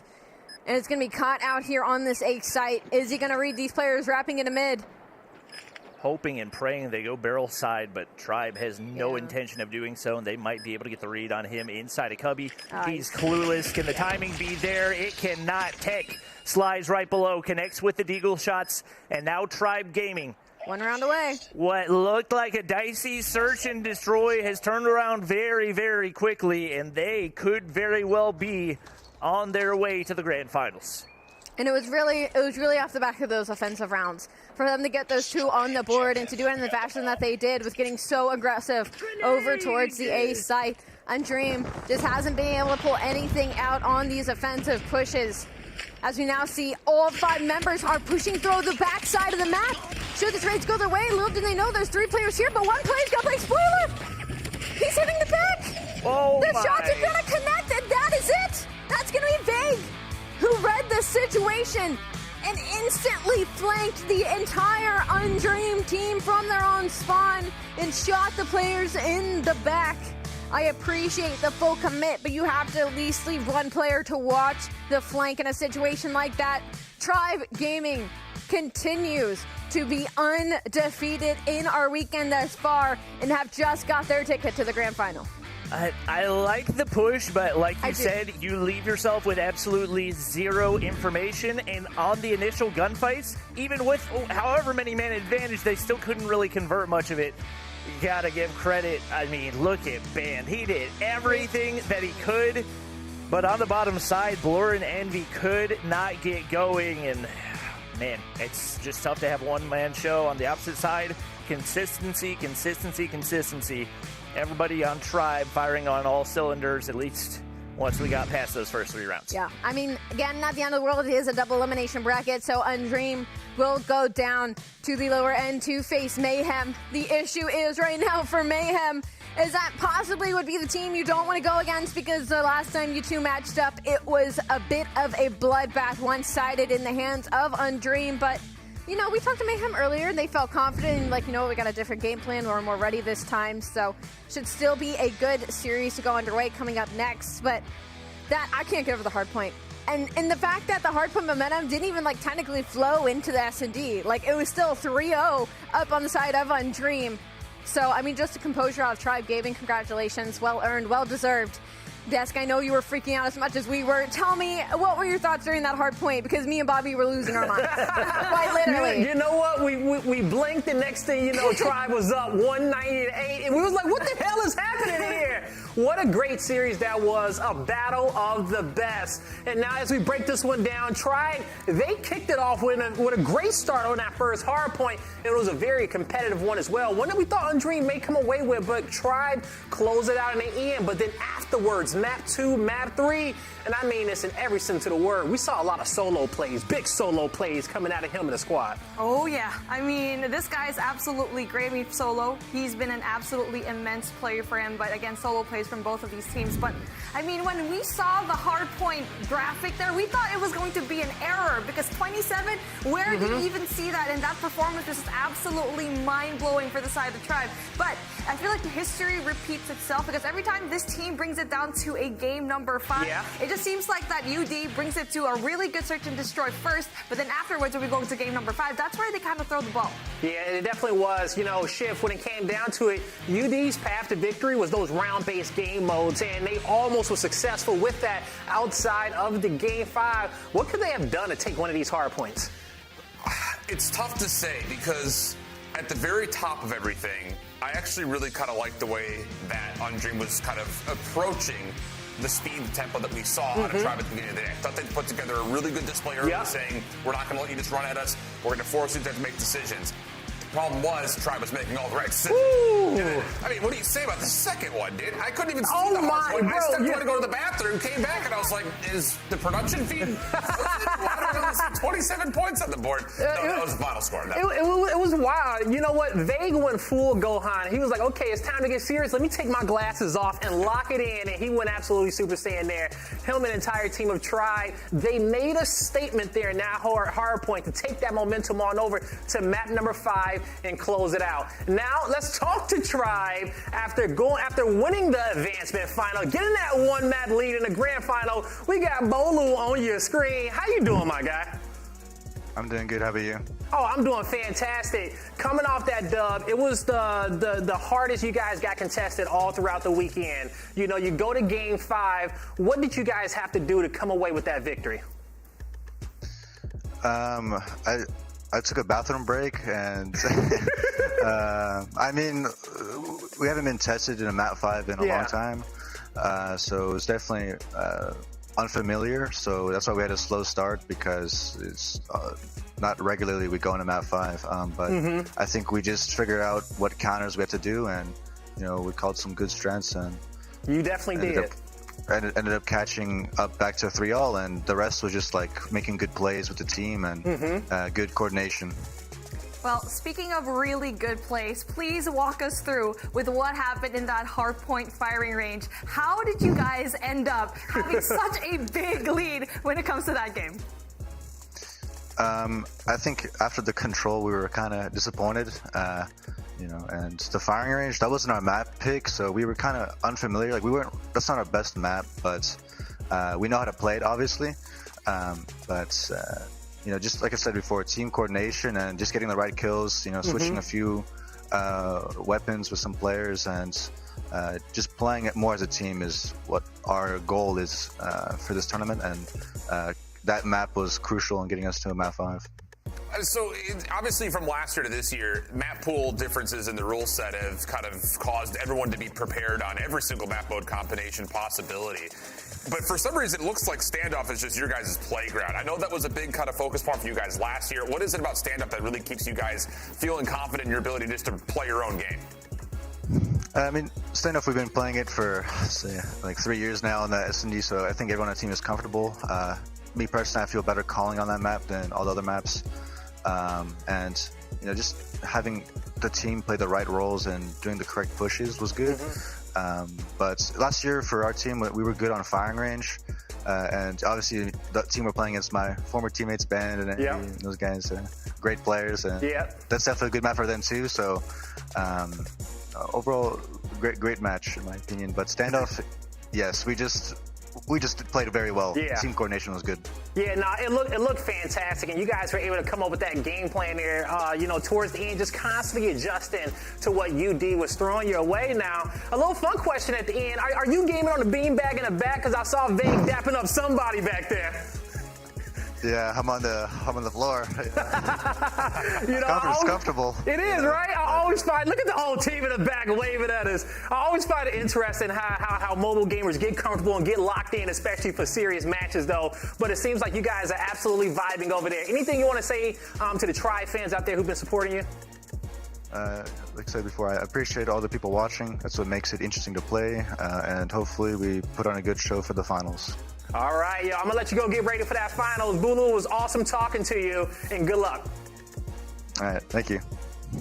All right, there we go. Tribe with the 1-map lead in the grand finals. But hey, it ain't over with yet. We still got our elimination finals to come up, and it's going to be between Undream and NYSL to see who can try to take Tribe down, try to come away with that first place grand prize here in the North American Regionals. Mommy, what a championship Sunday it has been so far with all our squads. Oh yeah, most definitely. I'm definitely looking forward to this matchup because they've had a really great time, both of these teams, and yes, it has been a really rocky road, but I feel like for me, Undream and Mayhem, this is the matchup that I've been waiting for. Yes, Tribe and Undream, we already know they're really good, but this is where we see Mayhem really shine, and especially for Undream, let's see what's going to happen to their confidence, especially coming from that loss. All right, we'll see if Undream can stay focused and keep the dream alive.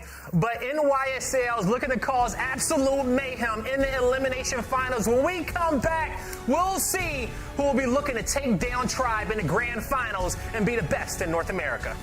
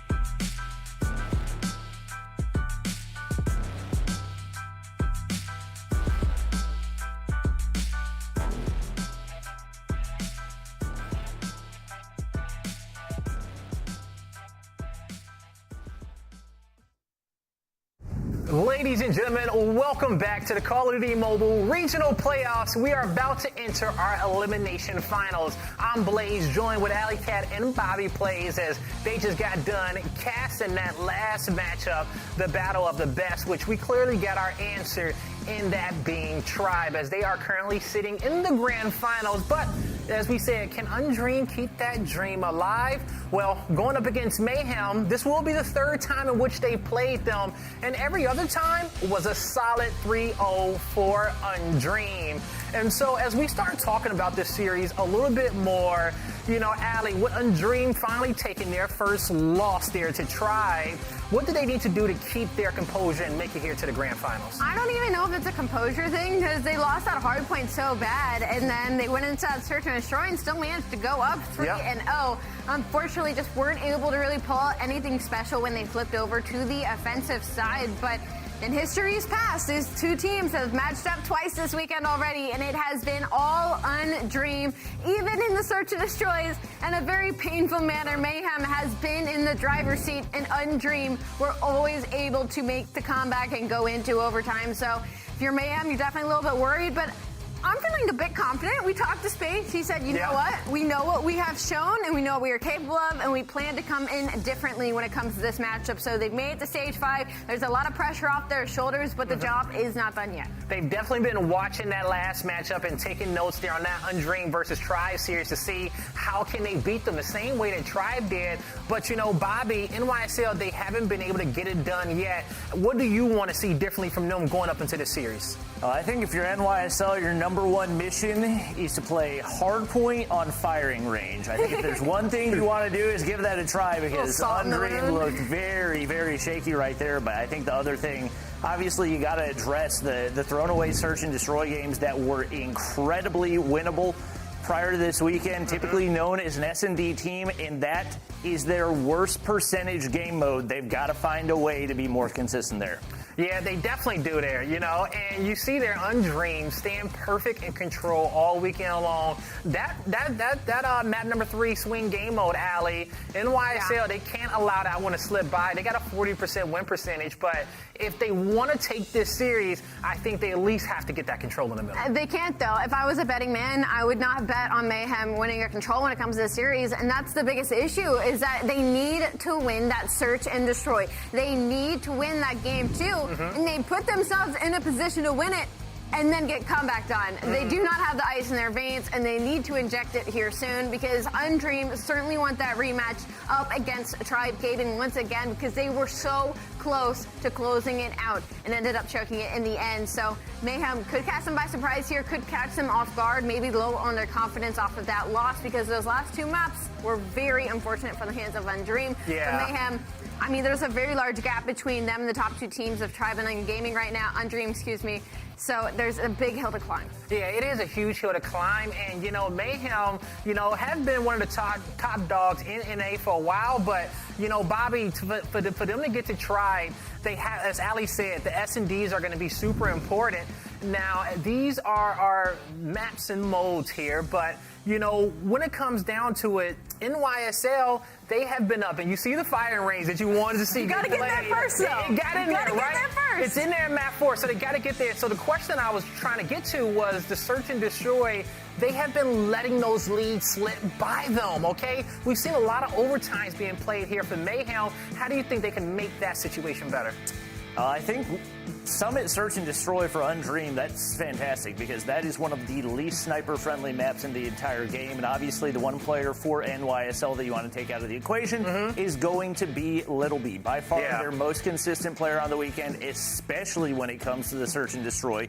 You're going to be able to minimize his impact there, which is going to be good, and you look at the takeoff hardpoint as well. Obviously, we saw them play Tribe right there and started off pretty strong, so that's an indicator that at the very least they know how to play the map. But I think, to be honest, if we had seen anybody play Tribe on that map, it probably wouldn't have been pretty. So they might be able to find the edge there. Like you said, the control, the swing mode, realistically, I don't know if there's any way that NYSL is going to be able to take that one. Now, just looking at these maps at first glance, okay, forget all the other series that we've seen so far, right? Now, who do you think this one favors? This is, you see that game 4 firing range, and I know we're putting high hopes on it. Like, that should maybe be like salt in the wound for this Undream team, but I mean, at the end of the day, like, it's very unlikely a map like that happens here. As we are trying to find out the team that's going to push it to the grand final, it's very unlikely we see a 30-point club once again, especially against a team like Mayhem and Undream. I will say, though, if Mayhem's going to take anything from that Undream series versus Strive, it's going to be in that hard point, and it's going to be in those rotations, because Undream, for some reason, would only send, like, one player. They were much more focused about the control around the point rather than the point itself, and that's something Mayhem actually tends to do a lot as well. So those teams are going to go head-to-head in that manner, so I can hope that NYSL have learned from their mistakes and learned from Undream's mistakes to try to capitalize on that. All right. And so, you know, one thing is we talked about earlier was just kind of players that we wanted to see up on the rise. And honestly, I think all 10 players here, regardless of what you've done today, now it's time to put your best foot forward. Give it everything in which you got. This could be your last opportunity in the tournament. Now it's time to find out who's going to play Tribe in the grand finals. I'll toss to you our casters. It's Ho, Shift, and Beef Mommy to take on this elimination finals. Big time proving point series here for Mayhem in my mind. You did the job. You were questioned all the way throughout the weekend, made stage 5. However, you don't just want to be number 3 out of North America. You want to be able to prove that on the international stage, you can not only just handle everyone else, but you can also handle people in your own region. You need to be number 1. I mean, it's a tall ask to follow because Tribe obviously showed us how dominant they can be. But for me, they need to take map number 1. Because for Search and Destroy Control, I feel like Undream has a little bit more of an advantage. They need to bring it to firing range hardpoint, where we saw that 250-27 scoreline against Tribe from Undream. So again, it just takes one little map to change the tides for you if you are Mayhem. Here's the thing, though, about that firing range hardpoint. And I'm going to go to bat for Undream. They picked it versus Tribe. They didn't veto it out, and they picked it for their hardpoint selection. I think you lose map 250-27. Allie said at one point in time, you just got to laugh it off. Like, stuff happens. Like, who knows? They weren't missing shots. We didn't play well. Forget about it. It's not going to happen twice in a row. That seems to be the mentality for Undream. So, yeah, I agree with you, though. With this opening hardpoint, must win here for Mayhem. And we said in the last series that it would be nice to have a win when we were talking about mobility at map number 1. But I think for this series, this is absolutely 100% must win your map selection if you're New York. Well, for Undream, this seems to be like their weakest game mode, so I feel like for Mayhem, they can definitely go off of that, especially seeing, like firing range, yes, it didn't work out, but also they lost another hardpoint matchup for Undream where they could have easily taken it in the bag, and so, yes, must win for them, but we're going to talk about the individual players that we've seen here today just really go and deliver. Who do you think so far for Mayhem can go up against Undream when it comes to those individuals? It's hard to step away from Little B, but I'll force myself to. Space has not been as much of an impact player today as he was yesterday in a lot of key moments, so I'm kind of looking towards him first and foremost, especially considering that he's got the ability to run the SKS in this first map. So that's kind of where I think my first attention goes, that guy top left side of your screen. But on the other point, I think the thing is, this Undream team is exciting to see for a number of reasons. And we haven't really talked about the depth of this roster outside of the fact that, yeah, Envy and Van played for Tribe last year. Sweet. Solo and Blur individually were big carries for the teams that they had played with through stage 2 at Masters or in stage 3. And then Washi's kind of like the new guy up here that we haven't really seen on the competitive scene, really largely outside of a couple of mobile Mayhem stuff. So I don't know. I'm really excited about what this Undream team has to offer as far as a 5-man roster outside of the 2 names that we've really highlighted so far. So I don't know. I'm curious to see which of those 5 may be able to kind of match up against Little B, because it's hard to not talk about him. I mean, yeah, not only is he really good with the sniper, but he can definitely shred with the KSP. And so now we're taking things off in a very wide map. So I feel like, again, this is kind of in the favor of Mayhem because they can definitely go and have really long-range engagements and just win those. But for Undream, you know very well that they do have a 3-2 win-loss rate here, and obviously the KD's not really looking forward to them when it comes to this hardpoint game. 92 just for their name. And now let's see what happens here as we see an early push for the side of NYSL going into that P4 spot. I also want to note, just as we're getting into this one, that there is only one map mode combination that these 2 teams had played each other in over the course of the last 3 series, and that is the one instance of Slums Control. So a different look here as far as what these 2 teams have to offer versus one another. Good start for Undream on the hard point, but better kill feed off the follow-up for Mayhem. They're back on, starting to earn time of their own. And now it's going to be a monumental win here. If we get to see Little B get those shots down, and yes, he does, but then he gets traded out. And now the top control right now here in Lodge Space, definitely going to the side of Undream. Space once again just locking things down from the high ground, playing a little bit of oversight, trying to catch players off of spawn, but Blur matches and bests him in that long-range engagement. Carlino trying to find some space to work back over towards the second hill, but it's not working out at all.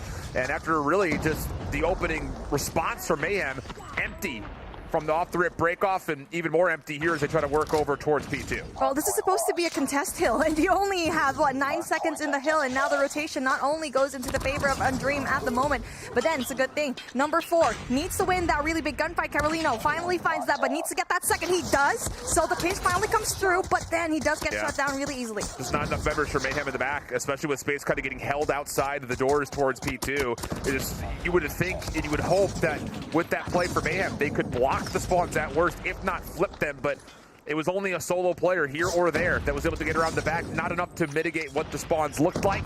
And with that Undream, they play recovery, they collect themselves, and all the meanwhile, they were never really tested on the hill. 60-10, the current score, still 30 to play with on P2. A full 60 over here into this P2, but finds just a tiny bit of contention here. Carolino just does not win those gunfights. We have player number 2, though, for the side of NYSL. Go in there early rotate. Come on! He's the only player making the hit. And Little B once again gets a quad.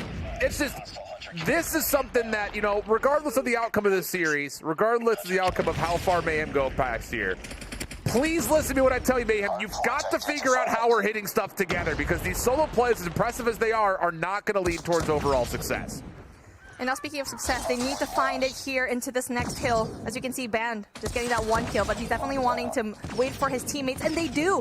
And even though the early rotation comes through for the side of Mayhem, it just puts it in all for nothing, because easy contest coming in from UD. And now, again, you only see Nero just having 2 kills. That is so unlike him. Not great news here for Mayhem. They do shut down Band from the high ground, Annihilator off the table, but Blur's got one of his own. Already has a Pred missile working towards a Goliath. This is that same setup that we saw in our opening matches earlier today. Opted to not go for the Hunter Killer drone, instead equipped the EMP for the final score streak. Mayhem good with some numbers finally from the front side. They're able to accrue some scores since the first hill. Full 4-man push works out. 15 seconds to still contest over. Band wants to give it a go. First gunfight through the staircase, good. Washi now on the way in, and Mayhem are already focused on rotation. They weren't able to hold anyone nearby to try to get some of the scrap. But unfortunately, yes, they go in for the early rotation, but they have no map control whatsoever, and it's going to be very easy again for Undream to try and go in there for the contest. As you can see here, Soul already there, 8J's name. Annihilator possibly in hand, but he does get greeted by 3 players. But hey, there you go. The spawns are going to be in favor of Mayhem as they spawn just right back there. Need something right here, right now after Mayhem. 2 Annihilators out and in hand. One for Robalo, the other for Carlino. Carlino over the top of the window. Lock in will be there. Gets 1. Second player inside the hard point is Washi, though. He's able to deny. And now Space has to give up his high ground position to try to clear the zone. Well done, at least initially for the opener. But 30 seconds left, and Mayhem do not have numbers to try to get them 1 player outside of the hard point. So Undream continuing to use the real estate of the map to their advantage. Last player is to try to contest this. Envy's going to try to jump on forward, but it will be Mayhem who do have an opportunity to start getting some of this 20 seconds. All right, good points coming in from Mayhem. That's what we like to see. But then a 4-man push comes through. Only a solo hold coming in from NYSL. Doesn't really have a response, and this is where they could have gotten so many more points. And now just like that, 133 and 48, the rotate needs to come through. But you can see here, NYSL is going to be in a really good position, but that number 3, the spawns are just not going in the favor of NYSL. First hill's not open yet. The 4th hill's still active. And you've got players for Mayhem all the way on the right side of the map, so there's nowhere else for Undream to spawn. And Mayhem still don't know that Undream spawned behind them. They're going to learn the lesson here quickly as Washi comes out from the pitch. Robalo stuck on the hard point by himself, dealt with, and yeah, you see it on the mini-map. You can take little screenshots. And the last 30 seconds, there was never a moment where Mayhem recognized that because 4 was still active, the spawns that they thought they had were also not opened up yet. It's really just that presence of mind just can make the smallest of changes there for this team, but a really big effort coming in from the side of UD, knowing very well that they have the spawns in their favor. Not just that, they're going to be set up for the next hill. So we've already seen it before where we barely saw a contest in the first hill, but it's a good thing right now that player number 5, but just as I said, that Little B goes down.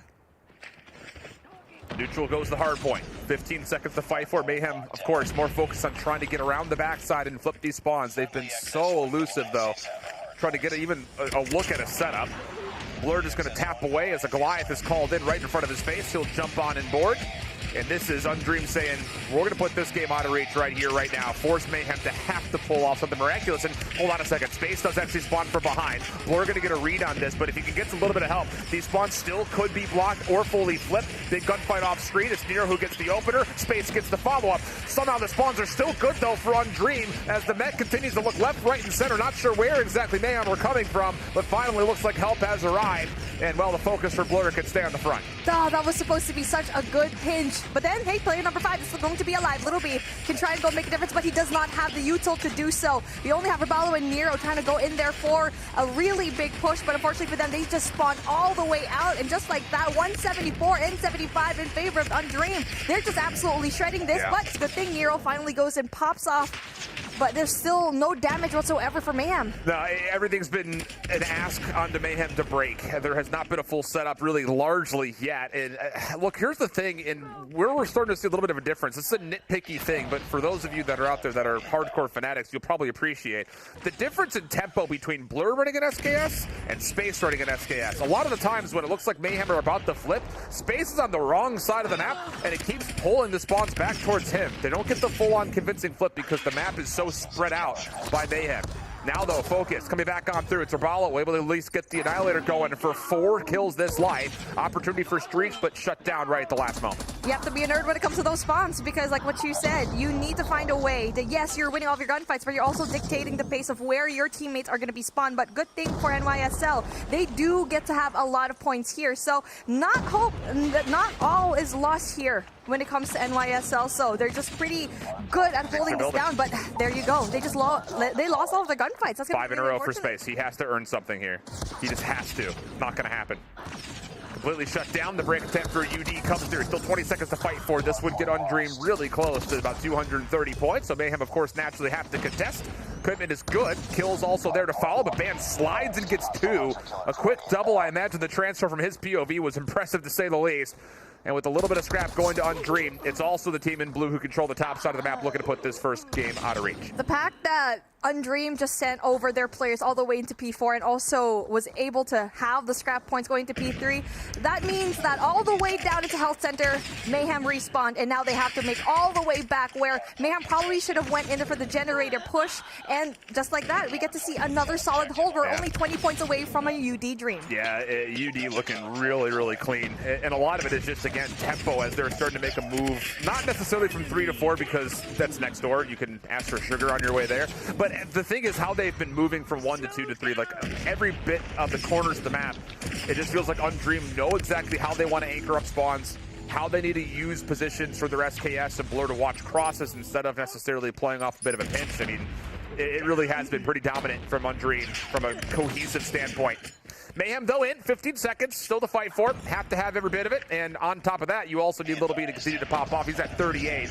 You kind of feel like he needs to get a Goliath if this is going to be an opportunity for Mayhem to come back into this title. Little B gets rid of Solo. So, I mean, that definitely gives him a little bit of leeway. But still, they need to worry about a lot more players here because you can see the setup finally come through. So, okay, good stuff here. If you're going to be NYSL, you need to go and rotate all the way back into launch center base because they always lose all of their gunfights here. And it's going to be a really good setup for this hardpoint. And not only that, going in for the P2 setup. That should probably be game right here. Mayhem spawning in the wrong positions.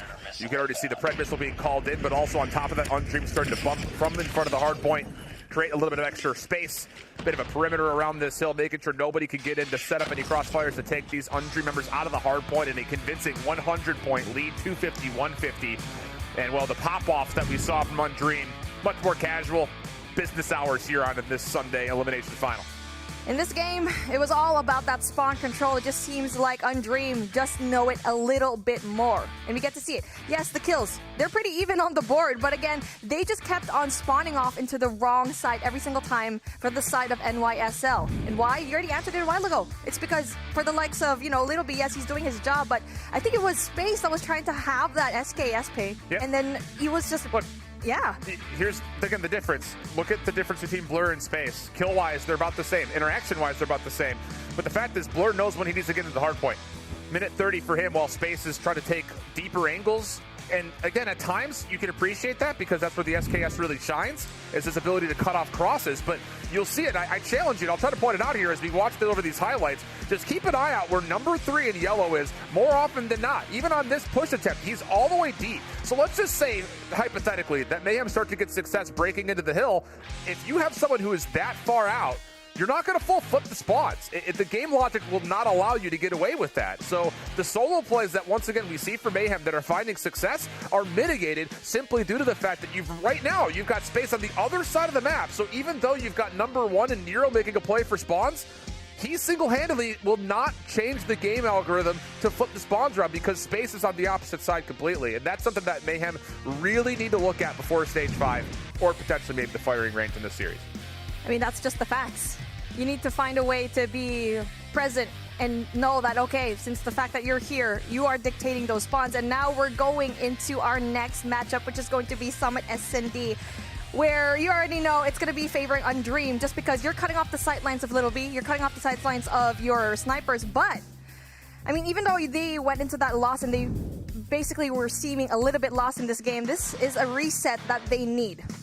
The thing is, you're going to likely still see Lively pull a sniper rifle out. The thing is, you're not taking him out of the plays. You're forcing him to have to be that much better because you don't have the ability to sit back outside unless you want to defend against the A site. You have to get involved and you have to hit some impressive shots, which Little B's good for. So I don't think he's going to look at this map and say, oh, we're screwed because I can't snipe. I think it's just one of those things that you need to see him be a little bit more proactive and be part of these initial engagements with that scope, which is difficult to do. First couple of kills come out and it's actually Washi who gets the better of his counterpart a Little B, plus also with that Undream take the favorable trades. They're in a 4v3. Now this is going to be an interesting gun setup coming in from UD because you have Washi with the snipe, Solo also with the SKS, so I'm not quite sure if that's going to be favorable for them later on, but we're going to see it. Carolino gets 1, so that's going to be a 2 versus 3. Good isolation. Great awareness from Undream, knowing that they had an easy pick. And now it's just down to Nero. Shoulder should have seen him, I imagine. Solo, wants to take the gunfight, tags up Nero pretty heavily. Reset, slides forward, is just playing with his food. Blur on the other side was a part of it, but it's actually Washi who gets the sniper rifle to connect for his second kill in the round. And that'll be an easy opening offense coming out from Undream. That was a good readjustment coming in from Undream, not just letting them pick off one by one. So Solo played that really well. He didn't have to go in there for the attack. Just a little bit shoulder peek, make a little bit of noise, and wait for his teammates to go in there for the backup and for the pinch. And now the bomb carrier needs to be very careful on Envy. Goes in there very deep, but we're taking a look at Solo right now. That's a really good spot for the SKS to have. Well, it's the Kilo bolt action that he's got in hand, trying to look for the up-close and personal one-taps. While Washi plays a little bit deeper, and it's so impressive.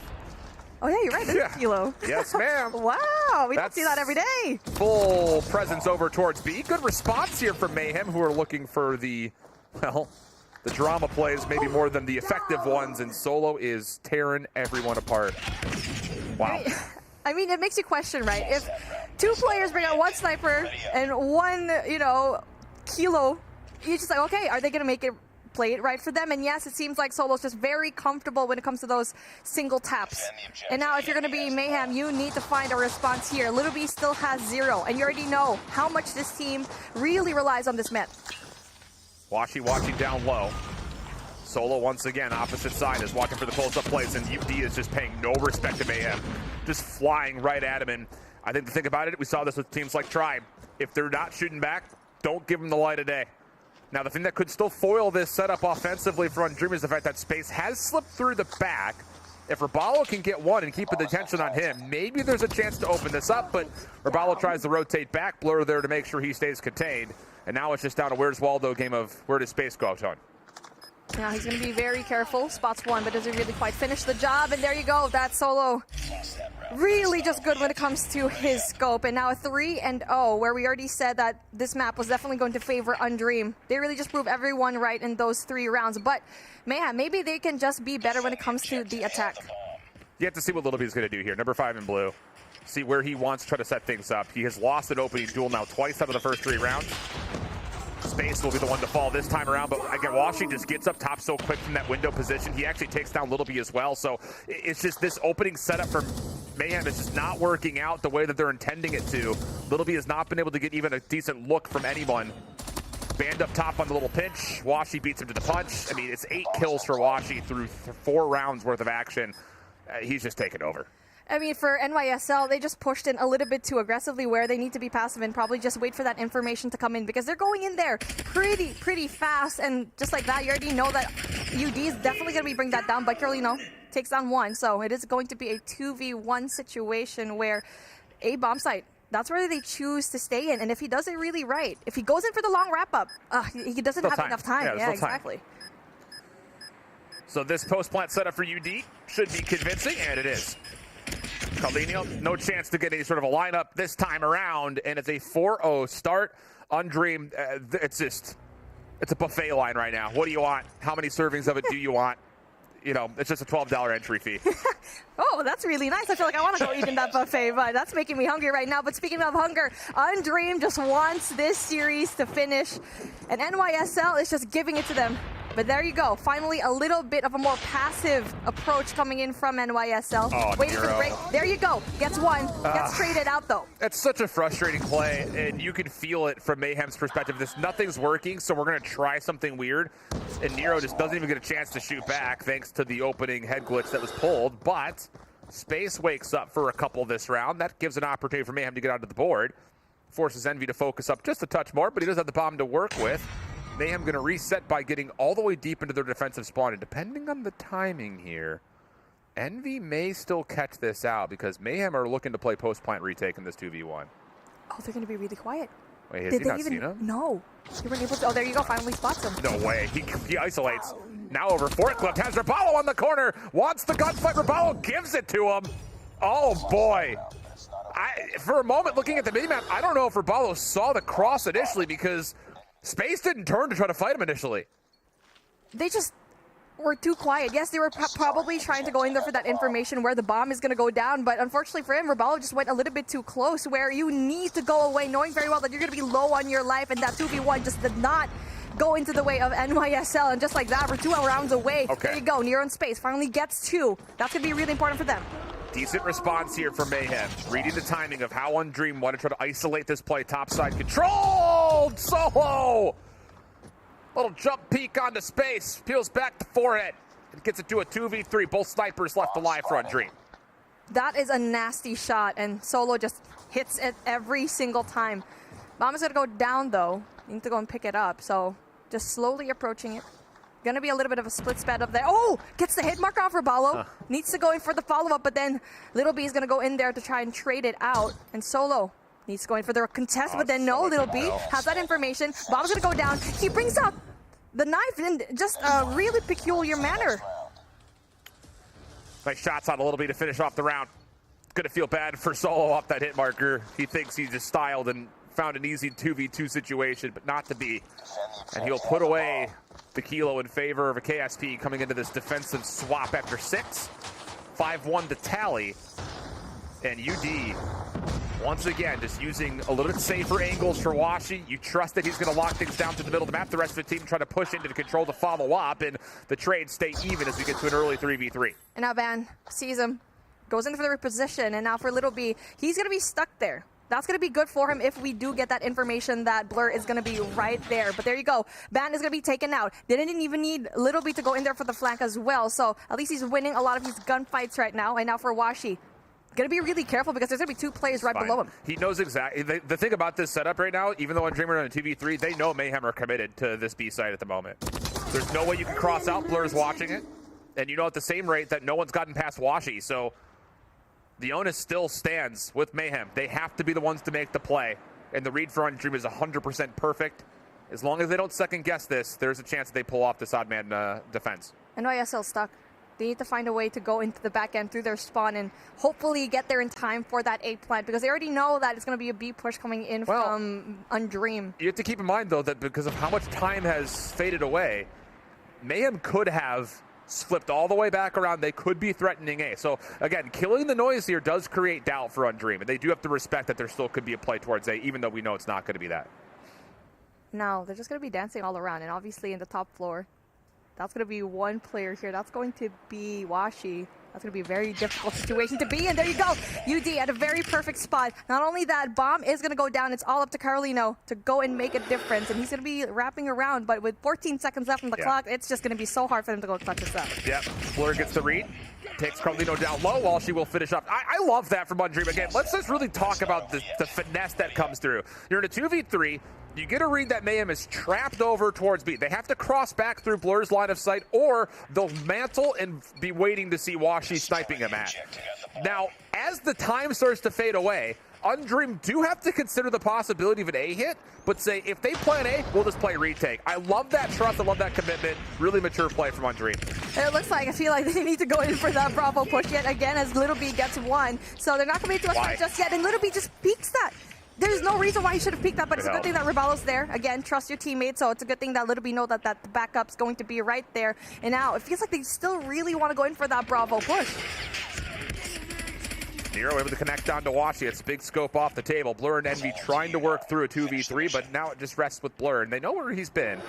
Watching this crossover through the control room entry.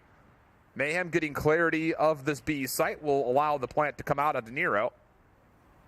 And really, the world's your oyster right here. How do you want to set up your post plant? You could do it by getting aggressive. You could plant this safely for catwalk. It just comes down to dealer's choice. And now let's see if the cards are in the favor of Blur and how he can isolate both of these teams. Because so far, he can go and wrap around at the back right here and basically take out space. And after that, go in for the long wraparound yet again and try to go in for that control room. But again, this is all just theory. And so far, he's going to be really careful. It looks like he's going to be trying to go in for that second floor control. Yeah, this is the correct setup for Mayhem. You watch a little bit of everything. As soon as the first person either gets a sight or gets killed, you know exactly how to get the trait.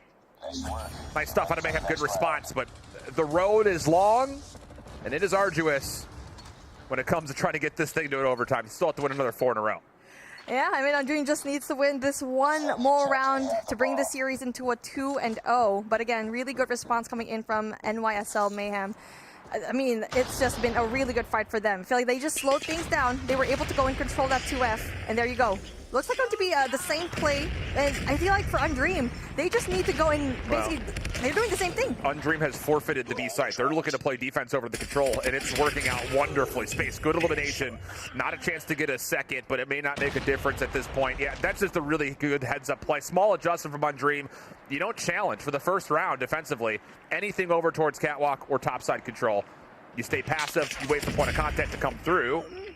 But as Space is able to create a little bit of room to work with Carlino over towards A, things could have changed a touch, but Solo's response leaves Carlino in a 1v3. That was a good response. That was a good comms coming in from Washi going to Solo, because basically saying, okay, you can trade this out. And now there you go, finally, 7-2. Summit, Search and Destroy, where we saw some bright spots coming in from NYSL Mayhem, but it just was too late for them, especially when they had such a really bad defensive round. And now it's just props to Undream. This Undream team's really good, man. They really are. And it's for all of the reasons that, you know, after we've watched over the first handful of regions for Stage 5, are really coming to battle with something that not a lot of other teams are showing. Their ability to essentially pick and choose what they're going to give up versus what they're going to be able to gain is next to none. And we see it in a couple of different odd man situations in that Search and Destroy lane. Really love the commitment, the trust, and the ability just to know exactly what you're giving up and what the other opposite team has to do to respond to you. It really is big heads-up plays coming out of this Search and Destroy as a team focus. Love to see it. Little B 4 kills, yeah, you know, it never really able to get the sniper rifle online, but I don't consider it to be win condition here. I think it's just simply due to the fact that Washi was playing a very reserved angle with his scope, solely because Solo was taking aggressive angles with the bolt action Kilo, which is it's really impressive that they have that dynamic built out. I mean, that's what happens when you have a really good setup with your snipers. One's going to be for the long range and one is going to be for the short, where we don't really get to see it that often. The Kilo Bolt, the marksman rifles finally come out for this game. You don't really expect that to happen here in such a small map like Summit, but again, this might just change the game for when Tribe goes up against Undream later on. Yeah, it's something that he's done a couple of times, but I promise you, their ability to be able to confirm information off of those two scopes is greater than every other team that we've seen so far this weekend. Simply because you don't have to worry about, like, Little B, for instance. He needs to make a decision off spawn how do I want to use this scope? Do I want to get aggressive and challenge the sniper? Do I want to play reserve, maybe not see anything at all? Like, there is a lot of pros and cons that come with those decisions, whereas the benefit for Undream is you don't have to worry about that because Solo's always going to come out of spawn and challenge something early with that little quick marksman rifle, whereas Watch, you can just play passive and just make sure no one takes the late crosses. I love that setup. I think it's brilliant, and I think it's something that will probably be copied by a number of teams between now and Stage 5. Absolutely. I did mention that they might do the same setup for Tribe, but if they see Tribe in the first place later on, but it's really looking like it's going to be in their favor because we're going to Slums Control, where we saw both of these teams go in this map, and Undream took it into a 3-0. So with that in mind, Mayhem needs to step it up and just really, I don't know, they need to make a different play compared to a while ago in round 1. Lots of offensive success for this Undream squad on Slums Control that first time through. I want to say they actually won 2 offensive rounds in that 3-0 affair that they played when they were earlier. Don't mark my words on that, but they definitely at least won 1. That's the way math works. So that, again, is just, it's just hard to build the narrative of, oh, this is how Mayhem reverse sweeps. Because as much as that firing range still kind of feels like a sore thumb in ways, Undream still chose to pick that for their second hardpoint. They could have chose to put Slums there instead for the hardpoint, but decided, no, we want to play firing range for the second hardpoint. Actually, they had the choice of a lot of different maps to pick from, but there is something to be said, I think, for them saying, all right, Fluke against Tribe, we'll be good to go. So with that in mind, plus a Hosting into Search, which, again, I think Undream's Search and Destroy has just been probably one of the best so far on the weekend. I mean, I feel like for firing range hardpoint, they just wanted to redeem themselves from the game a while ago. Yeah, you picked it for a reason. Yeah, exactly. And obviously, Weird stuff happens. It didn't really work out for them a while ago, but if we do get there, and I'm hoping that we would, because I don't want Mayhem to bring this in on 3-0 because they've reached this point and they can definitely bring it to the distance. But compared to what happened in the past 2 matches, it's just looking like they really need to heat things up. And they played this map already, so they probably should know what mistakes they committed a while ago. Biggest thing for me is mid-map control here for Mayhem has to be significant. Cannot just allow things to live on the outsides of the map. Need to control Statue, open up space to possibly use Cemetery on the offensive side, or at least make sure the defense feels like they don't really have a good look to defend over towards the Electronic Shop.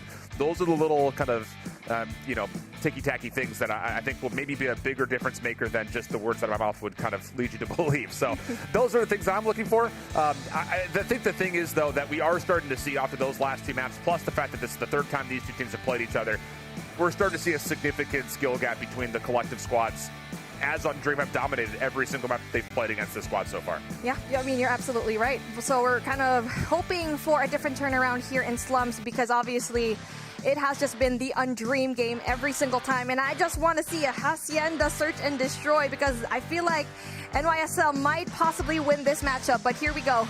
Slums Control. They need to make a different play here. They need to be unpredictable. I don't know. It's hard. It's really hard to go and tell. It's been their worst mode on the weekend so far. No matter what map they happen to play, it's been just real sloppy, including their opening Swiss round where they played this map versus Mobility. Drop that in round 5. Good start, though, here for Mayhem. Able to at least get that mid-map control by help of Smoke, covering some of those crosses, and this is already solid. Okay, so this is where you can look at the mini-map at the moment. Like, defensively, you have to make decisions if you're Undream. How do we possibly get into position to regain and try to get a look back over towards B? Because at the moment, this is free for the taking for Mayhem. The second follow-up kills are cleaner than they should be for Undream, and that is what leads to a clean retake as well. That was a good start coming in from Mayhem, but then they weren't able to utilize all of that, and the momentum just suddenly went all the way down. As it basically allowed for Undream to go and set up for Bravo. And you were right. They listened to you because they had such a great job with mid. And then I feel like the overextension just pulled through. Yeah, have to be able to reclaim mid here again. 43 seconds on the clock. Lives are still staying relatively even, but need to see utility coming over the top to try to find a way to regain some of these Statue and brick side control. And there we go. Opportunity with Euro and Space getting a double. Disband that has to be dealt with. The trade comes out relatively swiftly. And a chance now for Mayhem to once again get a setup as they approach back over towards B. And there you go. Just as we said that's going to be control all for you to get Mayhem winning all these gunfights. Little B is doing such a great job at maintaining this control here in mid. Not only that, the backup goes through, but then the overextension, he's the only one there. But that's going to be good, though. If he's going to be able to go and flank those 3 players all the way into... Cause and effect. You try to overextend into garage, you can't watch mid, Solo walks through Cemetery and single-handedly clears B. That is literally, if there's an analyst for Mayhem, I would imagine that hairs are going gray or being pulled out. Because that was just simple, bad red dot chasing. When you had the positions you needed to get back towards B, now the lives become a major problem. You also have to flood. Envy says not interested. 4 kills in a row. And that is, just two very, very big mistakes out of Mayhem that just, I want to see it. We know that they're able to do better than that. They had mid-map control early into the round, but then the overextension just came through twice already, with Little B at the second time, flushing out everyone in that basic place to be in. Just have some sort of control, but then the overextension goes down. But there you go. This is what we need to see coming in from Mayhem as well. They're trying to go in there for the flush, but Envy gets that triple. And then see how Envy just decides to not push up in towards Garage and instead just help his teammates in the middle of the map. Now, granted, he's also calling it a bread missile, but the simple fact of the matter is you don't see that same play coming out where they're pushing in towards Garage. Just waiting. The defense has to respond to you because you're on the zone with this lovely third-person double stack we're looking at. So that is where there is a very clear-cut difference. Like, there is no gray area there. It's in color in one moment, and it's monochromatic the next. That's the second tick gone, and Undream is going to use this as a chance to easily add an extra 60 seconds with a 5-life lead. Not good news here for Mayhem. At this point, if you're going to be Mayhem, you probably should treat this as if it was going to be an S&D. You don't have to push every single time if you're going to be on the defense, and now it's in the attack. They're just having the roughest times. And for the reason right now, a 2v1 situation, but good trades coming in from NYSL. 19 and 17, still very doable right now for NYSL. And if you're NYSL, you're just going to try to inch your way forward. Every kill leads to a chance for you to get back towards mid-map. You don't have to necessarily get statue control, but if you can maybe guarantee this defensive round to get back in towards your name. But the trades come through. Washi straight into the Annihilator. Goliath also being called in, as Undream is sitting here saying, we win this rap right here with a win on this offense. Space is the only one that can go and contest this, but then where is he? Where is he right now? He's going to be inside by Arches. He needs to go and push through. I like this. It's a really good setup coming in from NYSL. They need to find some sort of way to go in there because they have what? How many more operators that they can go and help this Goliath with? He can really have a... I love this. This is such a cool use of the Goliath. Envy's spraying down the wall towards electronics to allow his teammates to know no one's on the corner so they can hit through street. They can set up these long pinches and just play for the kills as win condition. What a creative use of the Goliath to kind of pre-fire everything, transmit that information to your squad mates, and now all of a sudden you're in with a 4-life lead. Still 60 seconds on the clock as Envy continues to dance with the devil inside. And while it's one that apparently is collecting souls because Mayhem is just down to 4, Pred Missile not going to be able to find too much off the call-in. Finally, the Goliath gets taken off, but it comes way too late. 7v2. Kills coming out for Ban. Deals with all the last 3. And Undream take the offensive round, now a round away from 3-0 in the series. My goodness, what a creative usage of the XS1 Goliath. And I feel like that NYSL Pred Missile, I feel like they probably should have saved it for this round because there was no way that they could go and take out that Goliath. And, I mean, obviously the lives weren't really in their favor. Man. This Undream team just continues to press. Words. I digress. Off of the initial, good Annihilator for the first, but shut down by Washi. As Mayhem once more being tested through mid. They do have a player who's stuck all the way over towards A. It's Nero. And if Carlito could maybe get here to try to assist, maybe there's a chance to sneak away a tick of progress. But I say that out loud and I immediately have a taste of disgust in my mouth because it's kind of a moot point. There's no way you full capture that A zone one player. Again, they're being pushed up really bad right now. Mid-map control onto the favor of Undream, and it's going to be monumental. There you go. Carlino finally gets one step up. Now we need to see number 2, Rabala gets one more kill. Okay, stay there. Just stay there. But then they're going to be over-pushing over here right now. Carlino goes in there very quickly. But obviously, with the help of one more player, that's going to be Space. I mean, it's going to be Little B, rather. So the wraparound finally comes through, but then there you go. There's no backup whatsoever coming from your teammates. I don't love the call. I understand if you're Mayhem. You get a couple of clean kills and a very clean kill feed. You think we could take off this cross and essentially force the defense to have to go through the bottom street. But once again, Solo wins a 1v1 on B, and it completely depletes full progress that could have been done on the B zone. So now Undream.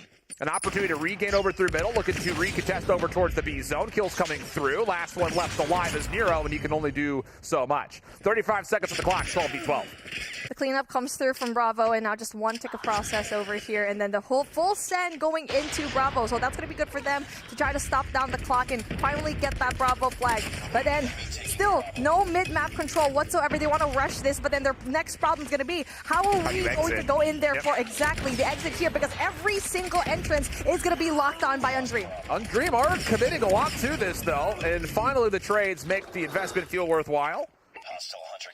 Bricks is open for the taking for Mayhem. Annihilator's out, but the kills through mid and over towards Trash just all favor that of Undream. Still a 4v4 chance here for Mayhem to steal away an offense and send this to a 4th round. Just comes down to, can they deal with solo? And yeah, sure, why not? So now 3v3, 60 seconds, and Undream will make the call saying, give them the middle of the map, force them to have to break us. Now it's just a matter of 1 minute, 3 lives for both of these teams. Where are you going to push if you're going to be Mayhem? Because right now, they're still pretty much back. And solo with Annihilator is definitely not going to be helping them. Oh, but Raval's got one of his own and wins the Pistols at Dawn duel. Mayhem looking to go deep. And it's an SKS that's waiting for them. Number 1 in blue is the one trying to lock that down. That's Blur. The rest of the team for Undream are focused on the front, and Mayhem are going to recognize we don't want to go into that SKS. There's no way we out-trade that. So it's all down to, can you win through Cemetery? Lots of damage found. Washi wants to get involved. The red dot dates comes out, but he gets punished, and with that, Mayhem collect the final kills needed to send it to another round. Washi just overextends there. He already knew that there were going to be a lot of players. He probably just should have stayed put. And here we go, finally, signs of life from Mayhem. They played that very well, and even though that was kind of a scrappy B take, that was a really good response. Just waiting a little bit, reposition yourself, just take a little bit of a breath, and now we're going into the offensive side for this team. Interesting split coming out this time for UD, trusting that Blur can lock things down through middle, and he has done so with the Annihilator. Washing now on the way in as the numbers for Mayhem's defense have largely just been taken off the map, and yeah, right on to be on the first go come UD. The trade's just not good enough for Mayhem, and now Blur can absolutely punish as you can just watch this backside street with his Hilo. Blur just getting a lot of these essential kills just to block off all the players of NYSL. 26 and 23. Not too much of an advantage though, but as we can see here, B is going to be getting a tick of progress, and you just have no retaliation whatsoever coming to the side of NYSL. That zone's gone. Not enough positioning across the map to allow them a chance to even retake, and look at UD. Now starting to establish an exit and maybe even a transition immediately over towards A. Mayhem are stuck backside laundry. They can't even get across the map. They're still focused on Blur and Envy, who are largely just watching this bottom side street that there isn't even a defense towards Garage. This is all coming at a steep cost as we have almost 2 full minutes to play with, and it's an 8-life lead for Undream with some really advanced positions to work with. I'm really liking this push coming in from Undream, going in from the bottom and try to go and flush out the players, knowing very well that Mayhem's going to be stuck there just a little bit. And now, that's going to be player number 2. If you're going to be looking at them, I feel like for NYSL, they're going to be a little bit too distracted, knowing very well that they might be coming into Brick, so he needs to be quiet. Banned from the front, Annihilator out. Carlino on the close corner, denied. Help now assisting, as the stack from Undream will allow them a chance to try to make their break. 21 playing up against 10. Nero in the corner, good for the first, but couldn't snap around to get the transfer over towards Band, and now here comes Envy on the backside, and this is, oh, not good! Not good! Band absolutely shreds up this offense as the defenders cannot get out of laundry. You gotta do your whites, your colors, and your delegates. 15v2, it's all over. Undream will 3-0 this series as soon as they can find one more kill, and they get their rematch versus Tribe. Don't mix your laundry. And there you go in Envy. For me, in the last few moments there, I feel like he was probably the most essential player because no one knew that he was there. And at one point, when there was only, how many seconds left, all 3 players charged at 1 Envy. Yeah. I mean, I get it. You have to deal with it, but I have to say, there's no way those comms are coming through correctly for Mayhem. And, man, how weird is that for me to say out loud? Like, last year, that was never a problem. If anything, it was just they were getting outslayed last year versus Tribe. This is a very different problem for Mayhem. And, you know, again, I don't want to come across as the negative Nancy here, but it's hard to watch what we're seeing here and say this will work on Stage 5. There's a lot of work that has to be done for this Mayhem team to not only be a competitor out of the international stage, but even against their own region if they do meet them in that 40-team Stage 5 championship. I mean, you're absolutely right. I feel like we give credit when credit is due, and there is no credit here. Sometimes, yes, there is. Lots of credit Lots here of credit for UD. But for NYSL, there were so many moments all throughout this competition where they had the upper hand. They probably had it, especially in that search and destroy.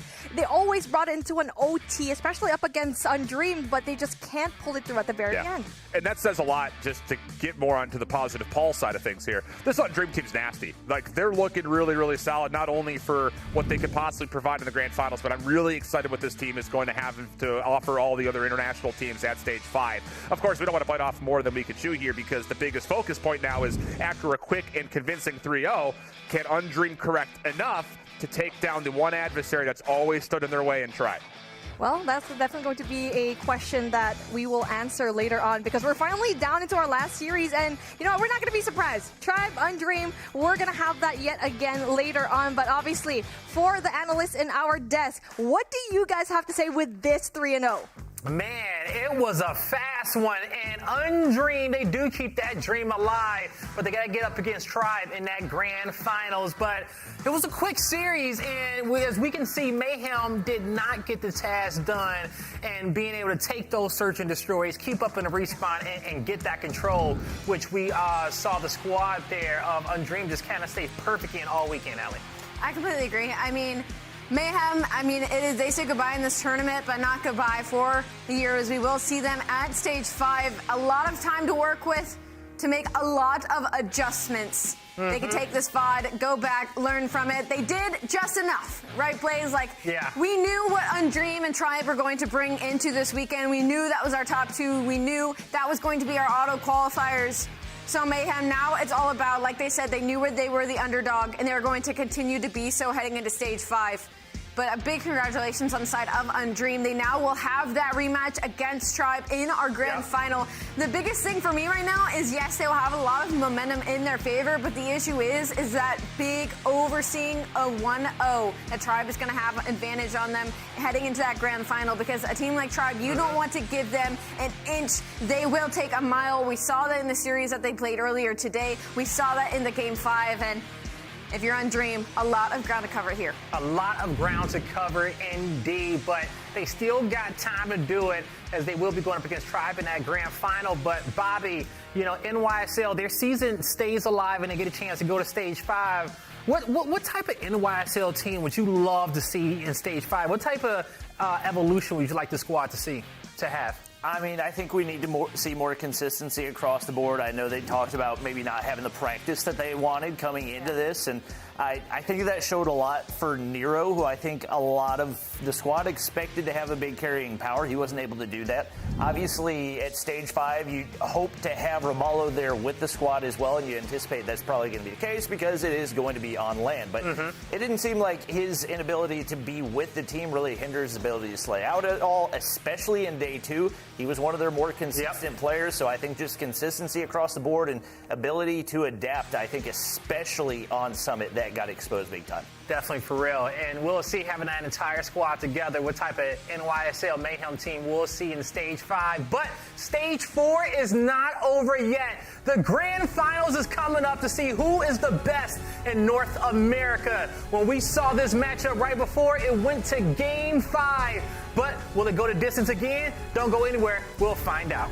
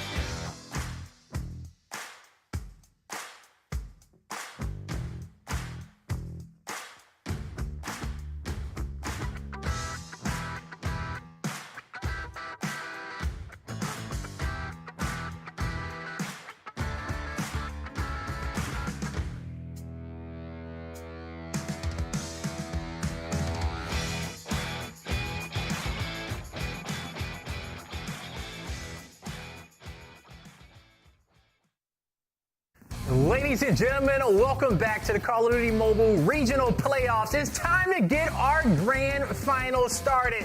Throughout the weekend, we've been looking for the best team in North America, and we're one series away from finding out who. I got Beef Mommy and Shift on the desk with me to break down this grand finals. Are you guys ready for this? I'm not ready for it. I mean, we already know that this is definitely going to be a bloodbath. We already saw it a while ago, and so yes, I'm excited, but I'm definitely not ready for it. And again, this rematch, this showdown we're about to see, either it's going to be a complete and utter sweep, or it's going to be taken down into a round 7.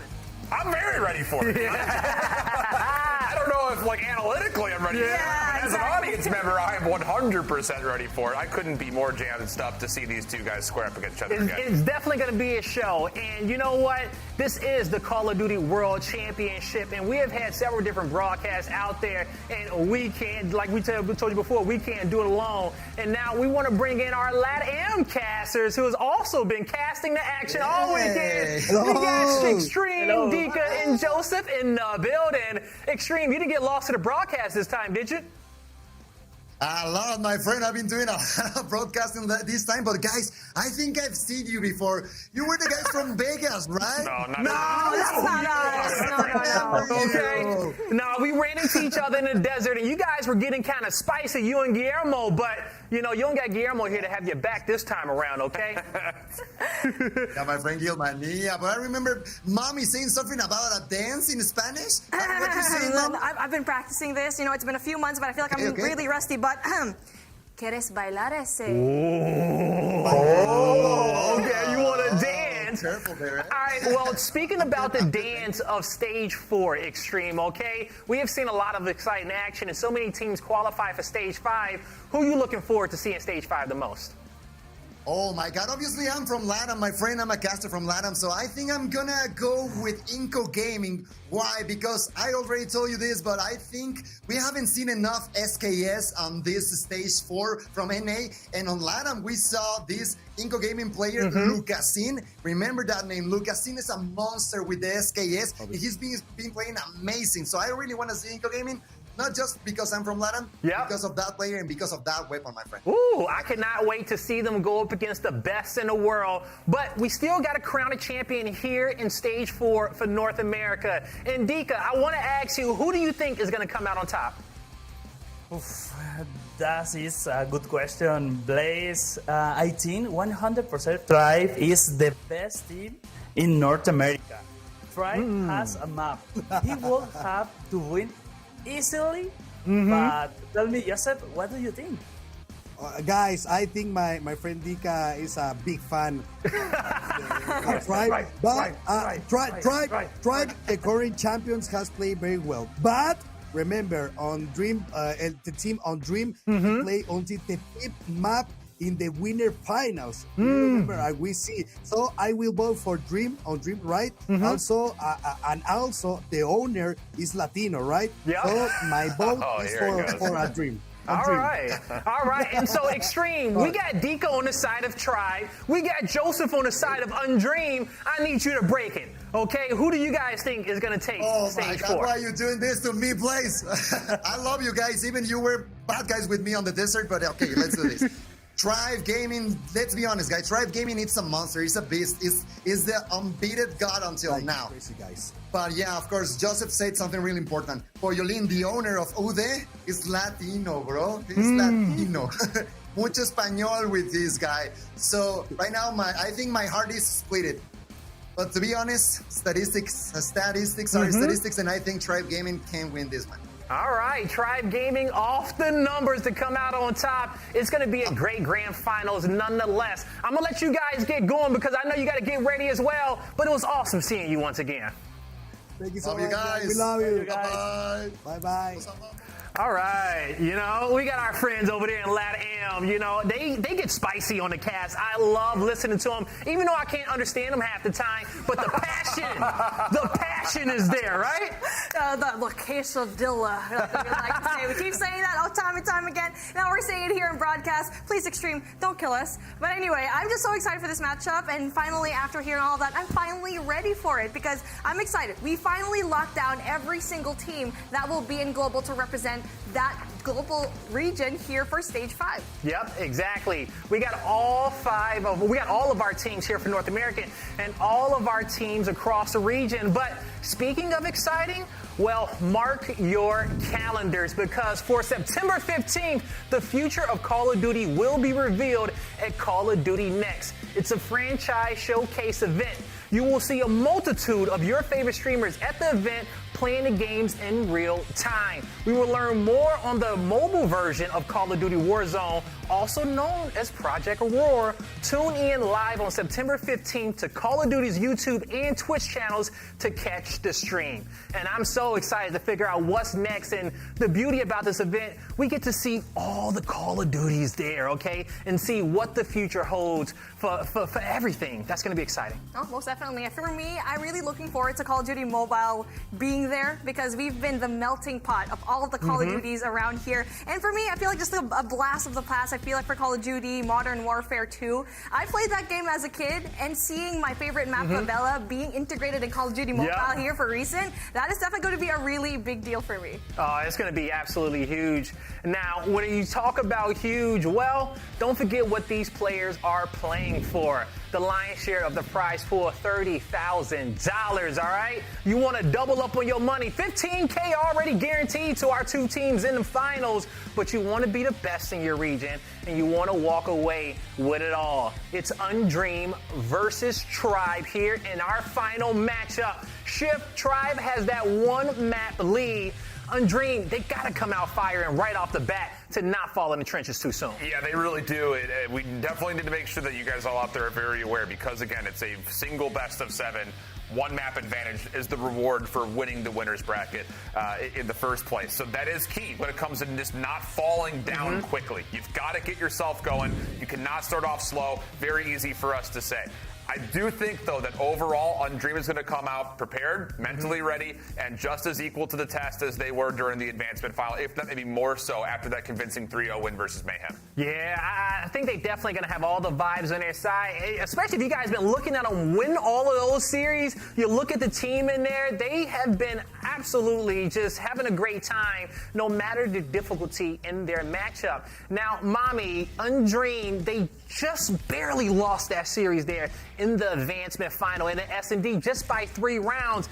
They have the game plan coming in here, but I think they got to walk away with at least one of these hard points. I mean, they definitely did that really well up against NYSL, very convincingly, so I feel like that confidence, that's going to be a boost for them going up against Tribe, but obviously it's going to be really hard. They need to play it right. And yes, I feel like Control is going to be a little bit in their favor, but they need to finish out. They need S&D, especially Hardpoint. Hardpoint is where they always were the weakest. And now what we saw a while ago, they need to step it up. Hey, we'll see if they can step it up and step into victory and become your champions of the N8 region, or if Tribe will continue to be the best. It's time to get our grand final started, and I'll toss to you, our casters. It's Alley Cat and Bobby Plays. Thank you so much, Blaze. We finally made it. We've made it to Sunday, and we've made it to our final matchup. Was it a little bit predictable on what two teams are going to be here? Maybe just a little bit, but regardless, it's going to be a banger of a matchup. Everybody stretch it out.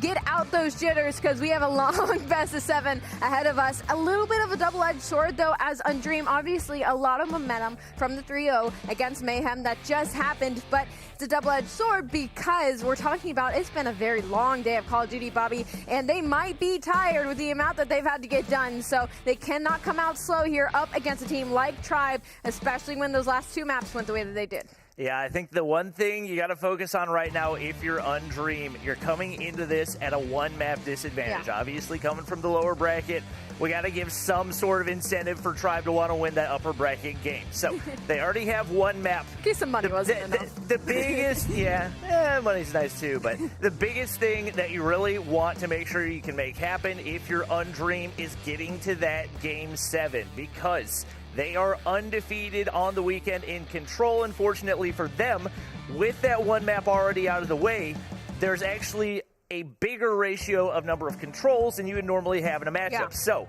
if you can find a way to push it to a game 7, aka map number 6, then maybe then you might be able to make something happen. Dream's kind of lucky. I mean, the map on advantage was firing range, which is so funny because we all know if that would have played out, how it would have gone. So they don't have to worry about a firing range hardpoint in this matchup. And you're right, Bobby, there's going to be 2 controls, but they have to make it to that game 7 to get to that second one. So a long road ahead, not impossible. We're going to be looking at players like Solo, like Washi to do what they have been doing all day long. And, you know, it sucks to have to pick out 2 players like that. We need to see all of Undream in all gears right now. There's 30,000 on the line, and that's a lot of cash. I mean, you're talking about doubling that second place prize pool. Yeah, that is really the biggest motivating factor right here. You got, what, 2,500 separating second and third. Yeah. 15,000 from first to second. So that's what you want to take home, and obviously they want the glory as well. Honestly, they might want the glory more than the money. Probably want the money more, but you can never tell. Looking at our map pool, obviously Undream has been slightly more consistent, I would say, whenever it comes to the search and destroy, but if you're Tribe, you love seeing Standoff as that first search and destroy map. Yeah, no, I'm right there with you. In the Hacienda as well, I mean, we talk about 2 teams that when they went up head-to-head in the hard points, it was Tribe Gaming working together as a full unit. And I was talking about it earlier where Mayhem probably could have taken advantage to the fact that Undream really just sends 1 player on rotation and says, well, good luck with that. We'll try and win the gunfights around the point. They did that versus Tribe Gaming. Didn't work out. They did it versus Mayhem. Unfortunately, Mayhem wasn't able to make the adjustment in time, but now they have to go against Tribe Gaming once again in a map like Hacienda, where those rotations are going to be so important, and I would like to see that change come from the side of Undream. Even just send 1 more player. Like, even just 1 more, just to apply the pressure, because you can get as many gunfights as you want around the hill, but if nobody is inside, it's just not going to go your way. If I remember correctly, I think Undream was actually able to take a hard point over Tribe in Stage 3 on Hacienda. So that might be something else to take a look at, but obviously looking at the win percentages, Tribe has not dropped a single hard point. Undream hasn't dropped a single control. You got to think the S&D going to be the X factor right here, and only 3.33% difference on those modes. And you got to be a little bit worried because when they match up earlier, Undream, a very convincing first S&D, but when we got to that game 5, when the pressure was really on, unfortunately, they folded. They didn't pull out anything interesting in their offensive pushes, where usually we're used to that sentiment being on the likes of Tribe Gaming. We're used to seeing Tribe doing the same thing over and over and over again and just waiting for it to work out. And it has thus far, obviously, but it's interesting to see the edge here, because obviously that hard point 100% for side of Tribe Gaming, but technically the edge and S&D and control are going to fall into the favor of Undream. And I think looking at Undream, it's that factor that we talked about for the last 2 weekends, the confidence when it comes to the search and destroy. You cannot second guess yourself when you're going against a team like Tribe. You've got to be decisive in the moves that you're making, and you got to learn to adapt, and we'll see if they can do that on this search and destroy. But first up, we do have the hard point on Hacienda. So yes, we do. Obviously, you got to focus on the P2. That's the money hill that most of these teams are going to look to hard anchor and see if they can lock down a big chunk of time on. Typically, if you can snowball those score streaks and operators, and it'll pay off dividends big time. Well, grand finals, here we go, best of 7. Bobby, what is your prediction? Who is going to take this best of 7? I don't get to ask you your prediction a lot of the time, so I think this is a good time to pull that card out. Thoughts? I mean, questions, comments, concerns? It would be nice to see a new champion, but realistically, Tribe is Tribe. There's just so much talent. I think even if 1 player's having an off game, 2 players having an off game, you got 3 players that can immediately cover all that gap. And Undream has absolutely looked phenomenal on the weekend, but I think that championship DNA is just going to come through for Tribe. Yeah, I'm going to have to go with you. I think I'm going to go with the Tribe Gaming, and I'm not just saying that because my hair happens to be red. This camera doesn't really do it justice, so please don't come at me on Twitter. I promise it actually is red. But we were waiting on 1 player to get into the lobby. We apologize. We are trying to get this grand final started as soon as possible. Solo had to get his pill. I knew it was going to be Solo. I don't know what it was in my body. I was like, Solo is the one that is torching our time right now. I believe those players in the lobby. He's got his pillow. You know what? I respect that. Do you think, does that help like with posture? I guess it gives his arms a bit of a rest because there's something to lean on. It also makes it so you don't have to be like as hunched over, because if you're like leaning over all the way to your desk, it makes it super, super uncomfortable. So we've seen gaming pillows. We've seen gaming beds. Whatever you got to do to make make it happen in Gaming Call of Duty beds? Mobile, you do it. Yeah, there's one player in Garena named Heaven. He has a bed that he plays every tournament on, and then they played on LAN. He's like, what am I supposed to do? I can't get my bed on the stage. That's fair. I was about to say, wouldn't that, I think that would just be his bed. I mean, I guess you could add gaming in front of it. I'm sure he also sleeps. Imagine if he had 2 different beds. Like, he had the gaming bed, and then he had his sleeping bed. And, like, nobody was allowed to touch the gaming bed. Like, don't go anywhere near it that is set specifically for when I have to go fry Captain Mobile. But enough of our jibber jabber. We're heading into this first Hacienda hard point. And right off the bat, this is a very interesting play from the side of Tribe Gaming. They have opted to give up all middle control here and go over to the rock side of the map. A very interesting play indeed. And somehow Undream only manages to find 8 seconds of hill time while that was going down. Maybe they were confused on the mode we were in, but now some middle control going in first side of Tribe Gaming. Right now, topside control is the main thing you're looking for both of these teams. It was going the way of Undream. Tribe quickly takes it back for themselves, and now Undream scrambling to try to find a way back into the hard point. They clear out the top side, send players on the bottom side to get that hard point time as well, and they're going to be able to even things up right here. But obviously, we talked about the main concern, trying to flip those spawns for that P2 rotation. Right now, Bolu, it looks like, might try to go and rotate early, sends up the Hunter Killer as well. If he can get some more streaks, which is not going to happen as Blur gets on top of that head glitch with an SKS, absolutely obliterates. This is a huge early rotation for Tribe, but Bolu looking to play spoiler. He spawns out right there, gets traded out. But if you're Undream, you want to get those spawns back. Tribe just got blessed by the heavens above with the back spawn onto P2, but I mean, it doesn't really matter because all the gunfights are going to the side of Undream. What could have been disaster because Tectonic spawned in the back somehow because there was not enough pressure from the likes of Undream to hold that back alley. Undream still in control of the point here right now. It is a 41-23 lead. Solo is locking down this staircase, looking to get a couple more shots through. That's 2 dead by a nade with Ban. Solo cleans up the third. This has been a dominant P2 hold from the side of Undream. I'd like to see Tribe just give this up. Go to the other side of the map and set up for new. And it looks like that's what they're going to do. Maybe a little bit of contestment from the side of Tectonic, but he will quickly get shut down as this final 5 seconds will go to Undream and give them a very comfortable 50-point lead of 68-23. Bolu's going to try to slow down the rotation, but he gets absolutely flooded. Another kill goes in as Ban pulls out the Annihilator, and Undream might be able to find an early break right here if Ban can make some good use of this. Able to find one. The hardpoint's broken. Bolu drops as well, and now there is no presence for Tribe right here as their spawns get flipped out. They're split spawning, and they have no avenue to apply any pressure, and this looks incredibly comfortable for Undream, which is uncharacteristic given the majority of the hard points that we've seen out of these two teams. I completely agree. The early rotation just did not matter on the side of Tribe. You talk about how important it is, but it's even more important that you win those opening gunfights. And while banned with that Annihilator, it was an incredible investment from the side of Undream, as they were now looking to break the 100-point mark, might be looking to give Tribe a taste of some of their own medicine and return the favor from that firing range hardpoint earlier, as by the end of this hardpoint, they're looking to be at 112-26. First on rotation is going to be Tribe. Once again, there's going to be 4 players over here trying to set up, but again, it's all about these opening gunfights. One has already been lost. The second one gets traded out. It should be the initial for Tribe. Oh my gosh, and even the hip fire through the wall is going to land for Undream right there.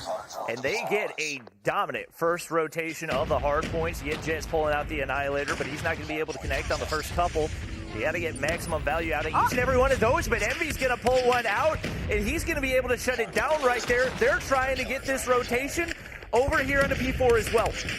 Potential big value. They've already broken into the hard point. And this is not, especially in the hard point, what we've been accustomed to seeing out of Tribe Gaming. Washi going to push the spawns all the way out. Not only getting that hard point time, but putting pressure on those players spawning out right now. Vague's going to get shut down as well. And now you get the head glitch to Blur as the spawns flip, and he's going to be able to find another one before Tribe finally breaks back in. I believe when we were doing that interview earlier, talking to our fellow Spanish casters, they brought up something about the SKS, and it looks like somebody on the side of Undream has it pulled out. Is that very normal, Bobby? Yeah, Blur's, I mean, he's been using it for the past few games, so it's not super surprising. He and Space are kind of the two NA players that will use the SKS on occasion. And I think we actually did see Jez picking it up as well. That one is surprising. We don't typically see that in the hands of Jez, but making use of it right here and trying to basically be the counter for Blur. Obviously, Blur a lot more experienced with that weapon, and that's going to give him a pretty sizable advantage. Bam, just going absolutely ham with it right now. He is on 18, make it 19. 2 in a row right now, and he has been the carry for them in so many games this weekend. Would love to see his respawn stats after this one, but he's putting on a performance right now as Undream up against your North American reigning champions, 110-point lead. This is insane. I mean, 164 to 51. We're now in our second set of rotations in P1. There's 14 seconds left at this hill. And for the first time since the first rotation, I mean, Tribe, again, is going to be here early. 6 seconds a bit too early, but the issue is Solo is just running at these players. He's just running at these players, and they're finally going to trade him out. But, like, Tribe is looking incredibly lost right now, and they are just losing every single important gunfight to the likes of Undream. I mean, you got Band with 21, Blur with 19. On the flip side of things, the highest skill is going to be Tectonic with 17. A lot of investment here. Annihilator is going to get pulled out, try to stop this bleeding, but I mean, the deficit is just so large. And right now, a good sign for Tribe. They're in position to lock down this money hill, and you got Vague now in control of Goliath. That can turn the tides quickly. If you're Undream, you don't want to start to see this lead disappear. 100 points up right now, but Blur, Band, going to be able to combine for a couple. They managed to break the money hill right there, and once again, doing everything possible that they can to keep Tribe very far away from getting back in control. We do have Vague with that Goliath. I would be surprised to see him pull that out right here because this is the most exposed hard point. I mean, there's a lot of exposed hard points. Best case scenario, you probably would have liked to pull it out on P2, but a little bit limited on the options, and that Hunter Killer drone might be able to do some damage. We'll see how many kills he's able to get. Does take down an Annihilator right there, and you got to think more than likely a flood of utility about to come through. Yeah, this is good time going the way of Tribe as they're looking to hopefully break the 100-point mark. It is a 209 to 83. The Goliath has been called in the hands of Vague. And is it connecting? Absolutely. That's 2 Tribe members down, though. The Goliath is still up, but this time is looking to get contested. The Goliath is taken down, and there's still 40 seconds on this old time. And once again, it is UD in contesting. So much investment from the side of Tribe. They do not want UD to get any of this time, but watch, he's going to connect for 3 with the Annihilator. Will get shut down, but again, time's contested for the side of UD, 210 to 95. And now there is nothing to invest. If you're the side of Tribe, you have 1 specialist and a hunter-killer drone to try and put yourselves back into this game. I just can't believe what I'm watching right now, especially given the fact that we saw Tribe 250 to 27, this exact same team. UD trying to put him in the 100-point club right now, and they're going to be rotated out early and in position back on P4. Couple players looking to lurk. Washi might be able to get this set up. It's Envy looking to break on in, but Tribe able to get that initial control, and now Band looking to contest. He's able to get that initial onto Vague. Marshy gets a hunter-killer drone to work with, but Solo going to get shut down. Tribe locking things down for now, but that's an Annihilator on the outside. If he'd hit that shot onto Vague, it probably could have been game, but that's going to open the door for Tribe.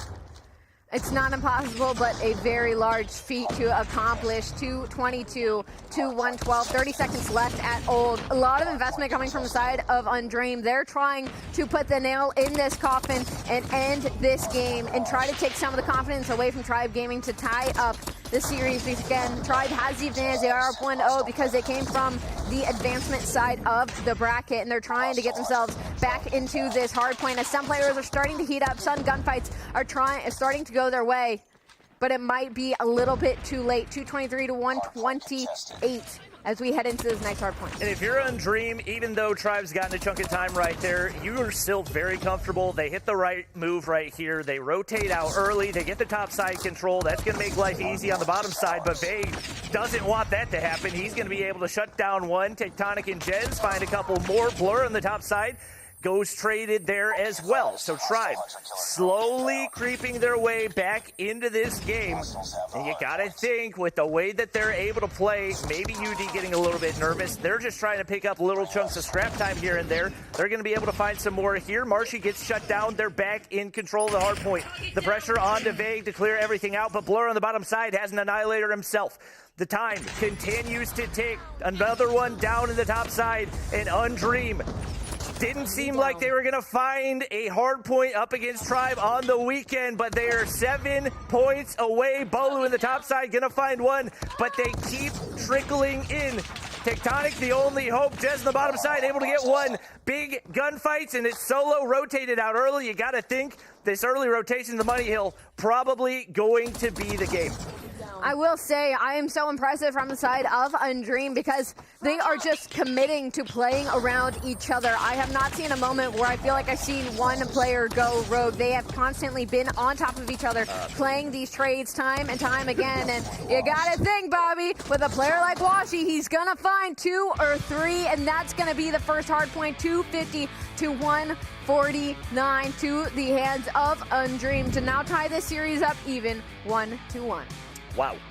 I figured if Undream was going to be able to take the championship, it was probably going to be on the back of the controls and the search and destroy. So them taking a hard point off the start, not what I expected. Huge win for them. Band goes big, +8 with a minute 31 into hard point. And consistency across the board once again. Blur slaying out with that SKS. It's not often that you see players with a weapon that's primarily used for holding those long sight lines, slaying out with such a high KD. So you got to give him huge credit for the role that he was able to play, especially once you get into that garage hard point, get on top of that Lambo head glitch, just beam away. Undream looked like they were on a different level from the hard points we watched earlier. I will say from the other side of things, for the side of Tribe Gaming, they were sitting in wait for our last series to go down. So when I talked about that double-edged sword, it seems like Undream, they're not exactly tired. If anything, they are incredibly warm heading into this matchup. And I feel like we saw a similar thing happen when these two teams matched up, where Undream had a little bit of a lead. Maybe not as big of a lead as we saw at the beginning of this hard play, but they had a little bit of a lead on Tribe Gaming, and then Tribe Gaming slowly heated up, got into the swing of things, and made a comeback. And I feel like we may have almost saw this happen in this hard point. The lead was just a little bit too big on the likes of Undream. So to play devil's advocate, I think our map 2, technically map 3, is going to go a little bit differently just for like the Tribe Gaming, because I feel like they are now warm. They've got their repetition in and are ready to go into this map. Yeah, that's, if you're Undream, a very nice confidence builder to know, yes, we can beat Tribe in the hard point. They're not unbeatable. And obviously these teams have been playing against each other for a while. They know that. But to know that they can do it on the main stage is a totally different thing. So we'll see if they can head into this standoff, search and destroy. That they're coming pretty fresh off of a tough loss, especially for it to happen in the winners finals. It is going to be Tribe on the offensive side, and at least off the start, that's where they did struggle. Once they got things figured out, it was pretty smooth sailing, but they're definitely going to want to come out a lot more confident right here and see if maybe they can let that aggression play to their advantage. Yeah, definitely looks like they're opting for the aggression route like we saw from them earlier when it came to this search and destroy. They're looking to get this bomb down very quickly. And Undream, I mean, they have basically given up the entire control here. Maybe a little bit of a miscommunication, as there is absolutely no member of Undream here to contest this plant. That's going to be the bomb going down. 40 seconds on the clock. Again, it's going to be Tribe on the attack here, as they also had first blood. It is now a 4v4 though, as it will get traded out, but another kill goes in the hands of Tectonic, and then Vague's gonna find the third. I mean, that is as dominant as an offensive round can be. Yeah, just no margin for error on the retake. So's gonna find one, nearly found 2, but can't take down Vague there. Still had 2 more to deal with, even if he made it happen. So it is gonna be Tribe taking round 1, and based on the way the momentum went last time, once Tribe starts winning in the search and destroy, they do not lose a whole lot. So if you're Undream, once again, you got to learn to adapt. Obviously, you know Tribe's going to full send it on over to the A site. You get one player pushed up a little bit more, but you need trophies down. He's going to get hit by the concussion, and that's just going to be about as free a kill as you're going to get. I don't know how Envy won that gunfight because that's one of the nastiest head glitches in the game. But 2 players now down for Tribe and the perfect counter out of Undream. The biggest issue is that a lot of time has been wasted because the bomb was going to be on Jez, who was sniping still in the backside of the map. So the bomb will finally go down, but the issue is that players number 1 and 2, Blur and Band from Undream, has made the route through the middle side of the map, but it doesn't matter because Vague finds Washi and Envy before they even get the chance to be in a line of sight for a trade. I mean, this defensive hold is getting just picked apart. Easy reads on top of Bolu to shut down Blur. It's now Band stuck in a 1v3. Not a whole much he can do in that sort of situation as Tribe now goes up 2-0. Not a good sign if you're Undream, especially knowing how much you struggled on the offensive side going up against Tribe. Once again, they got to get something going, but only combining for 4 kills through the first 2 rounds, not a good sign. And Vague making the big plays for Tribe. A couple untraded double kills right there, and those are the big impact plays that you're looking for these players to make. 1 player down for each team right here, and Jez looking to slow play it, see if he can find another pick. Undream sitting back, not looking to make any pushes. He had a couple players push up inside the A site, other players holding that back alley.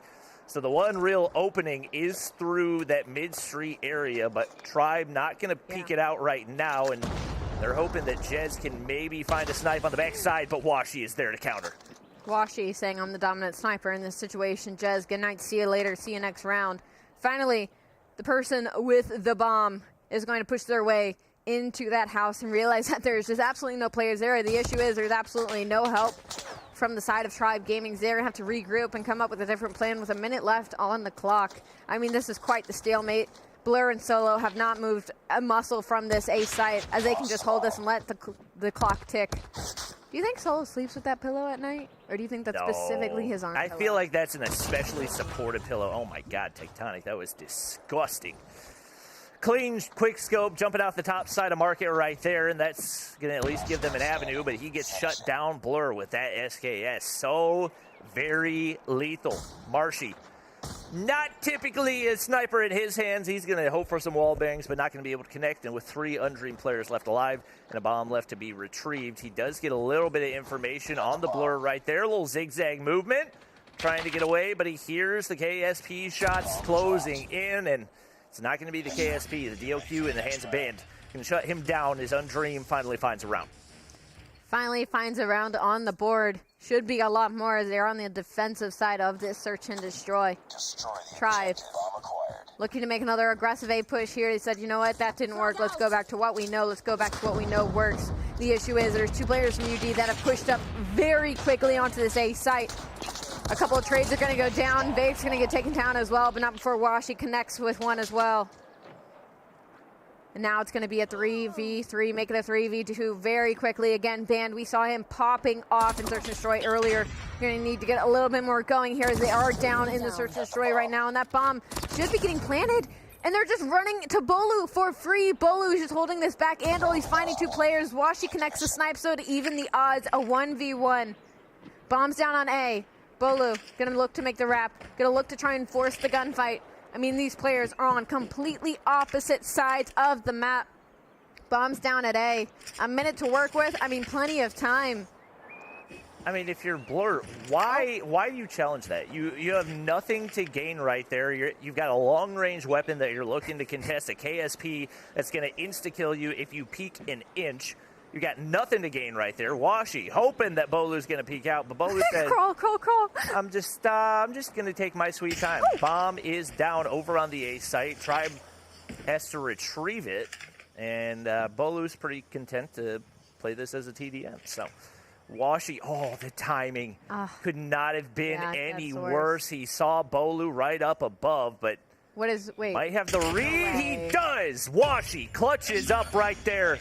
The timing couldn't have been any better following the COD timing initially, and that's going to be tied up at 2-2. I mean, you got to think. Like, you're going up against a sniper. He's going to take any angle that will guarantee him the kill. I would not walk into a doorway, Bobby. My that was me.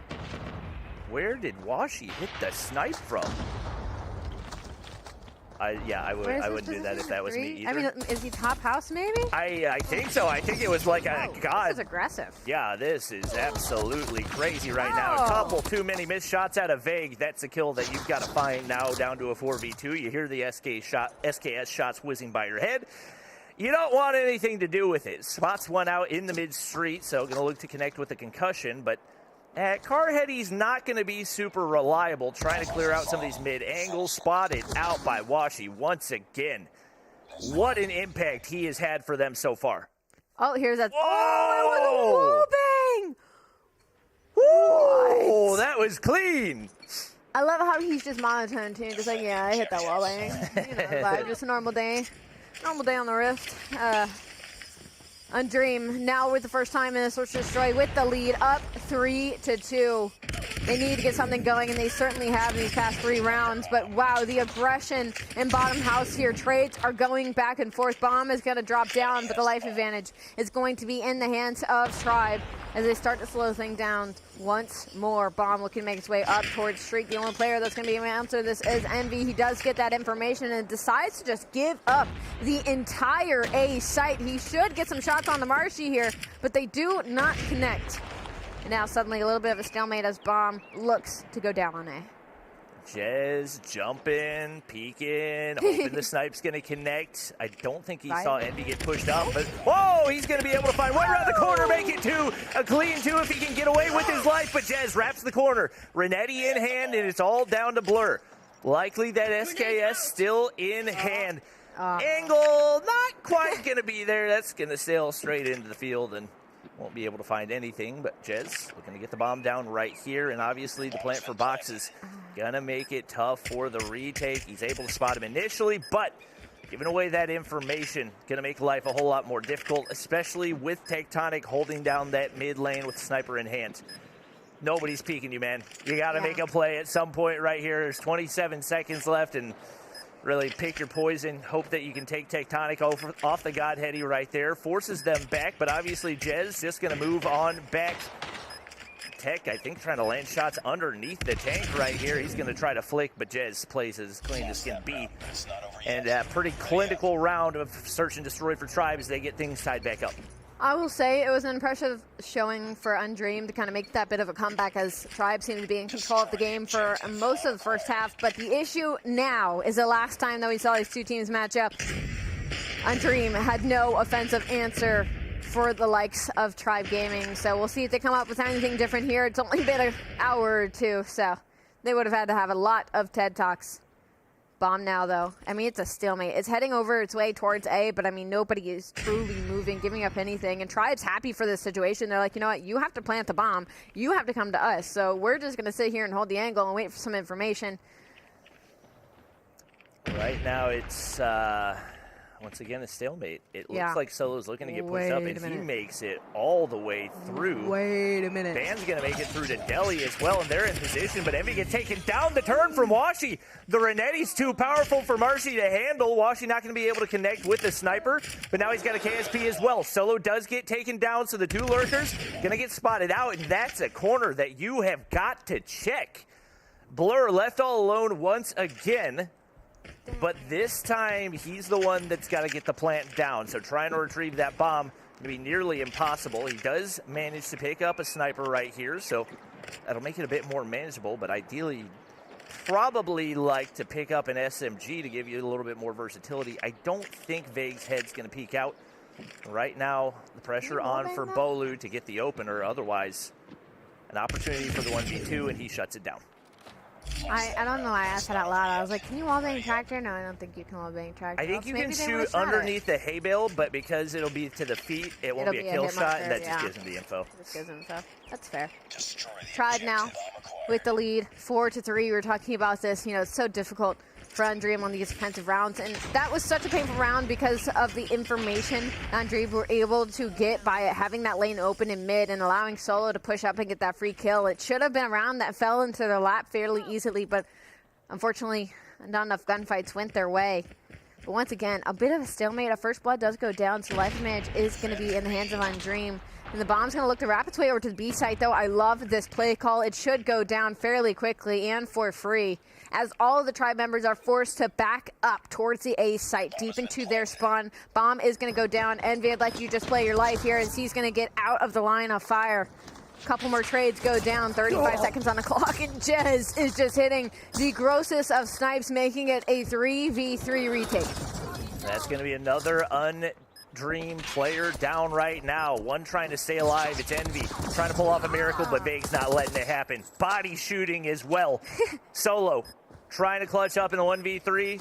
Following some body shots. Might be nice to make it happen. He doesn't have the angle for Jez, and there is no hope on the defuse right there. Try taking back-to-back rounds. The B plant does not pay off for Undream right there. I love the look, but couple gunfights that just didn't go your way, and especially that jump shot from Jez blowing things wide open. Yeah, I didn't like the player that pushed out in the statue either. You leave yourself open to so many angles to get shut down. Sure, you might kill a player, but you put your team in an unfavorable situation, and talk about unfavorable situation. Jez hits a nasty fence angle. Is going to connect onto a second one. As it's now going to be a 3v3. Things do get evened up. Once again, it's going to be banned. Having a little bit of a slower S&D than what we saw earlier. Washi, though, hasn't missed a beat. 10 kills to his name. Unfortunately, hasn't been enough in the search and destroy as Tribe are up 5-3. Take Tonic. Knows all he's got to do is hold the angle. Does it to perfection. Picks up the kill. Still a minute 22 for Undream to work with right here, but once again, you got to pick up the bomb, and there's a Tribe player laying down right on top of it, right next to the tank. So Jez trying to get some information. That hipfire laser might give away his location if he doesn't play it right. He says, I do not want to be in Delhi anymore, so he's going to go ahead, sit right here, and see if he can catch an Undream player off guard. We got Washi wrapping the backside, seeing maybe if he can get some high ground right here and try to hit a snipe, but once again, Tribe not willing to overextend at all. Yeah. It's actually going to be Blur making his way to the top side to try to clear out these back angles. Yeah. Oh, my God. All right, well, Blur and Washi have completely rotated to the other side of the map. You would think that these teams had flipped spawns, and Washi just has a very gross hipfire with the sniper to connect. He's going to try and hit the hit marker on this player on Tractor. He doesn't care about giving up the information. He just wants to try and go for this kill. Unfortunately, nothing is connecting over on the A site. But Tribe is kind of backed up off of this A bomb. The issue is the bomb is actually down and out by tank right now. And Washi, he's going to try and slide and get it for free. He didn't check a single corner and just went for the bomb. 10 seconds on the clock. Blur is going to find one player. Can he find the final player? Can he make it a TDM? Bomb is going to get picked up, and it looks like he's looking to just sprint right at A and try and lay this bomb down. Maybe go for a crouch. No time. But there's no time. Perfectly played by Tectonic. All you got to do is hold the one angle. You know he's got to run through the street to pick it up, and only one way that he can come. Just plays hide and seek, and he is the winner. Now it's Tribe. One round away from bringing things back to their advantage. They looked strong on this before. The hit marker out of Washi, that would have been a nice kill to have. Can't connect, and it's Jez finding the first blood once again. He's been so good for them in this S&D especially. Huge impact kill right there, and that's going to leave UD guessing on the bomb site whether or not they've got anything to work with. Bolu's trying to apply the pressure. He gets pushed back, but right now it's 3 players trying to hold off a 5-man retake, and it seems like it's only a matter of time.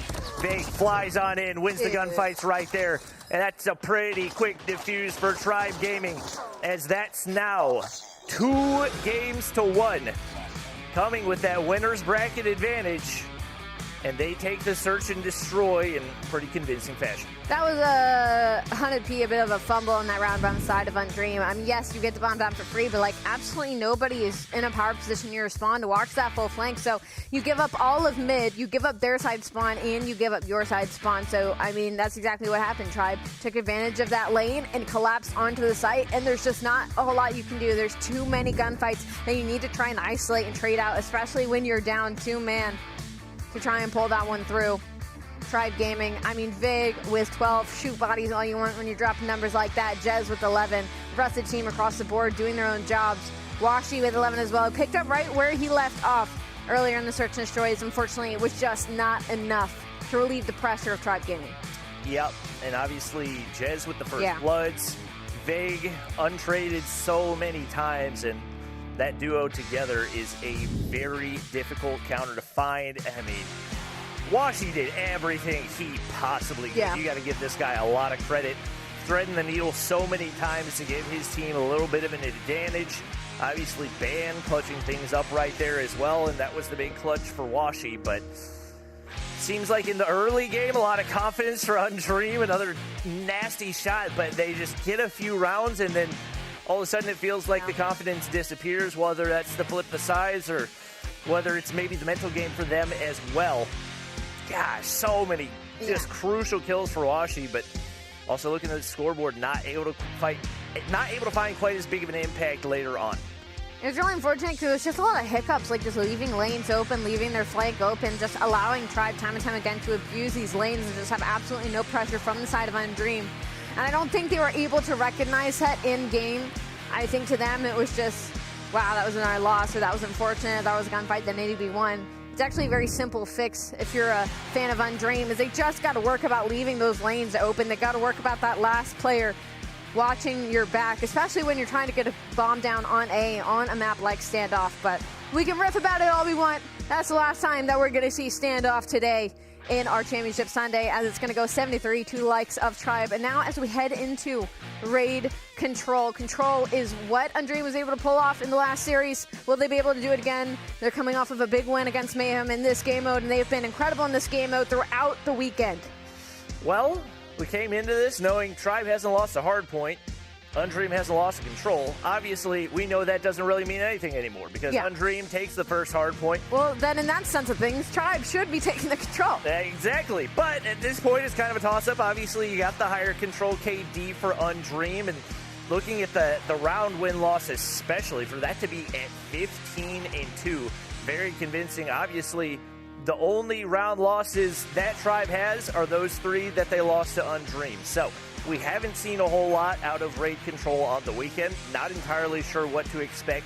Obviously, you typically predict being on the defensive side going to give you a certain advantage, and we'll see if maybe the offense can sneak away with something. Obviously, a lot of pressure on the usage of those operators and score streak. Yeah, that's going to be the telltale sign of this Control. We saw them go at it earlier, and it was really the usage of the specialists. It felt like Tribe Gaming was trying to plan too far ahead and weren't focusing on the rounds at hand, and that's why Undream was able to slip by on offense and able to take that 3-1, as Tribe Gaming were just trying to set themselves up for that round 5 and then fell short and had to try and invest everything in a defensive round, weren't able to pull it off. So we'll see if a similar thing happens as we load into this Control. It's going to be a different map, though. It's going to be Raid, one of my personal favorite, a blast from the past. I haven't loaded in on this map in a hot minute.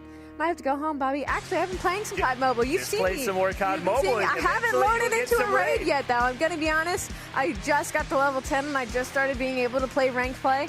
And for some reason, it put me in team deathmatches, which I don't know why that's in ranked play. You got to play TDMs a little bit once you first get in, and then as you get higher up, I'm getting educated right now. Well, I'll keep playing until the day I can load into a raid Control. I prefer a raid hardpoint, if I'm being honest. We don't have Control, so you don't have to worry about that. Perfect. Nice. Let's go. I have PTSD on Control. We're not going to talk about that, though. What we're focused on right now is Tribe versus Undream. Tribe with the advantage in the series, up 2-1. As we load into the Control, statistically, Undream has the edge. But statistics are out the window when it's grand finals, and you never know what these teams are going to be capable of pulling out. Obviously, it is going to be Undream on the offense right here. Typically, that's a disadvantage, but we've already seen them take an offensive round against Tribe. But Vague shutting down 2 off the start right there, not going to be a good sign for them. Ban going to be able to trade him out. Jez trying to stay alive, but that concussion lasts a really long time. And it's already going to be Undream stacking on inside the A point. Getting a lot of progress right here. Vague trying to check the corners. It's Envy on the top side as well. You got to find this trade if you're banned, and he's able to do that as well. This is some fast progress. Jed's trying to break back in. There's still one player on the inside of the point. Blur going to go ahead and hop off. It looks like they do get those 2 full takes, and just like that, they're going to flood players back over to the B side. This is going to be a best of 7 series, Bobby. I had to see that full B push.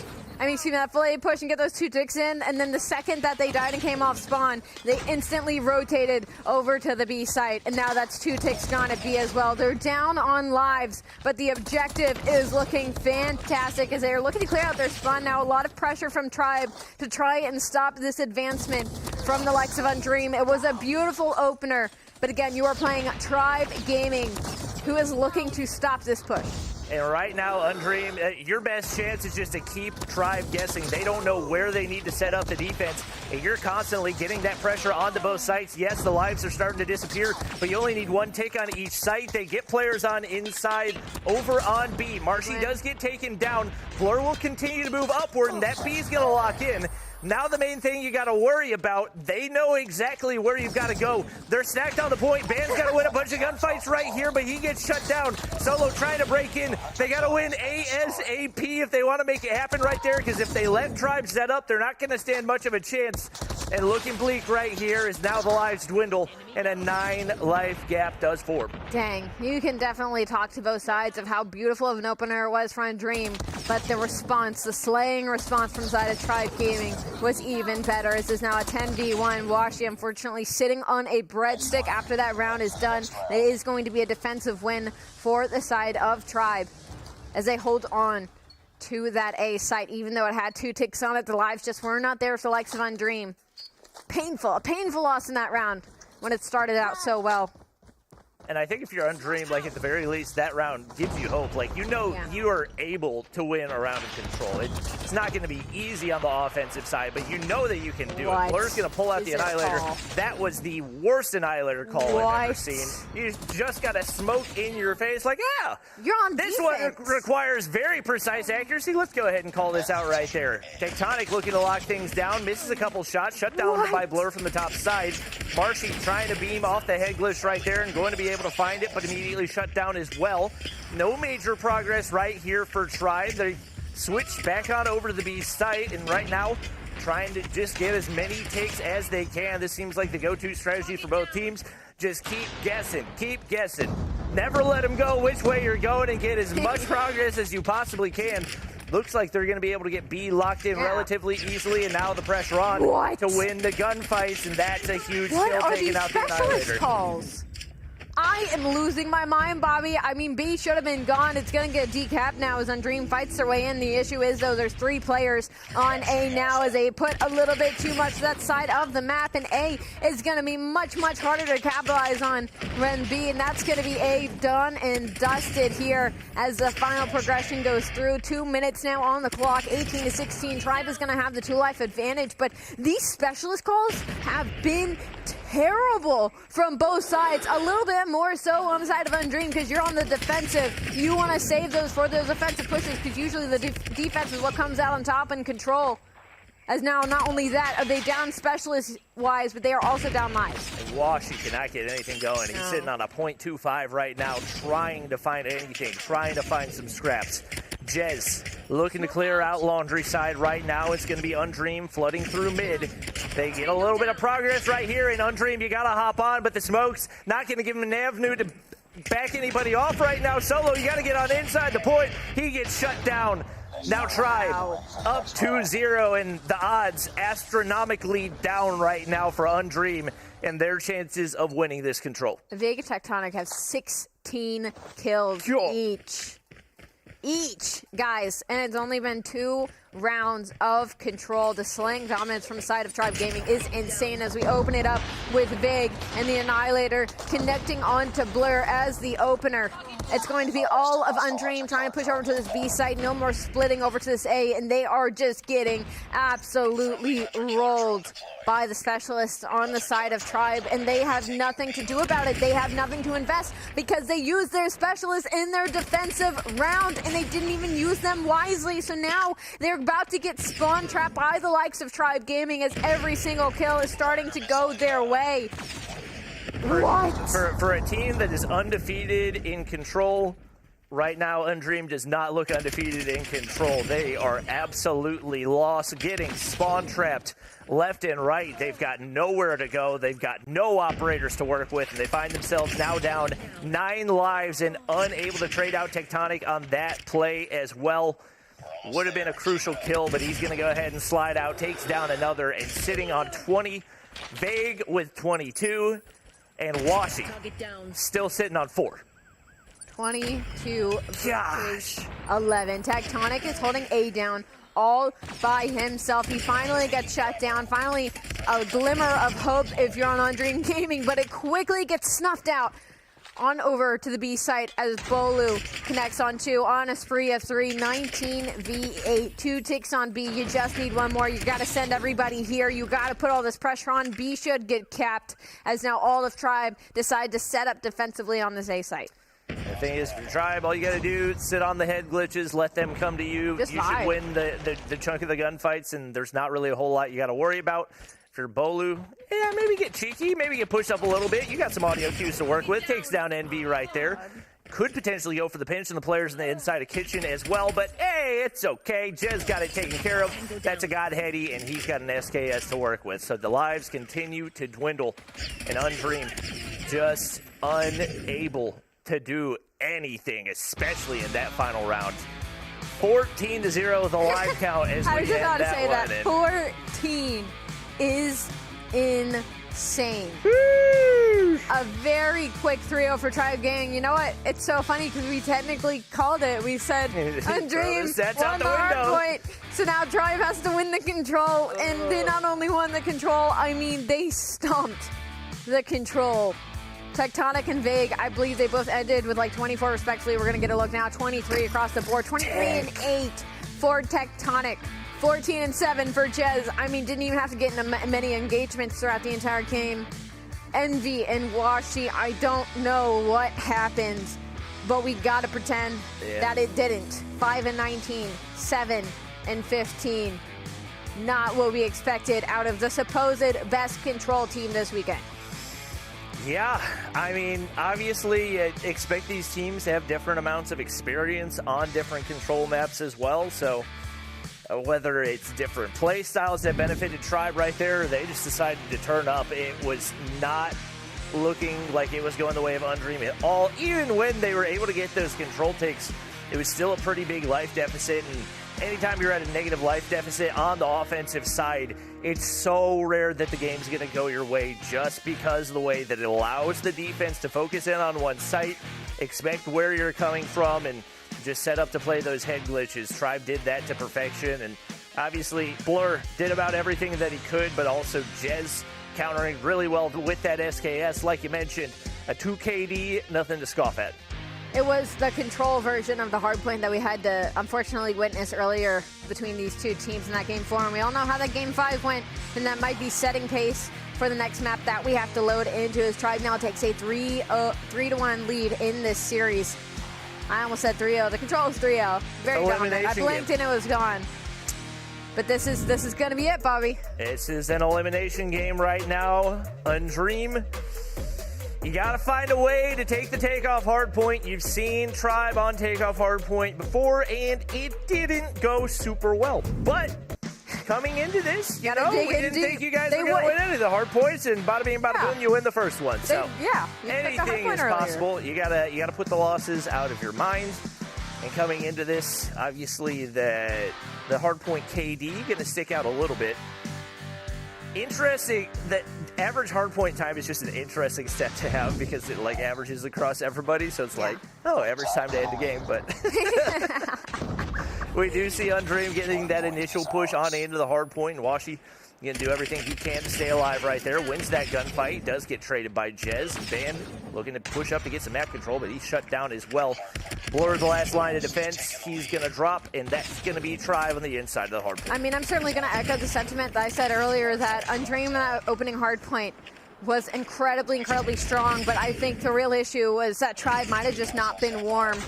We might be seeing that here once again as Tribe has now had all of the series to get warm, but Undream, for them, it's about the pressure. It's about what they can do under pressure, and well, they can take down 4 members of Tribe to now try and get some solid time off of this P1. 20 seconds left, 17-10, the lead in the hands of Undream. A complete turnaround from Washi, who's going to be leading the likes of Undream with 6 kills already, looking to make it 7 on a combo of 4.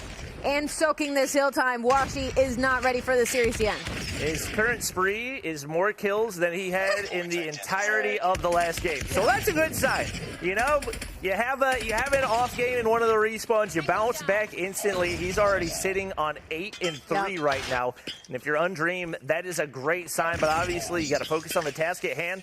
You got the spawns locked down for the hard point right here. You got a player up on the inside, but you got to win these gunfights if you're going to lock in the time. And Washi content to sit on the heady. Blur going to go ahead and push up. The double chow is there. Tectonic doing everything he can, but he gets shut down too. That's going to leave Tribe spawning off to the side, and they're going to be forced to flood in through mid. Van being a little cheeky right here. You got to be careful about forcing those spawns to flip, but they're going to maintain control right now and still getting a nice chunk of this time. Personally, I really love this defensive setup from the side of Undream on P2. Usually we see them favor one side of the steps, and then it's a little bit contested back and forth, but they've spread out completely and took complete control of both sides of this hard point to allow no contest and actually turn this into a bit of a money hill here. As there's now only 5 seconds remaining, it's going to end at 74-12, a little bit of a repeat of the hard point that we saw at the beginning of this series, Bobby. It is certainly not what we expected, and now as Undream tries to go onto this rotation, it's going to be Tribe winning all the gunfights, but from what we know, Undream's breaks have been absolutely incredible. As the first gunfight's going to go their way, that's going to be banned in the back. He played his life perfectly, and now it's up to his teammates to take advantage of the pressure that he was able to put on. And this has been the favorite hard point for Tribe on this map. For Undream to already have this much pressure, not a great sign. The gravity vortex is forced out, so Marshy able to pick up one right there. Vague hops back on the hard point, but Solo wins the gunfight, and then Bam's going to pull out the Annihilator, but immediately shut down. Got to get more value than that. Tribe still locking things in, but Undream constantly flooding in, not giving them any breathing room. Tribe finally going to be able to clear things out, but it's just non-stop contest, and right now it seems like the main game plan for Undream, just let them get as little time as possible. Jez wins a crucial gunfight, shuts down the flank from Solo, and that's going to be huge for the initial rotation over here on P4. I mean, Undream can do this, though. They have put themselves, have so much of an advantage at 83-36. As long as they just keep throwing bodies at these hard points, they will be able to soak up enough time and contest enough for Tribe to not be able to close that gap. The biggest issue is just do not let Tribe get a full hold. Do not allow them to get an early setup. Do not allow them to get a full 60. And that might be an issue as Tectonic pulls out the Annihilator. But so does Solo. Solo's going to connect onto one, and he's going to drop down and find two more to break the hard point seemingly by himself. What was supposed to be a super soak for Tribe Gaming, Solo puts a quick end to as they look to break the 100-point mark to be 100-41. 25 seconds left on this clock. What has happened to Undream in these hard points? Envy's nearly on a Goliath right now. If he can get out alive, maybe get something out of the Pred missile, he might be able to make something of it. Catches Marshy out, but can't hit a single bullet right there, and he's just trying to stay alive. You gotta wonder, is it worth it to call in the Pred missile? Hope that you can get the kill. He gets spotted out, and he's just playing peekaboo right now. Backs up all the way. He knows how much value they can potentially get out of that Goliath, so looking to stay alive right here. He is going to get shut down. Was it Washi? I mean, just about everybody. It had to be an Envy. He's on 21. Envy calls in the Pred, does take down Tech, but at what cost? You don't get the Goliath. No Goliath, but you still have a very comfortable lead to work with. However, on the flip side of things, Tribes, it is not impossible. You can never count a team like Tribe out, especially when they're hitting shots like that. That is now 3 players down for UD, but the issue is this is P1. This is going to be scrappy. It's going to be very difficult to try and turn this into a lot of time. You're going to have to win a reopening gunfight, and the issue is right now Envy is on a roll, 22-11. It's not so much that anybody on Tribe is not winning a gunfight. It's just Envy is winning way too many of them. Right now, it's going to be Vague soaking up the time right here. Looks like Undream pretty content to sit back. Look to play for spawns right here and apply that pressure on the stadium area. Right now, if you're Tribe, you got to keep an eye on Bolu. He's looking to lurk and see if he can flip those spawns. Will Undream be able to sniff him out right there? And he's going to be able to find one. Can he find the second? A crucial gunfight, but Tribe spawns right on top. Another big gunfight for Washi as he's trying to sniff out Bolu, but not going to be able to take him down. That should give the spawns to Tribe, and right now Blur trying to apply that pressure, but he gets taken down as well. Contested now. This is how we usually see P2 go, as it is back and forth and back and forth. I got worried for a moment there because it looked like UD was playing a little bit too passive, and Tribe was going to take advantage of it. But, I mean, back and forth and back and forth. Blur is not going down in this point right now, as time has been flipping on its head. Undream still with a very large lead, 141 to 94, 20 seconds left on Old. Nobody seriously committing to the rotation yet, but if you look at your mini-map, that's going to be Vague. Vague is going to be the closest. He wins the opening gunfight on Blur, but Blur spawns right behind him, but Vague reads it, I guess, or turns and burns on him and gets the kill, so it's going to be Tribe once again on the early rotation, and it is now only a 40-point game. It was a very large deficit, but Tribe has crawled their way back in. If you're on Dream, you're not necessarily worried, because as long as you are applying the pressure and throwing bodies at these points, eventually enough of the trades are going to go your way, and that is looking like exactly what they're going to do. Blur pulls out the Annihilator right here. How much value can he get? Sees Marshy right there, misses the first shot. He got to hit the follow-up, but he can't connect there either. Envy gets taken down. That's going to be a trade for Tribe, but Undream still locking things in, and timing could not have been any worse for Band right there regardless. Still going to be able to pick up the kill. He knows one went up the stairs. Can he get anything? It's not going to happen. Tribe breaks back on in, and they are slowly but surely chipping away at this lead. Envy going to be able to pick up another one right here. The concussion goes in. That should provide some value. What's that Annihilator calling? What? As you're sliding, you know you can't pull the shot right there. It goes completely to waste.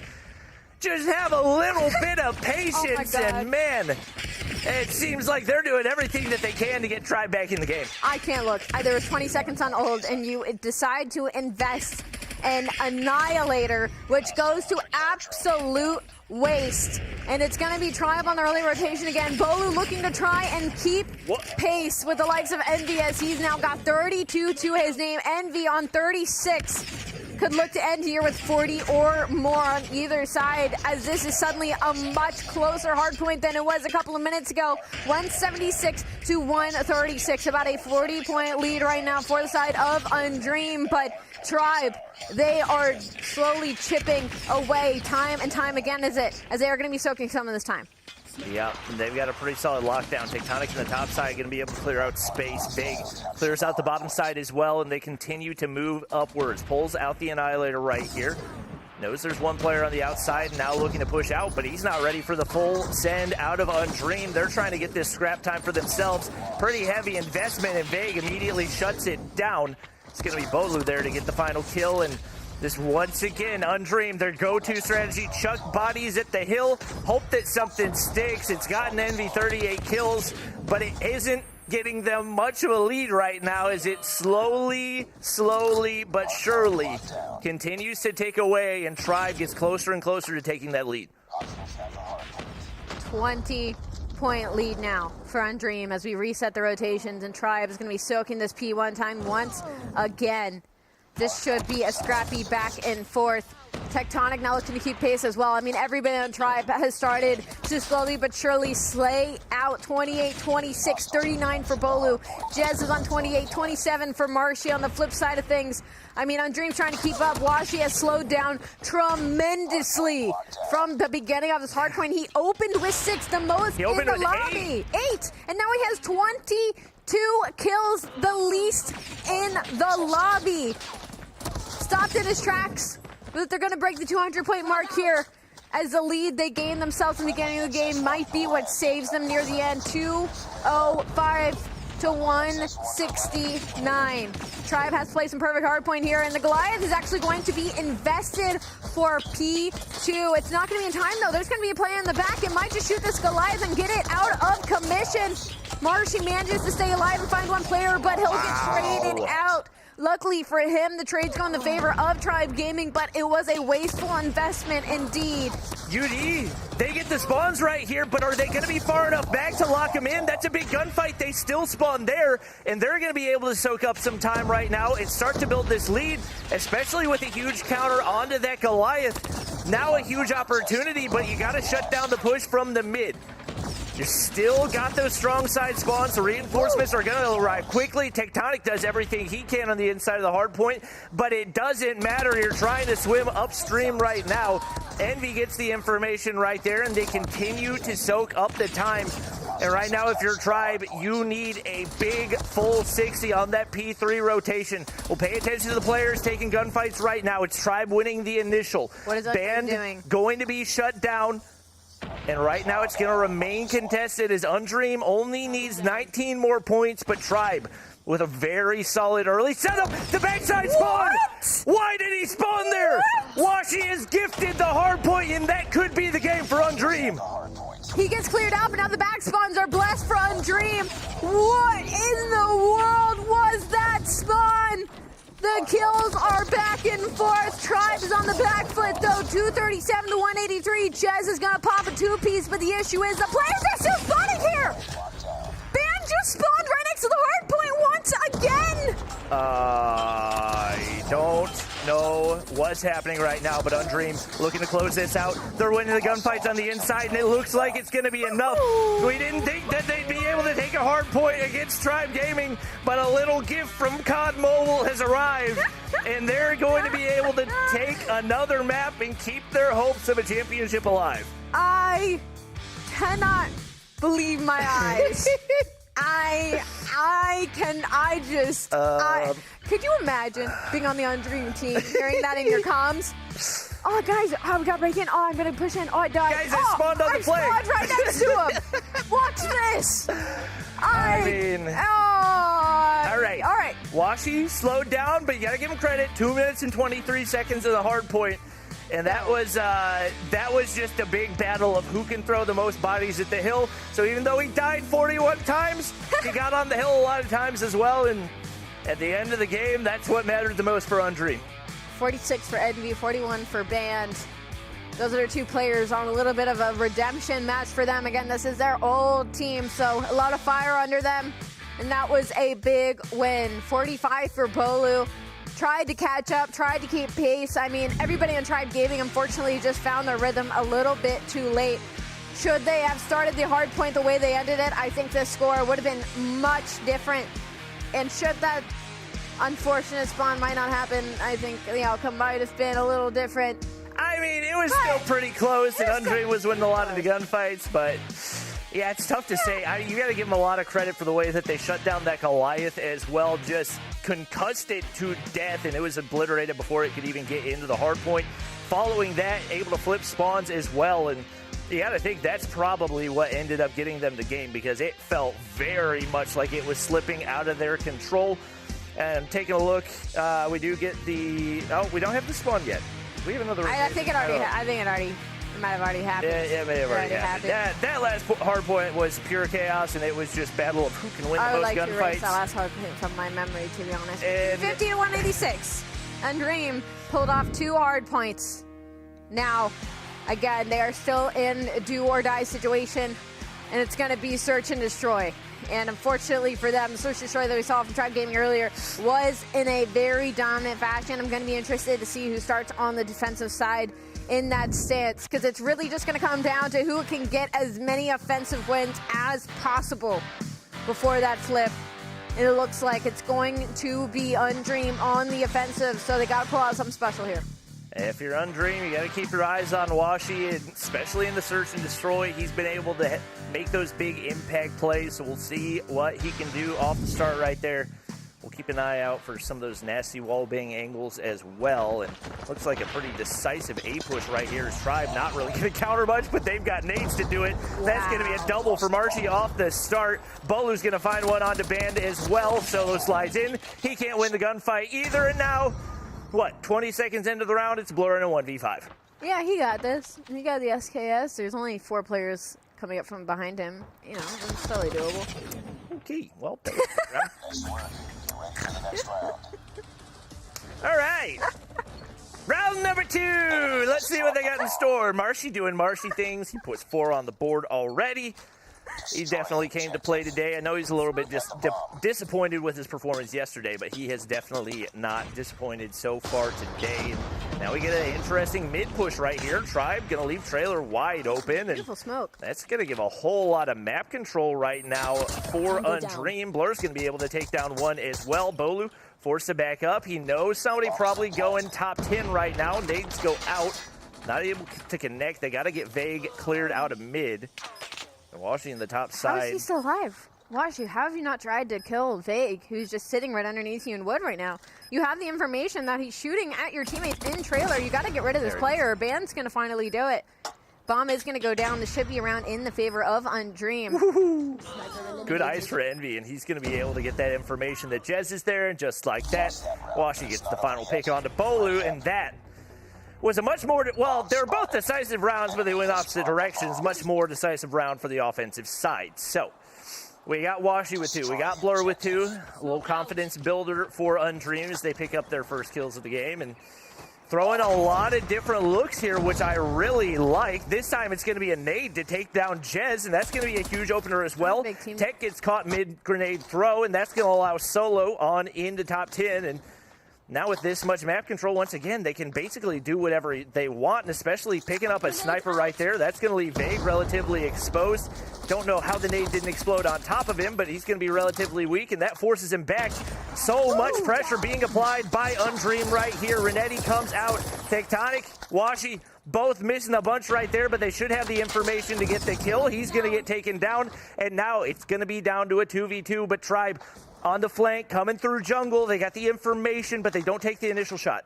Those are some beautiful team nades off the rip from the likes of Undream.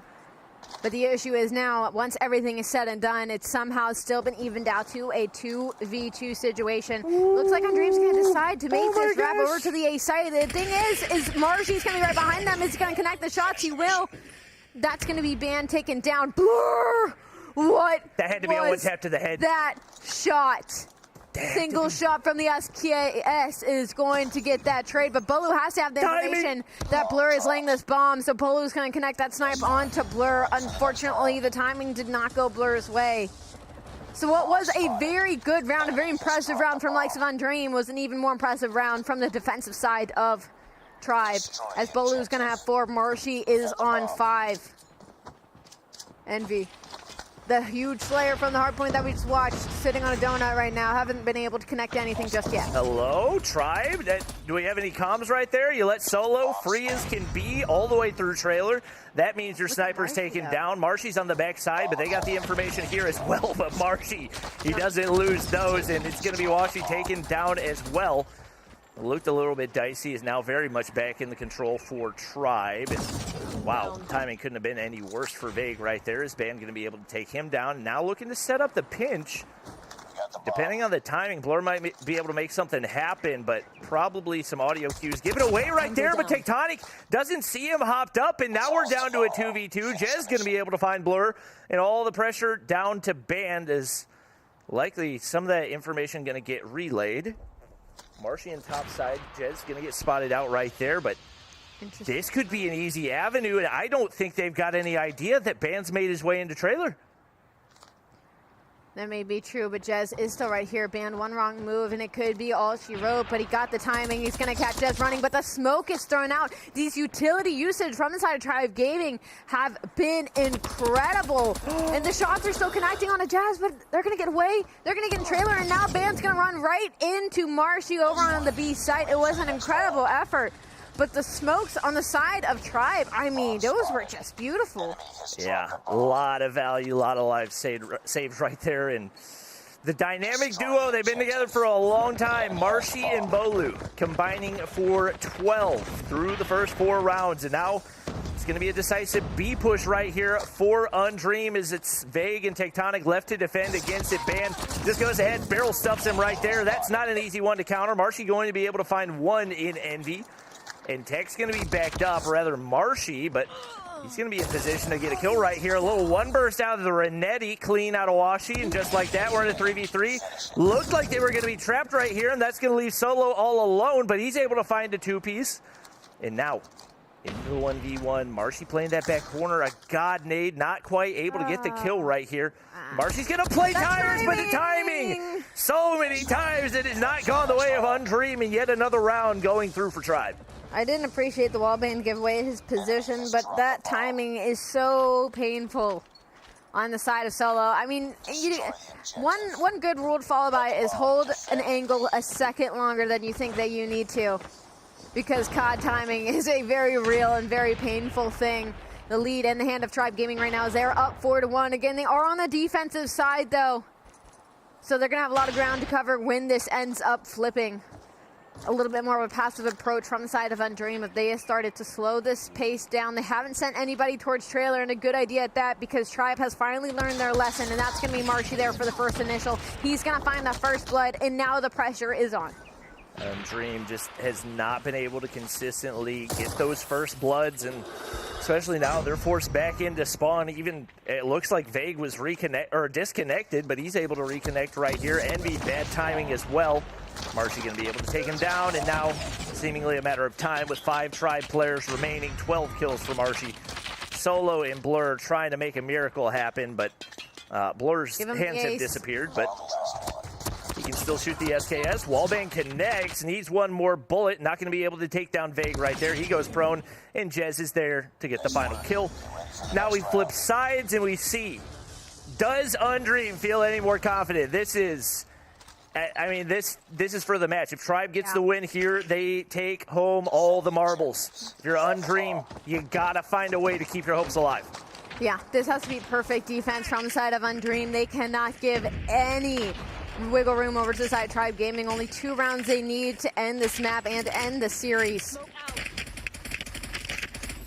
Yeah, I don't know what wallbangs that was, but he didn't get any information.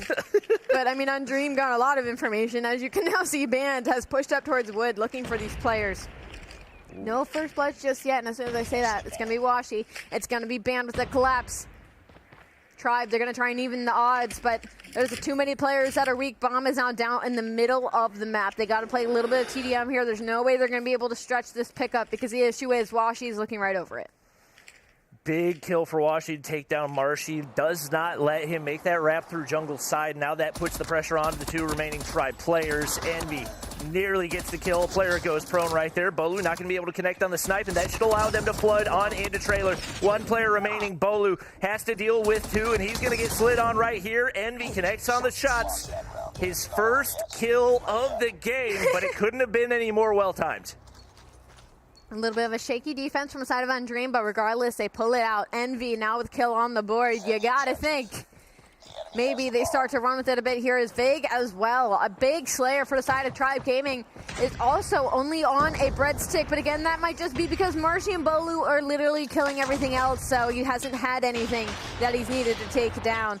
As the bomb is now looking to push its way possibly over to the A site. Little do they know, though, mid-map is completely open, and unfortunately they don't, as Undream's going to find 2 kills. Jez and Vague thankfully even the odds. Now a 3v3. The big question is, what do they decide to do from here? They're kind of stuck as Band and Blur are just staring down the sights of this A push. I'd like to see them maybe go for a mid-wrap here, because absolutely nobody is looking at the middle of this map. I feel like when it comes to firing range, search and destroy, everybody is so afraid of making that push through middle, and it could be the saving grace for Tribe Gaming. Band's going to go ahead and re-inhabit trailer. I thought Tectonic saw him, but he definitely did not. He's going to get spotted out right there. That leaves him out in the open. They get the information. He's able to get back. Jez not going to be able to connect on the snipe. And now, basically a reset. We're once again in the 3v3, but Blur picks up the snipe, and with the way Jez has been playing, you do not want to lose him. Right now, Tech and Vague only combined for 4 kills, and they're left with the task of trying to clutch up in a 2v3. They're obviously going to make the play on over toward B, but there's 1 player already watching over, and that's going to be Washy. He is not going to give you anything, and he connects over the head glitch onto Vague. Now Tech left all alone. You got 25 seconds. The bomb is down, and Obviously, the information is there, banned there for the trade. Another crucial round for Undream, and as they flip on over the defensive side, that's 2 in a row. Yeah, that is 2 in a row. A very good patience play out of likes of Undream. I'm a little bit disappointed in the play calls from the likes of Tribe Gaming because you know those 2 players are there, and yet you still decide to try and make that push when you know the sniper is looking down that lane. That's how you lost the first blood, and that's how you're going to lose the round. Another very aggressive A push from side Tribe Gaming. I feel like I've seen this somewhere before. As the smokes will come out, and they should be able to get this bomb down, but Blur hits a snipe throughout all of the smoke. 40 seconds though on the clock, and another one's going to connect. It's going to be solo. It's going to be a 3v5. Smokes are out, and this is the push from Undream. Big and Bolo connect for 2. Solo finds the third, though. Now a 2v2. Once trades are all done, Jez with the sniper connects into another one, and then Bolo cleans it up. The aggressive push on the A ends up working in favor of Tribe Gaming. Undream, I love the play call, I love the smoke, but the shots just didn't connect. Jez with the sniper has been so detrimental to this Tribe squad. Hey, you gotta think if Solo has really anything besides the Kilo Bolt right there, probably shuts down at least one and gives his team a chance, but that's going to move him to immediately put that away. Switches back to the Kilo. Marshy's going to get first blooded right here, and that takes a little bit of pressure off. Banned before the concussion lands. Going to be able to get a kill. Envy holding down that angle, and Bolu is pinched. Envy able to take him down right there, and now all down to Jez and Vague. Vague going to be able to find one. Undream going to go ahead and back up. Blur finds Vague, and now all down to Jez. He's been good so far. I don't know if he's been 1v4 good. Is now the bomb down, and especially with Envy getting pushed up right there, the odds of him clutching just got a whole lot lower. Beautiful play out of Band to just take advantage of the open lane that is mid and push inside of Wood. Tribe Gaming just wasn't expecting it. They had nobody watching the lane, and that's going to take out the player in top Wood and open up the map for the rest of Undream to push up and apply this pressure. And now Jez, I mean, it's 1v4. It looks like he's just going to sit here and wait maybe for a free pick, a free kill. With the 1v4 in 50 seconds with the sniper rifle, it would be an incredible clip. Don't get me wrong, but bomb is down. You are on the offense. Seemingly impossible as we are looking to possibly sit here for 40 seconds.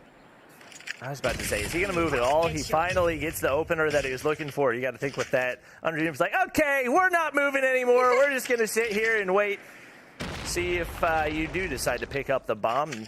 There's no way. There's no way. Oh, I thought he was going to guess on the wall bang right there. Envy gets the information. I mean, he was looking that, I mean, that's where you think he's going to be if he's going to be anywhere. So it would have been a pretty risky play, but definitely clip-worthy if he made it happen.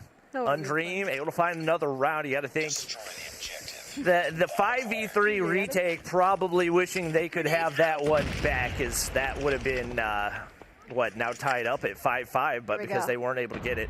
Not looking great. Band tucked away in that corner, and if he can find one, it's big, but the wall bang connects, and Jez, time and time again, smoke it out, making the big plays for Tribe Gaming. They're in position. Envy able to find Vague right there, the equalizer, and that's going to force Jez to back up, hoping that he can connect. It's not going to go through, at least initially, and Solo gets tucked away in the corner. You can barrel stuff, but Jez able to quick scope right there. Envy finds another onto Bolu. Both of these teams going punch for punch. Don't rewrap. That's all that I ask for side of Tribe Gaming is please do not try to attempt to rewrap this bomb, because the second that you do, I mean, you have to think all of Undream knows that you are stuck on this B site, so they are spread out across the map. They have cut off all exits. And this bomb still needs to go down. The smoke will finally go out. This maybe can be the slide to the plant. That's exactly what's going to happen. I would have liked that play to happen when you had way more players in your arsenal. The first gunfight should be Tectonic here versus Envy. And Envy doesn't know he's in this tower right behind him, and Tectonic doesn't know that he's directly below him. This could be terrible at Braid. It's going to be great for Tectonic, depending which team you want to put favor in. And Marshy finds another one. It is now a 1v3. This is looking like the end of our grand final. Blur is going to connect the sniper. He's in a 1v2, though. 20 seconds left on this bomb. He's got to isolate these gunfights. He misses the first shot. Is he going to be able to connect the second? He's going to kill Marshy. It's now a 1v1. Blur for the 1v3 to keep their tournament hopes alive. 8 seconds left on the clock. He doesn't have the read. He doesn't have the read or the time. Wow. Tribe Gaming, clinical to close that one out right there, and they are going to be your North American Stage 4 champions. Coming into the winner's bracket with that map advantage, it seemed like the Search and Destroy going to be their toughest task, but they did not have a tough time with it today. They come out on top with both, and they take down Undream. Obviously, both teams advancing to Stage 5, but that championship trophy, highly coveted and a big win for Tribe. Yeah, big win. It's funny, statistically wise, both these teams had flipped when it came to this series. Tribe couldn't win the hard points that they were flawless in throughout the entire weekend, and Undream couldn't get the edge off in Search and Destroy and could not win the control, and that was what had them lose this grand finals. Tribe Gaming, congratulations. It was an incredible showing, an incredible weekend. And there at the end, Marshy, I mean, with 14, to come off like such a rough map beforehand and be able to drop 14 for the win. Incredible to Tribe Gaming. I mean, a rough day one in general. I know he was very disappointed in his performance. So for him to come out in the clinching game and be able to drop 14, make those impact kills, huge props to him and huge props across the board. There was no bad performance on this Tribe Gaming team. Every single player here felt like they were on top of their game. Passing it back to Blaze. Who'd you feel like was the number one player? I'm putting you on the spot. Who's the number one? The number one player? Number one player is going to be in that series. Oh, who do I want to go with right there for Tribe?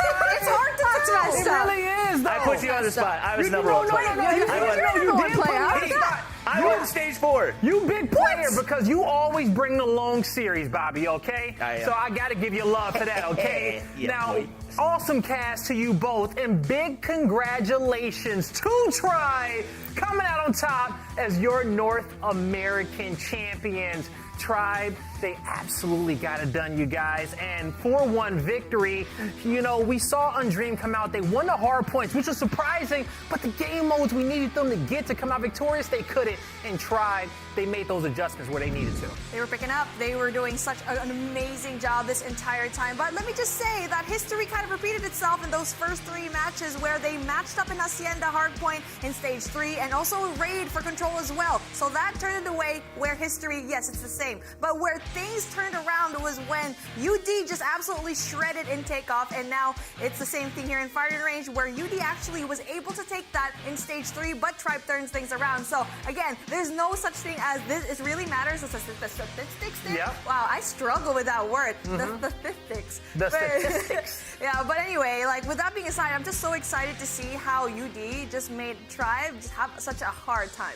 Yeah, they really did have a hard time. And, you know, to give Bobby an answer to my question, because if you know me, I love the long range battles, and Jez was just jazzing on them all map, multiple snipes all across the board, just absolutely dominated his opponents. And we saw so many battles there too between, you know, him and Washi. But at the end of the day, Jez, he absolutely came down on top. The thing about it is it's hard to point at one particular player because 4 out of the 5 players for Tribe finished in the top 4 overall KDs on the weekend. And just to kind of give credit where credit is due, when it comes to the top 10, there are only 3 players in the top 10 that were not represented out of these 10 players on the entirety of the weekend. And that says a ton considering the fact that it was a Map 5 affair the first time these two teams had played, and a pretty tight affair here, largely speaking, for the grand finals.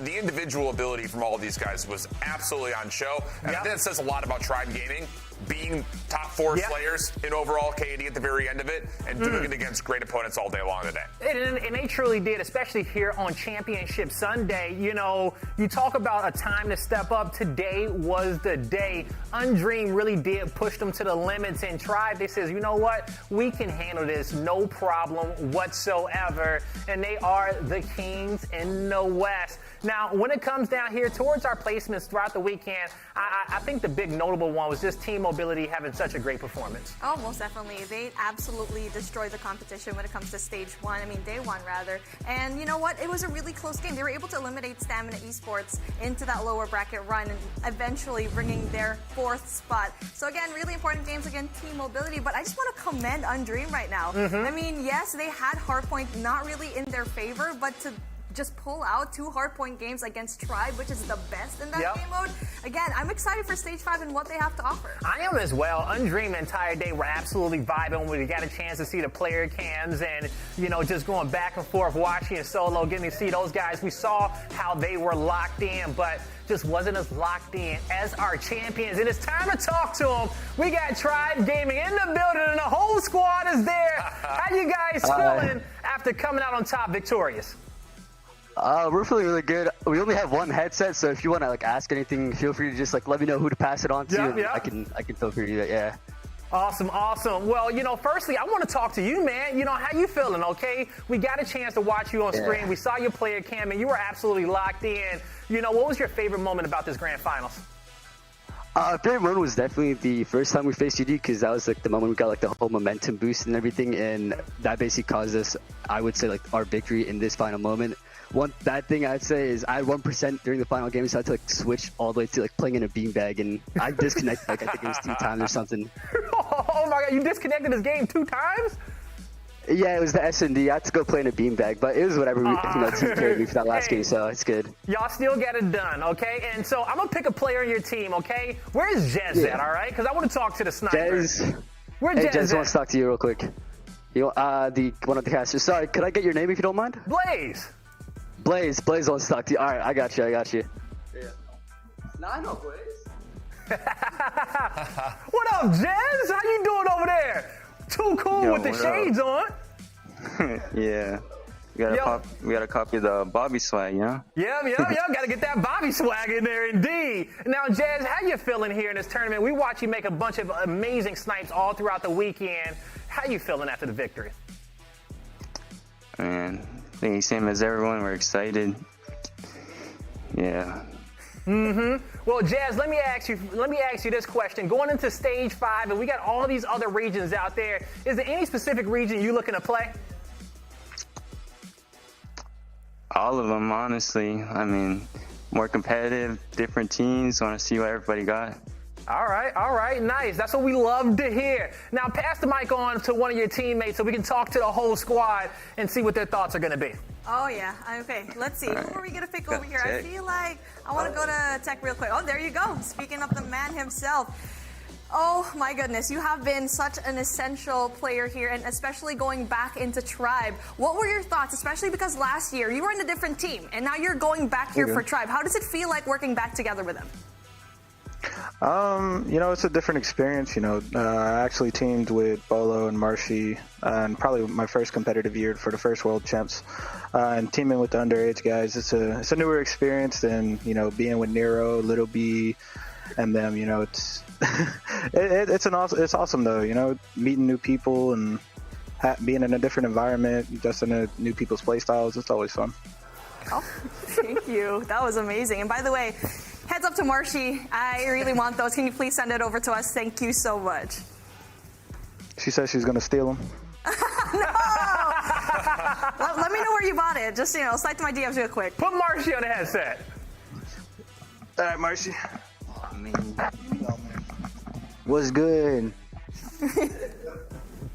Also, Marshy, tell Vague his hair is perfect, okay? And stop. For real. Yo, Vague, your hair is perfect. Thank you. Oh, man. Marshy, how you feeling after this victory, man?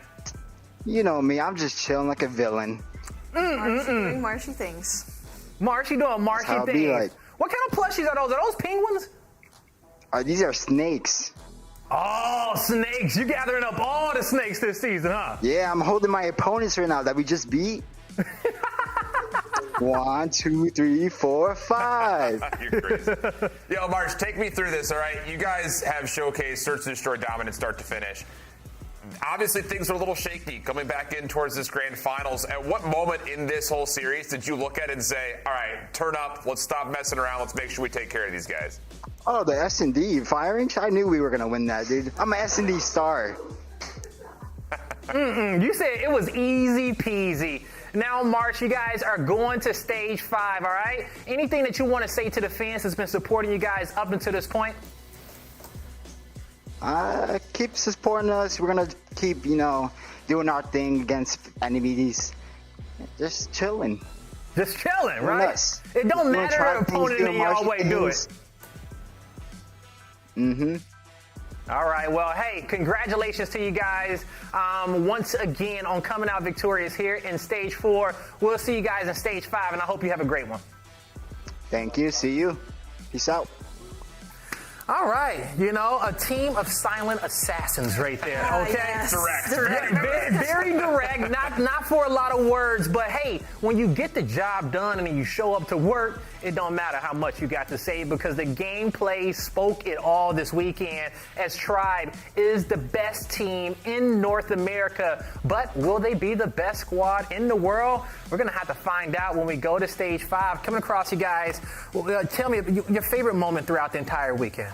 My goodness, I feel like it's the constant Game 5s and the OTs and really just seeing how the teams from the bottom really just came out on top. I'm looking at mobility because they definitely climbed up, but obviously they didn't really get to win against Mayhem. But again, I'm just really looking forward to Stage 5 right now because we only have 2 regions left in the mix. We got Garena, we got China. We're going to see what kind of competition NA and all the other regions in Global can really get to see here from those 2. Yeah, I'm excited. I want to see Garena up against the big dogs too, okay? Because you tell me a lot about Garena, so I'm ready to see how those guys are going to go up against Tribe. What about you, Schiff? I think it's just a simple fact that we just ended with the giant exclamation point. Undreamed looked like they were going to be able to test this Tribe squad and come grand finals.